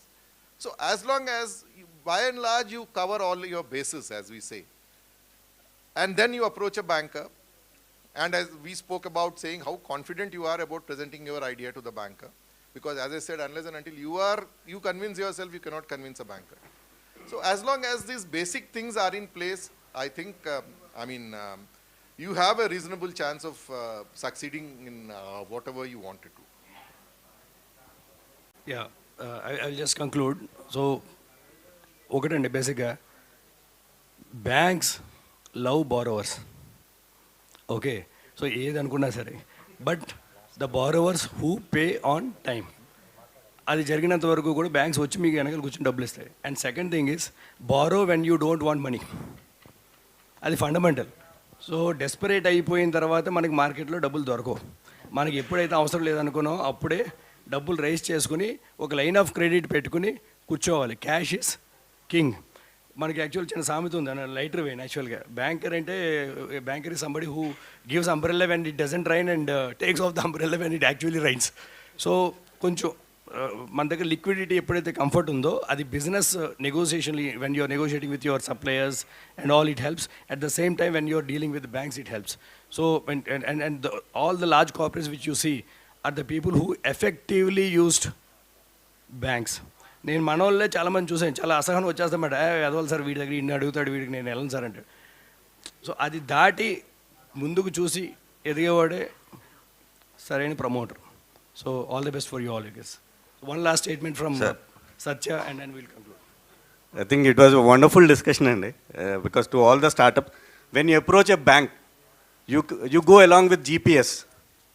What do you mean GPS? Growth, plan and strategy, and you need to design a beautiful story with the banker. And this is what I wish you all the best and good luck. Thank you.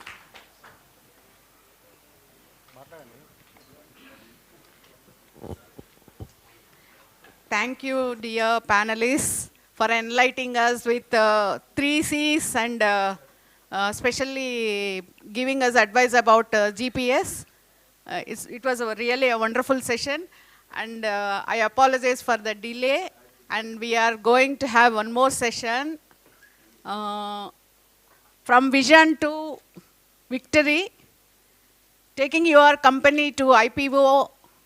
It's going to be a wonderful topic, and now I request one dynamic catalyst, sheer example of all the connect, collaborate,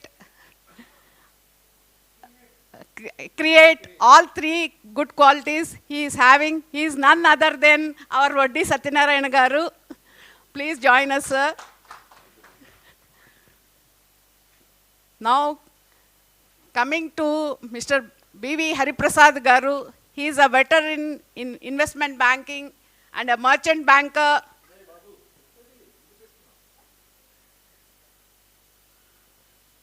With a lot of vision, he has taken so many companies to IPOs. He is also joining us. Now, coming to third person, he is a game changer of a big company and a dynamic CFO of a company, none other than Satya Barada Garu from Vandada Engineering. Regarding him, I need not explain anything. I am just eager to hear from him his success story. I request Voddi Satya Garu to be the moderator for this session. Thank you, sir. Over to you.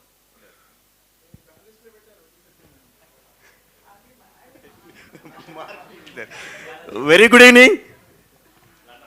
Very good evening sir. చాలామంది నిద్రపోతున్నారు sir. నాకు నిద్ర రాకపోతే ఏదో ఇతికింది ఉంటుంది. And sir so ఏంటంటే excellent ఏంటంటే సెషన్కి ఐపీఓ అని ఎక్కడ ఉన్నానంటే we have our veteran Bondada Raghavendra garu. అంటే ఇట్స్ లైవ్ ఎగ్జాంపుల్ సార్ మనకి. ఎందుకంటే ఎన్ని కేస్ స్టడీలో ఏంటంటే స్టాన్ఫోర్డ్లో కానీ ఎక్కడికి వెళ్ళినా ఎన్ని ఐఎస్బిలో కేస్ స్టడీలు ఎన్ని చేసినా లైవ్ కేస్ స్టడీ మన కళ్ళ ముందు ఉన్నారు బొందాడు రాఘవేంద్ర గారు, చైర్మన్ అండ్ మేనేజింగ్ డైరెక్టర్. ఇది ఇప్పుడు ఏంటంటే ఇండియాలోనే the best MSME stock where people have taken 300% x returns. And దాంతోపాటు మనకి my good friend Satyanarayana Bharat, నా పేరే, ఇద్దరు సత్యాలు ఇక్కడ. Is the CFO, co founder and CFO Bondada engineering. ఆయనకి ఏంటంటే డే 1 నుంచి అంటే it's a plan from last 2 years. ఈ know in and out of IPO. ఏంటంటే కంప్లైన్సెస్ కానీ, గ్రీవియన్సెస్ కానీ, ఫైనాన్షియల్ స్ట్రక్చరింగ్ ఎలా చేయాలి, యూనిట్ ఎకనామిక్స్ ఎలా ఉండాలి. గుడ్ పార్ట్ ఏంటంటే ఇద్దరు లైవ్ ఎగ్జాంపుల్స్ మనకు ఉన్నారు కాబట్టి I think this is the best session మీకు. ఎందుకంటే లైవ్ ఎగ్జాంపుల్ అంటే మేము యాక్చువల్గా స్టాన్ఫోర్డ్ యూనివర్సిటీలో we call it as a capstone project అంటమాట. అంటే లైవ్ ఎగ్జాంపుల్ ఒక ఇండస్ట్రియలిస్ట్ని తీసుకొని అంటే వీ చార్జ్ అరౌండ్ 20-22 lakh ఆ క్యాప్స్టోన్ ప్రాజెక్ట్కి ఓ సెషన్కి సార్. శాంతా క్లారా యూనివర్సిటీ కూడా they charge heavily on that. So అంత అంటే you need to take advantage of this. And Hariprasad garu అంటే బాంబే ప్రసాద్ గారు అని ముద్దుగా పిలుచుకుంటాం, క్యాపిటల్ మార్కెట్స్లో కింగ్. ఎందుకంటే is based out of Mumbai. So ఈ హ్యావ్ బీన్ అంటే working closely with lot of MSMEs. So we have an excellent team. IPO అంటే ఫస్ట్ బేసికల్గా ఐఎమ్ ఇన్ టు టీచింగ్ కాబట్టి వాట్ ఈజ్ ఐపీఓ అండి? Initial public offering. అంటే just 1 minute sir, first ఒకసారి IPO అనేది ఏం sir? Sir మీరు veterans, మీరేది sir మీరేది. ఎందుకంటే రాఘవేంద్ర గారు ఏంటంటే letters educate hour startup MSMEs అంటున్నారు కాబట్టి వాళ్ళ కోసం మళ్ళీ ఐపీఓ అనేది ఎప్పుడు వస్తుందంటే initial public offering. Have a company, right, 100% equity నా దగ్గర ఉంది. I need to raise funding from capital markets. Capital markets అంటే స్టాక్ ఎక్స్చేంజ్ నుంచి, బిఎస్సి నుంచి కానీ, ఎన్ఎస్సి నుంచి కానీ. So what I will do ఏంటంటే ఓ 20% 25% నా మార్కెట్ డైల్యూట్ చేస్తాను. అంటే పబ్లిక్ నా కంపెనీలో ఉన్న షేర్స్ని కొనుక్కుంటారు. This is called as IPO, initial public offering. ఈ జర్నీ ఎలా ఉంటుందంటే it's with lot of dreams, risks and unstoppable growth. Unstoppable growth ఎందుకన్నా అంటే ఇనీషియల్గా వాల్యుయేషన్ ఇచ్చేటప్పుడు 190 crore ఇచ్చినప్పుడు నన్ను తిట్టుకున్నాం. And today our market cap is 8,000 crore, close to 7,000 crore.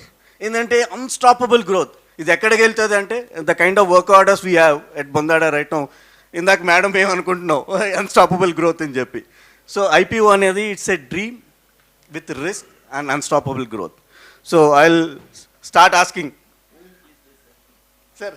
మీరు అంతే యూ హ్యావ్ బీన్ అంటే లాస్ట్ 2 years నుంచి A to Z చూశారు, అన్ని ఆల్ఫాబెట్స్ చూశారు కాబట్టి వై షుడ్ ఎంఎస్ఎంఈస్ కానీ కంపెనీస్ కానీ startup venture into IPO process? Why should అండి, ఎందుకు ఐపీఓకి వెళ్ళాలి? మీరు ఆల్రెడీ ఆన్సర్ చేసేసారు దానికి already. Anyways, good evening everyone. This is SME. చెప్దాం, అదంతా క్లారిఫై చేస్తాను సార్. మెయిన్ బోర్డు ఎస్ఎంఈ అని చెప్తాము. So this is Satya Baratam. My name, I'm CF of Bondada Group. This session is mainly focusing on IPO. So we'll do one thing for easy communication and effective communication. Let us discuss in English, Telugu, whatever language you feel comfortable, so that we will have seamless communication.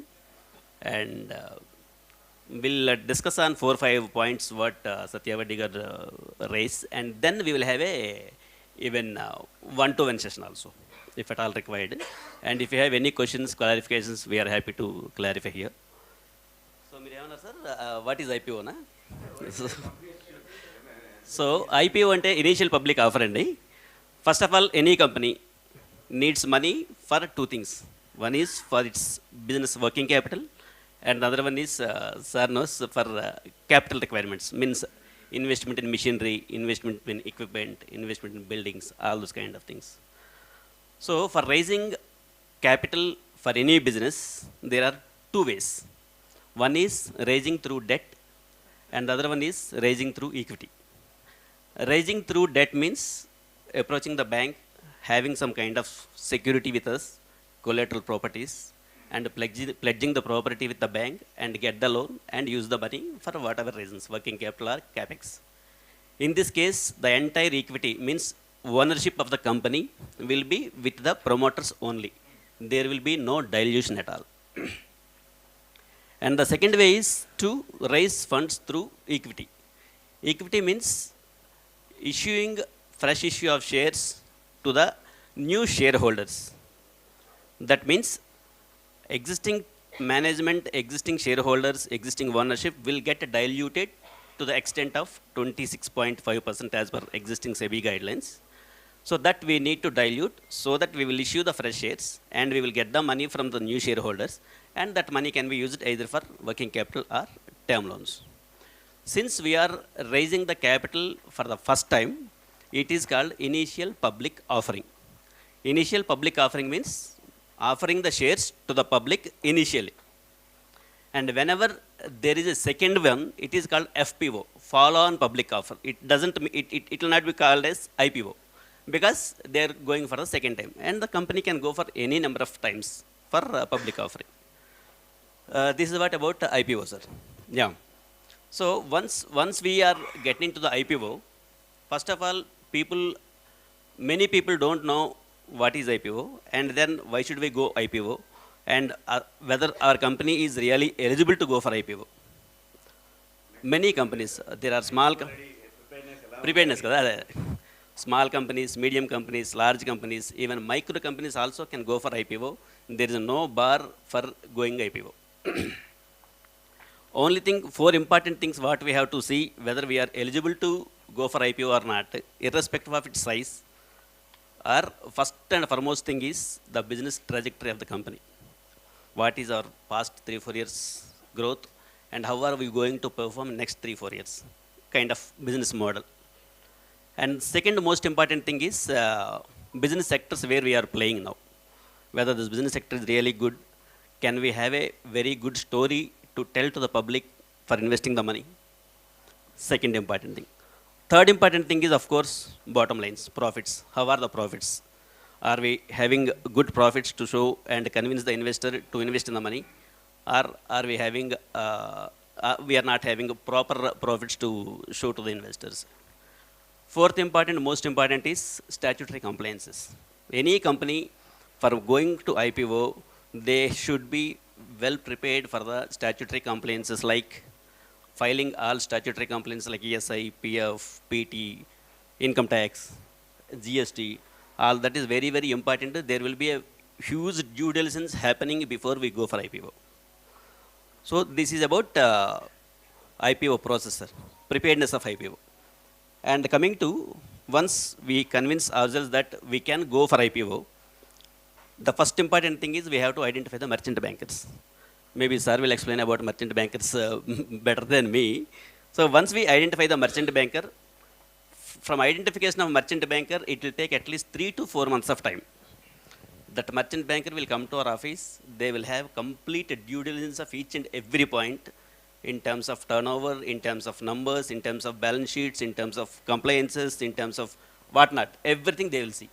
They need each and every document, and for their filing also. That is required to be given to SEBI as per SEBI norms.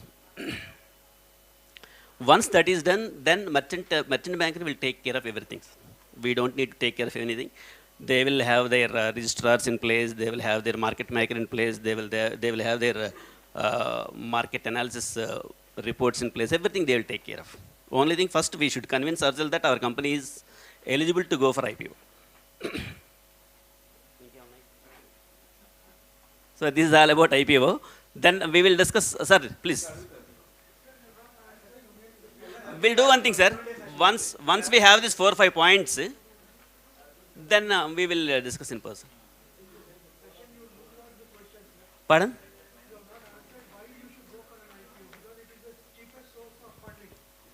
Sir, just a minute. That's again a big debate, sir.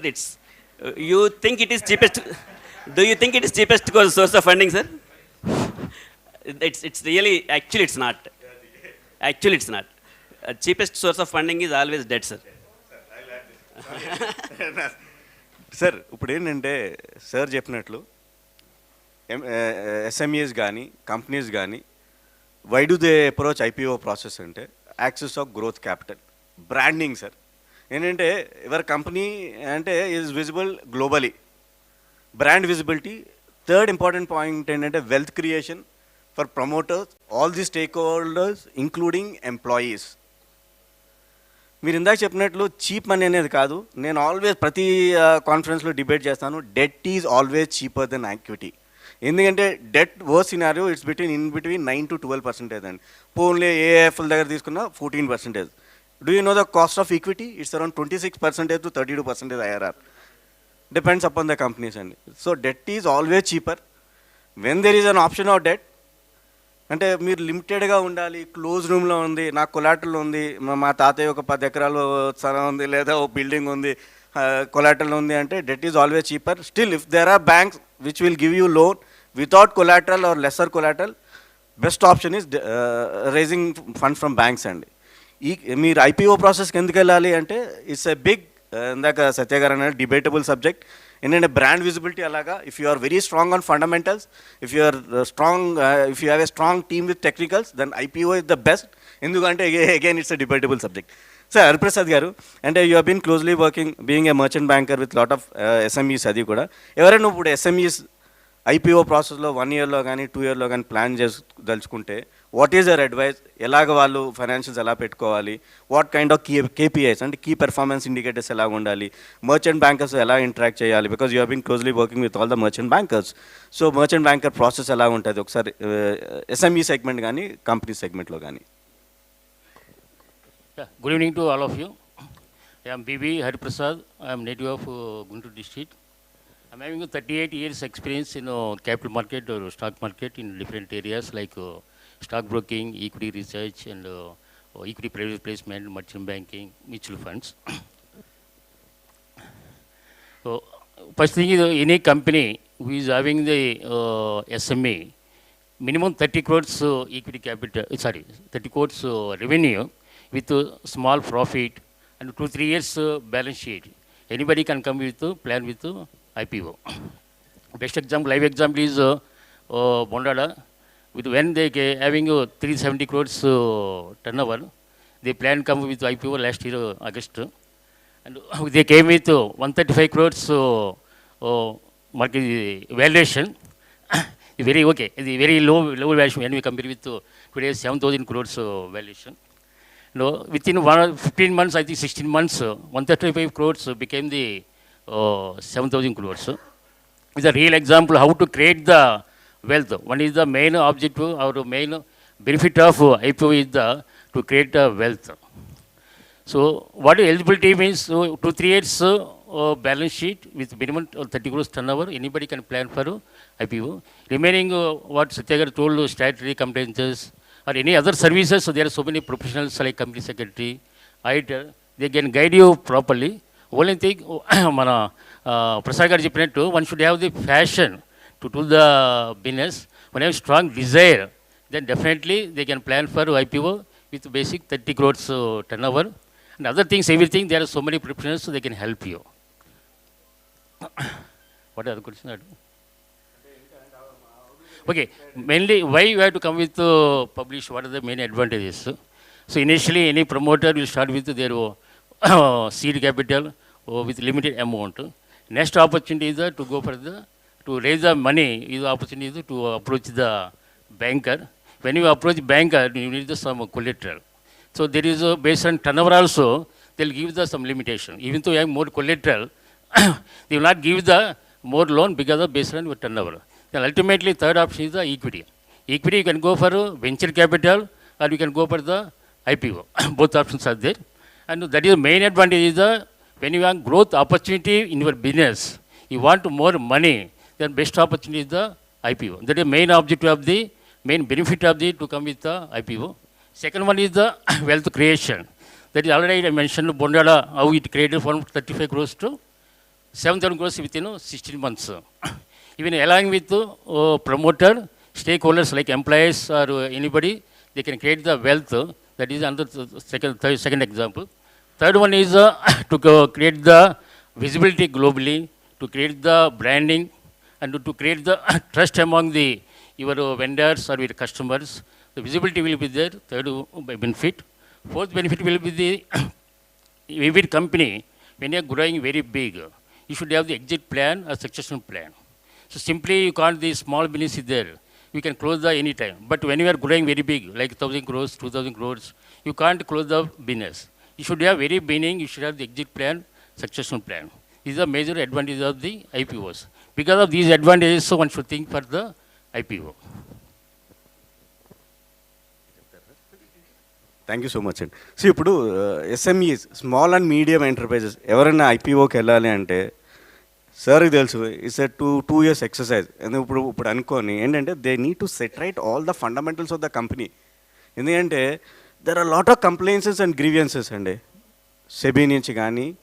ఎందుకంటే you are responsible to public.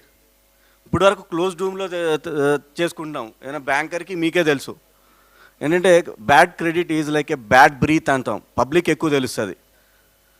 Bad breath మనకు తెలియదు, మన ఎదురుగుండా నుంచున్న వాళ్ళకి తెలుస్తుంది. అట్లాగే ఐపీఓకి వచ్చినప్పుడు ఇన్ని బ్యాడ్ సిగ్నల్ వచ్చింది అనుకోండి, it gives wrong signal. So you need to be thoroughly prepared. నాకు ఎందుకు పర్సనల్గా సార్ ఇక్కడ బొందాడు రాఘవేంద్ర గారు ఐపీఓ అనే కాన్సెప్ట్ వచ్చినప్పటి నుంచి ఏం సార్ రోజు రివ్యూ మీటింగ్లేనా, రోజు రివ్యూ మీటింగ్లే.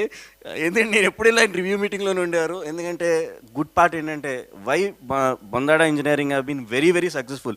నేను మొన్న సిఎన్బిసి ఇంటర్వ్యూలో కూడా ఇదే చెప్పాను. ఎందుకంటే sir is very good at unit economics.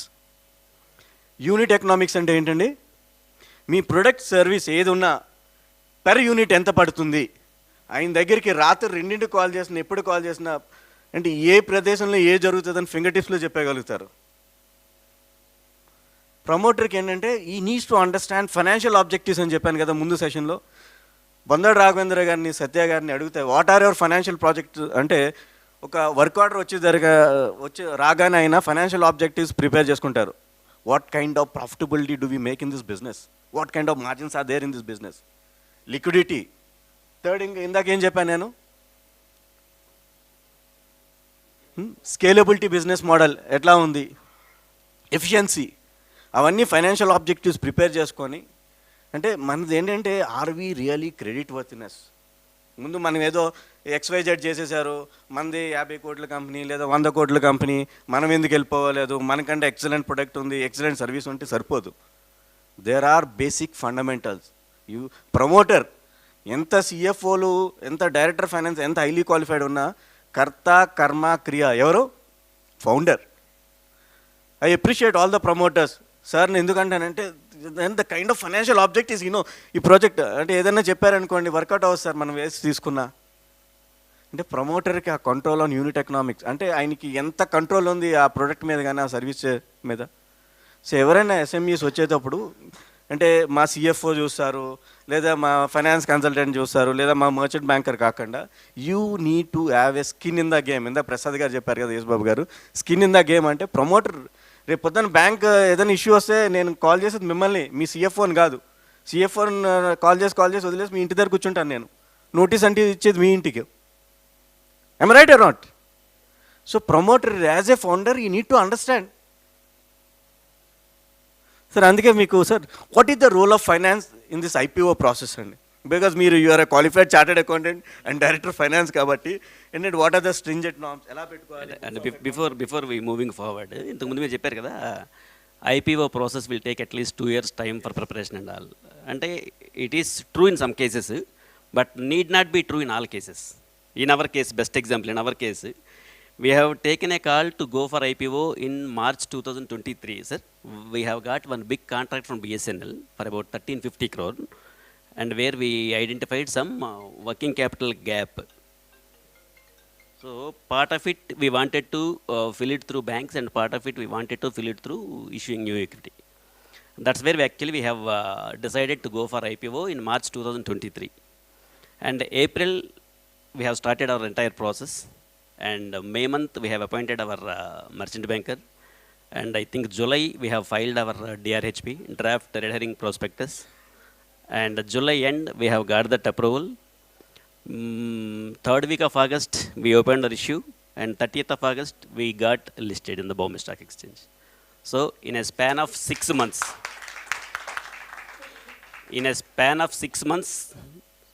not even 6 months, less than 6 months, we have got listed in Bombay Stock Exchange. That is sir was telling the fundamentals. The company fundamentals, if they are strong, if we decide to go public, we can go anytime. We don't need to wait for another 2 years or 3 years, or we don't need to prepare for ourselves to go for IPO. Sorry, sir. This is a company, Mundara Engineering, where daily P&L balance sheet చేస్తారు. we have a month, project-wise, month-wise balance sheet. This thing is there.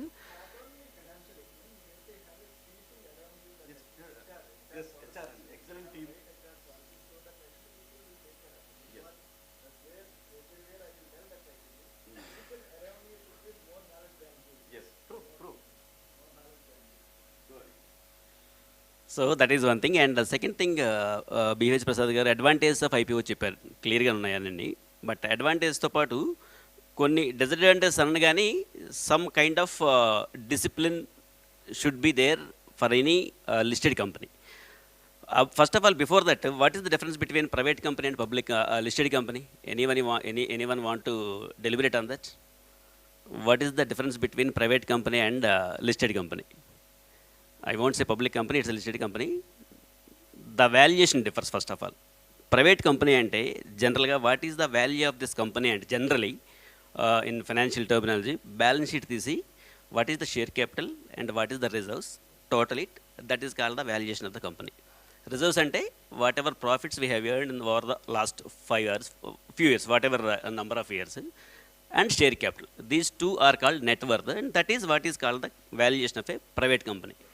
Whereas in case of listed company, it's not the case. Share price multiplied by number of shares held by the company. Generally in any healthy company, the valuation of private company versus listed company will be 30 times more. On an average, I'm telling you, on an average, industry average, overall India average 30 times. Sector to sector is again different. In case of green, it is almost 100x it's happening now. It's happening 100x. So that is the major advantage of going for listing company. Image, brand image will be there, credentials will be there. You will have more negotiation power with the banks. You will have more negotiation power with the vendors. You will have more negotiation power with whatnot, everywhere. And you will have very good rating with the credit rating agencies. So these are the kind of advantages by having listed in the stock exchanges. So what is the role of finance and being a CFO? Yeah. So since we have started our company in 2012 March 29th. So if you see our balance sheet, everything lies in the quality of balance sheet andi. So you take our 2012 balance sheet, you take our 2024 balance sheet, it will have same quality, same transparency, same information. So that's where we are actually successful, sir. So coming to finances, since we are into majorly EPC and O&M services, our motto is how many number of times we are rotating our working capital into turnovers. And that's where obviously matters. So on an average, in the last 12 years, we have been rotating our working capital for more than 5 times in a year, sir. More than 5 times in a year. So that's where our success lies. And that's where return on capital employed is more enough. If you see our balance sheet of March 24, our return on capital employed is close to 30%. Return on equity is close to 27%, 36%. So that's how it happens. Critical, exactly. 5 times is bank returns. Sir, చెప్పినట్లు ఏంటంటే అంటే finance is the blood line of an IPO process, sir. ఎందుకంటే ఎప్పుడైతే ఆ financial discipline ఉంటుందో, ఎప్పుడైతే మీకు working capital gap కరెక్ట్గా అర్థమవుతుందో, అంటే దాంతోపాటు there is lot of compliances and grievances, అంటే GST కానీ ఐటీ కానీ బ్యాలెన్స్ షీట్ కూడా క్లీన్గా పెట్టుకొని, అంటే లాస్ట్ 2-3 years నుంచి audited balance sheet, no hanky panky ఏమీ లేకుండా క్లీన్గా పెట్టుకుంటే ఐ థింక్ సార్ అన్నట్లు 5-6 monthsలో ఈజీగా డెలివర్ చేయొచ్చు. సో ఏదైనా SME ఎవరైనా IPO ప్రాసెస్ మైండ్లో ఉన్నట్లయితే ముందు నుంచి ఏంటంటే sit with our chartered accountant, tell him that మనకి బాబు క్లీన్ బ్యాలెన్స్ షీట్ ప్రిపేర్ చేయండి. Are we clear in terms of all the complaints and grievances? ఏంటంటే కంప్లైంట్స్ అయితే సెబీ ఎలా ఉంటుందో మీకు తెలుసు ఇంకా. సో హరిప్రసాద్ గారు, అంటే you have been closely working with again SME ఇవన్నీ సెగ్మెంట్లో. ఇప్పుడు ఎవరైనా ఎస్ఎంఈకి ఐపీఓకి ఉండాలంటే మినిమం నెట్వర్త్ ఎంత ఉండాలి, అంటే మీకు మినిమం టర్న్ ఓవర్ ఎంత ఉండాలన్న 30 crore. అంటే రీసెంట్ గైడ్ లైన్స్ ఏదో యాడ్ చేశారు కదా sir? In case of, it depends on sector. If it is service sector or defense, we have more valuation. In case of trading company, even though you're having 300 crores also, you will not get the valuation because trading company, nothing made the technology, just buying and selling. You will get only 1 or 2%. Even for example, defense company, even though 20 crores are there, today you will get even a valuation of 200 crores also. It is a possibility there. Profitability is it mandatory to be profitable? Yeah, it is to be profitable. Not అంటే in continuation to sir's explanation, going for IPO, sir, there is no turnover criteria. Yes. Only 2 criteria, sir. If that net worth of the company is less than 25 crores, we can go for SME platform. Yes. If the net worth of the company is more than 25 crores, by compulsion we have to go for main board. And less than 25 crore companies also can opt for the main board. Okay. But more than 25 crore net worth companies cannot come under SME. That's the only criteria given by SCB, and no turnover criteria. Even loss-making companies can also go for IPO, provided they have a great projections for next 3 years, 5 years. They have a great story to tell to the shareholders. Exactly.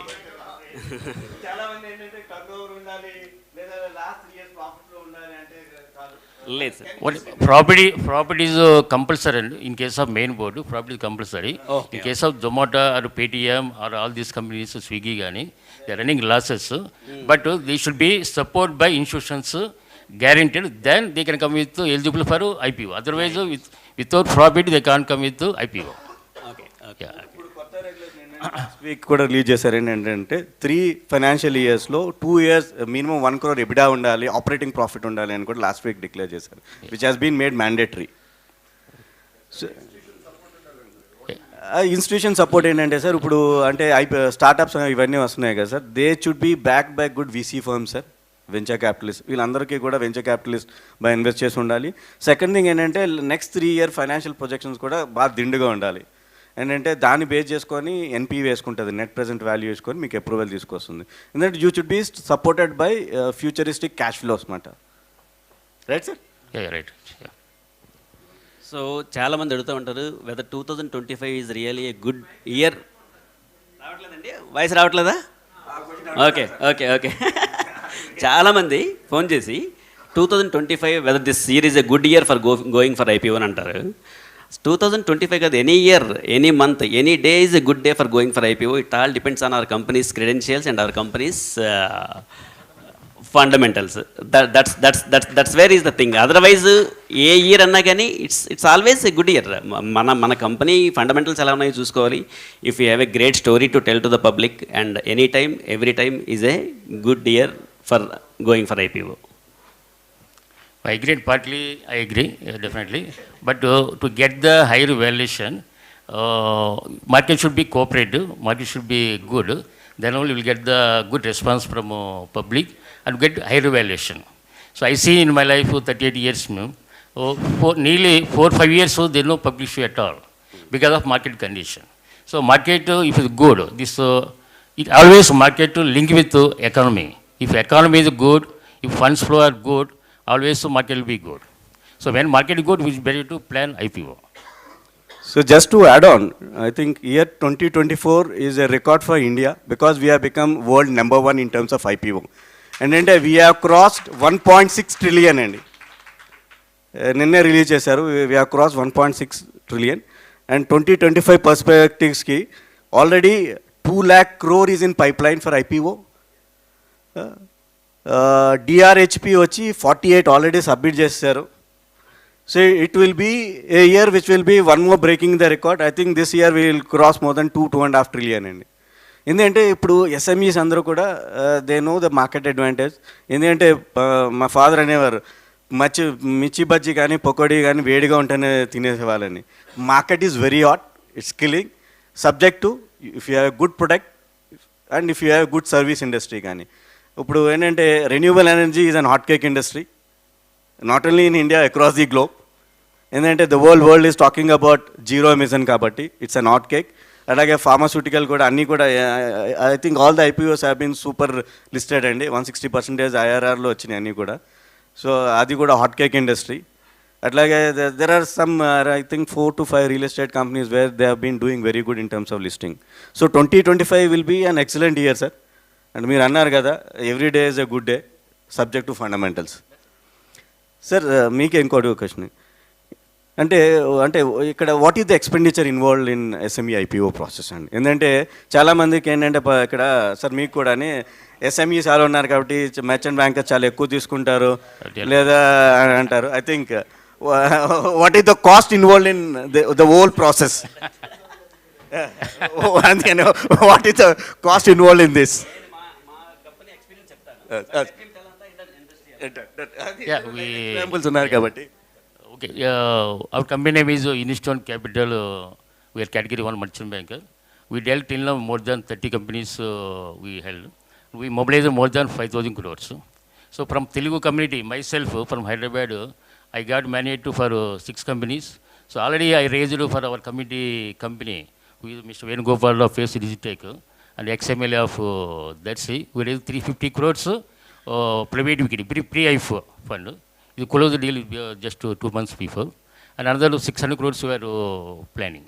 And there is a fees difference will be there between main board and SME. So main board since value is very high, fees will be less. In case of SME, fees will be little high. And what would be the tentative pricing and rough min and max?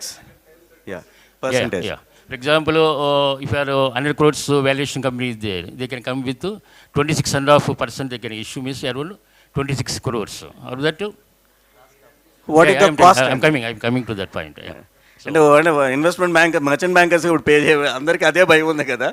ఒకసారి ఉంటే out of for example we are coming with 26 crores, రఫ్లీ around 9 to 10% is the expenditure on issue size. Okay. So out of again 9%, again at least 15% we have to pay from your pocket. Okay. For example, 26 crores is there. 2.5 crores is total expenditure of total IPO. Okay. Out of 2.5 crores, just 35-40 crores we had to give initially. Okay. So remaining, I can say 2.2 crores will get from IPO proceeds, means after IPO. Okay. So they are not much burden to SME owner because it is just 25-30 crores. So 30 lakhs, sorry, 30 lakhs. SME IPOలో roughly 10% పడుతుంది. Yeah. Main board lo main board around you can say between 7 to 9%. Okay. Okay. On issue size. On issue side. Yeah. Okay. అచ్చా అంటే okay sir మీకే again ఏంటంటే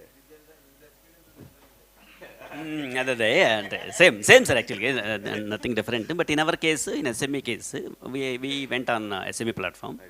So in our case it happened to be about 5.5 to 6%. Overall, all together including merchant banker fees. But as rightly said by sir, we don't need to pay that 6% upfront before IPO. Okay. So we can pay some 10-15 lakhs of token advance to merchant banker with our own money. Okay. And the balance amount we can settle once we get the funds from the public. Once we start using the money, then we can pay the amount, the balance amount to merchant banker. In fact, merchant banker will remit the amount to us after deducting his fees. That's how it happens. That's how it happens.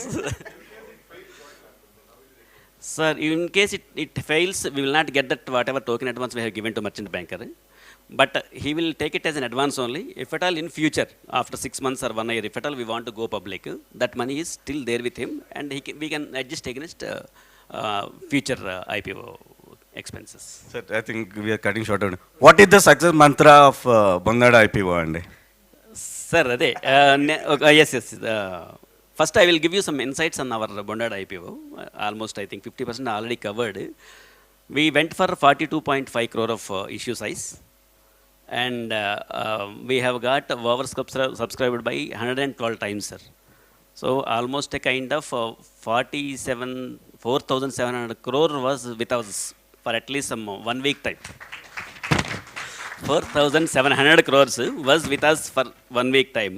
And once we went on listing on 30th August, immediately that balance amount whatever is except this 42.5 crore, everything got returned. So that is one thing. Second thing, we have got investments across the globe, sir. Not just Telugu states, not just Mumbai, not just India.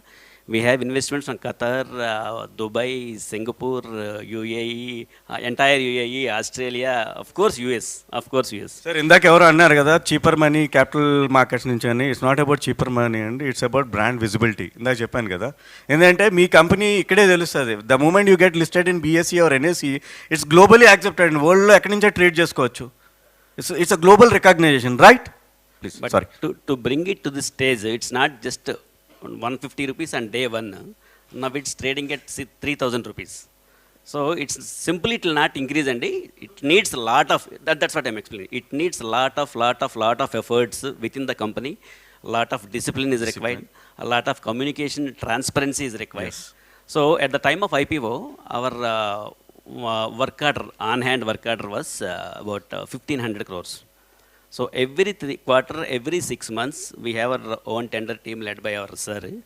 So as of now, we are sitting with a work order of 5,500 crores. Today, we are sitting up with 5,500 crores of order book, and another 5,000 crores are already tenders got submitted, and we are waiting for the result. And another 5,200 crores tenders are in pipeline. We are going to submit the tenders maybe in next couple of months' time. So out of this 10,000 also, we are expecting another 3,000, 4,000 crores to be added to the 5,500 crores. So whenever we get some kind of positive news in the market, we have to, once we go for IPO, two things will happen, sir. One is, any important communications, we have to upload the information to stock exchange. And one of this kind is work order. Whenever we get a receipt of a work order, we have to upload the same to stock exchange. Yes. Whenever we have some mergers or acquisitions in place, we have to upload the same in stock exchange. Whenever we are acquiring some building or property, we have to upload the same in stock exchange. These kind of things. So whenever we give some positive news, people get to know about the positivity, and then automatically price gets increases. And that is point number one. Second point, during the year of IPO, we have reported a turnover of 370 crores. And immediately on IPO, we have reported a turnover of 800 crores. This year, March 25, we are going to have a turnover close to 1,600 crores. From last 3 years, 370 to 800, 800 to 1,600, and March 26, March 27 numbers are also available. Since it is a very closed room, I will tell you. March 26, okay. Anyways, whenever we get to know each other one to one, we will tell you. But we have a great trajectory for at least next 3 years' time. March 26, we are very clear on our numbers. March 27, we are very clear on our numbers. We have business model Sir, up to this is very important and IPO process lo, if you wanted to be listed with premium, అంటే super successful big bang theory అంటాం కదా. ఏంటంటే రాఘవేంద్ర గారి దగ్గరికి వెళ్ళిన IPO process next 5 years ఏం sir మీ table మీద workout next 5 years turnover రాసేసుకున్నారు ఆయన. బై హుక్ ఆర్ కుక్ వీల్ అచీవ్ దీస్ నెంబర్స్ అని చెప్పి. ఏంటంటే అంత ప్రొజెక్టెడ్గా మీరు ఏంటంటే you need to have complete control for next 5 years. And చూడు 26కి 27 కూడా సత్య గారు చెప్పేస్తున్నారంటే they are very much they have a long term vision. And why this has been ఏంటంటే పీపుల్ ఏంటంటే ఏదో వచ్చింది అని చెప్పి సబ్స్క్రైబ్ చేసేసి they made money, but they are fundamentally very strong, technically they are very strong. ఎందుకంటే ఎవరైనా investment చేసేటప్పుడు హార్డ్ అండ్ ట్యాక్సిబుల్ మనీ కదా వచ్చినప్పుడు. కంపెనీ ఏదో 75 నుంచి 150, 300 వెళ్ళిపోయిందని చాలా కంపెనీస్ ఉన్నాయి. ఏంటంటే బిఎస్సిలో they play that game. But ఏంటంటే this company is with fundamentally strong business model ఉన్నాయి, వర్క్ ఆర్డర్స్ ఉన్నాయి, promoters are very good, and an excellent team, excellent technology, and they have good asset base. Asset base అంటే ఇందాక sir అన్నాడు ఎప్పుడు asset అంటే they are human resources, their manpower is main assets. So ఏంటంటే long term vision and growth ఉంటే I think every IPO can be super successful. ఏం sir? And మీరు అన్నట్టు sir, one more thing, as a banker you understand, our rating is also got enhanced by 2 notches actually. Earlier we were with triple B. Now we are actually A minus, and with that too with CRISIL rating agency. Yeah, that's one thing which got happened. And one more thing, every year we are keep on increasing our profitabilities also, because we are securing very good margin projects. Last year we have about 5.8% of PAT. This year we will be having about close to 7.5% PAT. Year on year we will be adding at least 1%. Excellent. So all One these notch. things are ultimately resulting in increasing the share price. It's not just increase the share price. So Wealth that's what creation that's for what I all the want to stakeholders. convey to you అంతే all. కదా sir, wealth creation This for is all the nothing but stakeholders wealth wealth creation. Sir Hariprasad garu, I think will close up and 6 అయింది కాబట్టి one Two word, what reasons, advice do you give? pardon? And will take and ఒకసారి what advice do you give for all the మన ఉన్న కమ్యూనిటీలో SMEs కానీ corporates కూడా ఉంటాయి మీ వైపు నుంచి, what advice do you give towards IPO? I'll give two main points reason for Bondada valuation, high valuation. One is the growth. Growth, 100% growth at this level is super extreme, is unimaginable. And second one is the HR policies. So I know everybody knows Mr. Ravindra is a PR man. So when I met first time, maybe 16 months before, in first meeting I was very, very positive about because of only HR policies, PR or humanity. So if you want to get more valuation, first qualification is the humanity. Just to add on అండి, sorry sir, Prasad garu being a DMD and ex MD of a bank, ఆర్బీఐలో first 3C policy ఉంటుంది. 3C's ఏంటంటే first C అంటే character of entrepreneur is very much important. మీరు అన్నారు కదా, ఆ character కనబడితేనే bank కూడా ఇందాక అన్నారు కదా, అదర్ సీస్ లేకపోయినా if you look at character and see ya this is worthable proposal అని చెప్పి we always take a call. I right sir? I think అందులో క్యారెక్టర్లో sir One is humanity. I can give you a best example of Bondada. So when he arranged a success meet in Mumbai, he invited all who worked for IPO. He invited even driver also on stage. He mentioned, he is not my driver, he is my friend. That is ultimate to show the humanity. And you got ESOP sir. ఇంకంతకన్నా sir డ్రైవర్కి got ESOP, మీకు అర్థమై ఉండొచ్చు is worth. Mainly the game is whole game is the valuation game stock market. So I can say simply one word game is the in stock market is the growth. Excellent అండి. Because today Bondada got to this valuation is the because of only growth. It's not to small things from 370 to 800 crores, 800 to 1,600 crores is extreme growth. Excellent. And generally valuation will get based on the ROE, return on equity. Return on equity means equity capital plus reserve. And then we expect minimum 20 rupees. In Telugu చెప్పాలంటే సింపుల్గా ₹2 వడ్డీ లేనిది మనం we should not do the business. So when we are putting FD in bank, we will get to 7 to 8%. When you are putting money in mutual fund, 12 to 14%. When you are doing business with a lot of risk and you are spending time, we should get minimum 24%. When there is 24% ROE, then you will get the valuation. More than ROE, what I observe in stock market over last so many decades, is the main is the growth. I give best example is the DMart. DMart, today their value, their turnover is 45,000 crores today. So what is the activity of DMart? Just simply trading, buying and selling. Because they are having different USP compared with other retail shops. You go see the other retail shops like Reliance or Mahindra, all these more. But DMart is will get the very less price, and surrounding nobody knows retail shop can survive because of DMart strategy. So in DMart, 45,000 crores is the sales, and their ROE is 16%. Generally, I see the minimum 20%. But you know what is the market valuation? Today is 2,50,000 crores. Just trading company. This valuation got because of the growth. You can see every year they are showing the growth of 15 to 20%. On 40,000 crores to show that much growth is not easy. So growth is the main game. Growth is there if you will get the higher valuation. And main value, we will see personally when we evaluate the company, 3 parameters. One is the management, second is the business model, third is the balance sheet. Management, I see the first point is the humanity, integrity, business ethics, team, and how is the team, second line people, how are the team. Not only MD Ravindra Garu, I see always who are the second line people.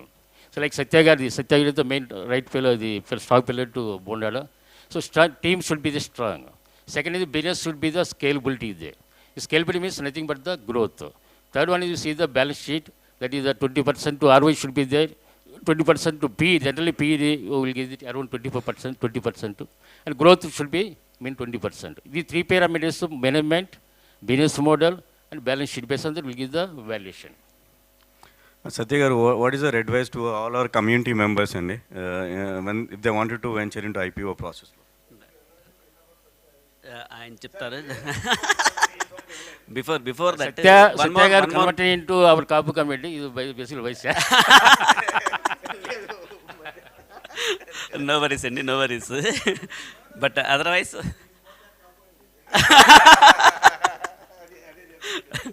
and one more thing, actually, recently SEBI has have changed some guidelines on the SME this thing. Many people keep asking me about that. A problem I ain't. Any stock exchange, either it is national stock exchange or BSE, NSE or SEBI, whatever, వాళ్ళు పెట్టే guidelines అన్నీ కూడాను to control the bad elements, basically to protect the investors. అంతేగాని దానివల్ల మనకి ఏమైనా IPOs ఏమైనా tight అయిపోతాయా లేదంటే మనకి ఏమైనా ఎక్కువ ఇబ్బంది పడతామన్నది అది ఒట్టి అపోహ అసలు. As long as we're good, our fundamentals are good, sir చెప్పినట్టు మన బిజినెస్ గ్రోత్ బాగుండి, బాటమ్ లైన్ బాగుండి, మేనేజ్మెంట్ బాగుండి, అంతా బాగుంటే any time we can go for IPO. And మన కమ్యూనిటీలో బేసిక్గా చాలామంది ఎంటర్ప్రెనర్స్ ఉన్నారు. ఈ మధ్యకాలంలో అసలు సార్కి కానీ నాకు కానీ every month we keep meeting about 10 to 15 people, sir. 10 crore of turn over, 50 crore of turn over, 200 crores of turn over, చాలామంది వస్తున్నారు. వాళ్ళందరికీ సార్ కానీ నేను కానీ ఎంకరేజ్ చేస్తున్నాం, బాగా ఎంకరేజ్ చేస్తున్నాము. Do business and create value, and to create value the only tag line is go for IPO, no worries. Thank you so much. Sir, I think BRR garu మీరు వచ్చి అయితే last words from my side. Sorry అండి, మీ time తీసుకుంటున్నాను. Ya nothing more important అండి other than delivery. We have to focus on time delivery. అంటే ఇప్పుడు ఇందాక చెప్పారు కదా, is already mention growth is life. Growth ఎప్పుడు వస్తుంది అని అంటే when you commit something to your customer, you are delivering on time, automatically customer will give you 2 times 3 times next month. ఈ మంత్లో మీరు కమిట్ అయింది డెలివరీ చేశారంటే నెక్స్ట్ మంత్ మీకు 2 times of work order, 3 times of work order మీకు ఇస్తాడు. So in the process you have to get sincere about your deliveries, nothing else. Second point, నేనేదో చాలా టెక్నికల్ పర్సన్, తోపు నేను టెక్నికల్గాను. I don't want to see balance sheet, I don't want to get in the financial equipment అని అంటే you're not a complete businessman, you're not a complete business. If at all you want to create big business house, if at all you want to create a big wealth for you, for your society or for your country, you have to learn business ethics as well as the financial acumen also. You got to have, అంటే మీరు balance sheet చదవటం నేర్చుకోవాలి, balance షీట్లో ఉన్న items అన్నిటికీ definitions నేర్చుకోవాలి. అంటే కొంచెం కష్టంగా ఉంటాయి, బట్ యాక్చువల్గానే మనం బిజినెస్ చేయాలంటే అవన్నీ నేర్చుకోవాలి. నేను చెప్తున్నారు కదా దాని నుంచి యూనిట్ డైనమిక్స్ అవన్నీ. మనం అసలు మన ప్రోడక్ట్ ఏంటి, మన సర్వీస్ ఏంటి, దానికి ఎంత ఖర్చు అవుతుందో, మనం ఎంతవరకు కస్టమర్కి ఇవ్వచ్చు. Customer won't pay you much యాక్చువల్గాను, ఆయన బడ్జెట్లు ఉంటాయి. ఆయన పే చేసే దాంట్లోనే how you are able to make your money అనేది కీ పాయింట్. అరే కస్టమర్ని బ్లేమ్ చేస్తే నీకు వచ్చేది ఒరిగేది ఏం ఉండదు. ఆయన పే చేసే దాంట్లోనే how we're going to make 10% money అనేది చూసుకుని, 10-15% whatever money if you're చూసుకుని, then you have to deliver project on time. Second యాక్చువల్గా మనం చేసేది ఏంటంటే, జనరల్గా చేసేది ఏంటంటే, ఒక ప్రాజెక్ట్ వచ్చిందంటే ఎగబడి వెళ్ళిపోతాం అన్నమాట దాని మీద without having any plan.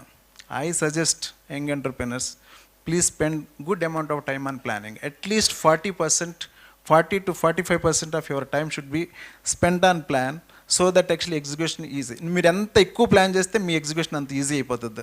For example this కటలిస్ట్ చెప్తున్నాను. ఈ ప్రోగ్రామ్ చేయడానికి లాస్ట్ 10 months నుంచి ప్లాన్ చేసాము, లాస్ట్ 10 months నుంచి కష్టపడ్డాము. 3 daysలో ఎగ్జిక్యూట్ అయిపోతుంది, సూపర్ సక్సెస్ అయిపోతుంది. రాత్రి అయిపోయింది, ఇవాళ అయిపోయింది, రేపు పొద్దున కూడా అయిపోతుంది, సూపర్ సక్సెస్ అయిపోతుంది. ఇలాంటి ఎగ్జాంపుల్స్ మన ముందే ఉంటాయి అన్నమాట. So you need to have proper plan. అంటే వర్క్ వచ్చిందంటే మీ దగ్గరికి ప్లానింగ్ మీద ఫోకస్ చేయండి. ప్లానింగ్ మీద ఫోకస్ చేస్తే ఎగ్జిక్యూషన్ అంత ఈజీ అయిపోతుంది. అంటే మీరు ఎంత better planning again it's execution plan అవ్వచ్చు, మీ ఫైనాన్షియల్ రిసోర్సెస్ ప్లాన్ అవ్వచ్చు, మీ హ్యూమన్ రిసోర్సెస్ ప్లాన్ అవ్వచ్చు. వీటన్నిటి మీద కూడా ఫోకస్ చేస్తే కనుక I think every entrepreneur is going to success. I wish is a very good session యాక్చువల్గా. ముగ్గురు కూడా స్టాల్ వర్డ్స్ యాక్చువల్గా ఇది ఫైనాన్స్లో కానీ, ఈ ఫైనాన్షియల్ టర్మ్స్లో కానీ, ఈ ఐపీఓ టర్మ్స్లో కానీ, there all stall words.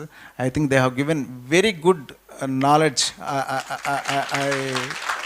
They given very good knowledge. Thank you అండి. Thank you so much sir. Last closing words and ఈ ఐపీఓ ప్రాసెస్ ఇందా చెప్పాను కదా, it's all about dreams, risks and unstoppable growth. Last ఏం చెప్తున్నానంటే every business if they wanted to go into venture into IPO process they need to follow GPS. GPS అంటే ఏంటంటే ఇందా చెప్పాను, growth, plan, strategy. And every business will be successful if they have a proper EPS. ఈ రెండు పదాలు ఎందుకు చెప్పారంటే EPS అంటే మనం ఎర్నింగ్ పర్ షేర్ అంటాం, బట్ ఏంటంటే execute daily, plan weekly, strategize periodically. అందరూ ఏంటంటే 2-3 చేస్తారు. ఏంటంటే స్ట్రాటజిక్ పీరియాడికలీ చేస్తారు, ప్లాన్ వీక్లీ చేస్తారు, కానీ ఎగ్జిక్యూట్ డైలీ చేయరు. If you wanted to be a successful business man you need to execute daily.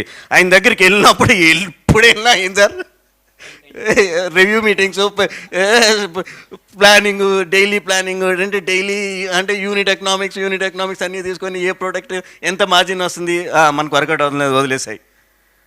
So ఏంటంటే you please follow this GPS and EPS. I think you can make wonders. All the best and good luck. Thank you so much అండి. Thank you.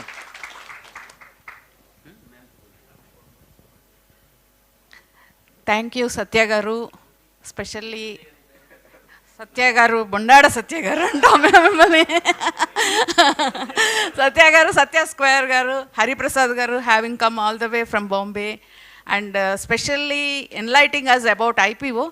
It's not that we are not aware, especially in Hyderabad, the way you, with your IPO initiation, you taught us what is roadshow, what is multi-bagger share, how the share can be raised up to from 0 to 3,000 rupees, means almost it is more than how many times. It's a wonderful this thing. In 2024 we learned many things. And coming to APTA Katalyst also, the same thing was followed, road shows, which have given us success of today, making us 3,000 registrations. Each and every district, APTA people went there and explained about APTA Katalyst program. And today we are seeing the result. End result is really, it is quite success. And we are watching it. And thank you so much, my dear brother Raghavendra Garu, having come and sat with us for an hour. Really, it's wonderful to be here. And thank you, audience, everyone.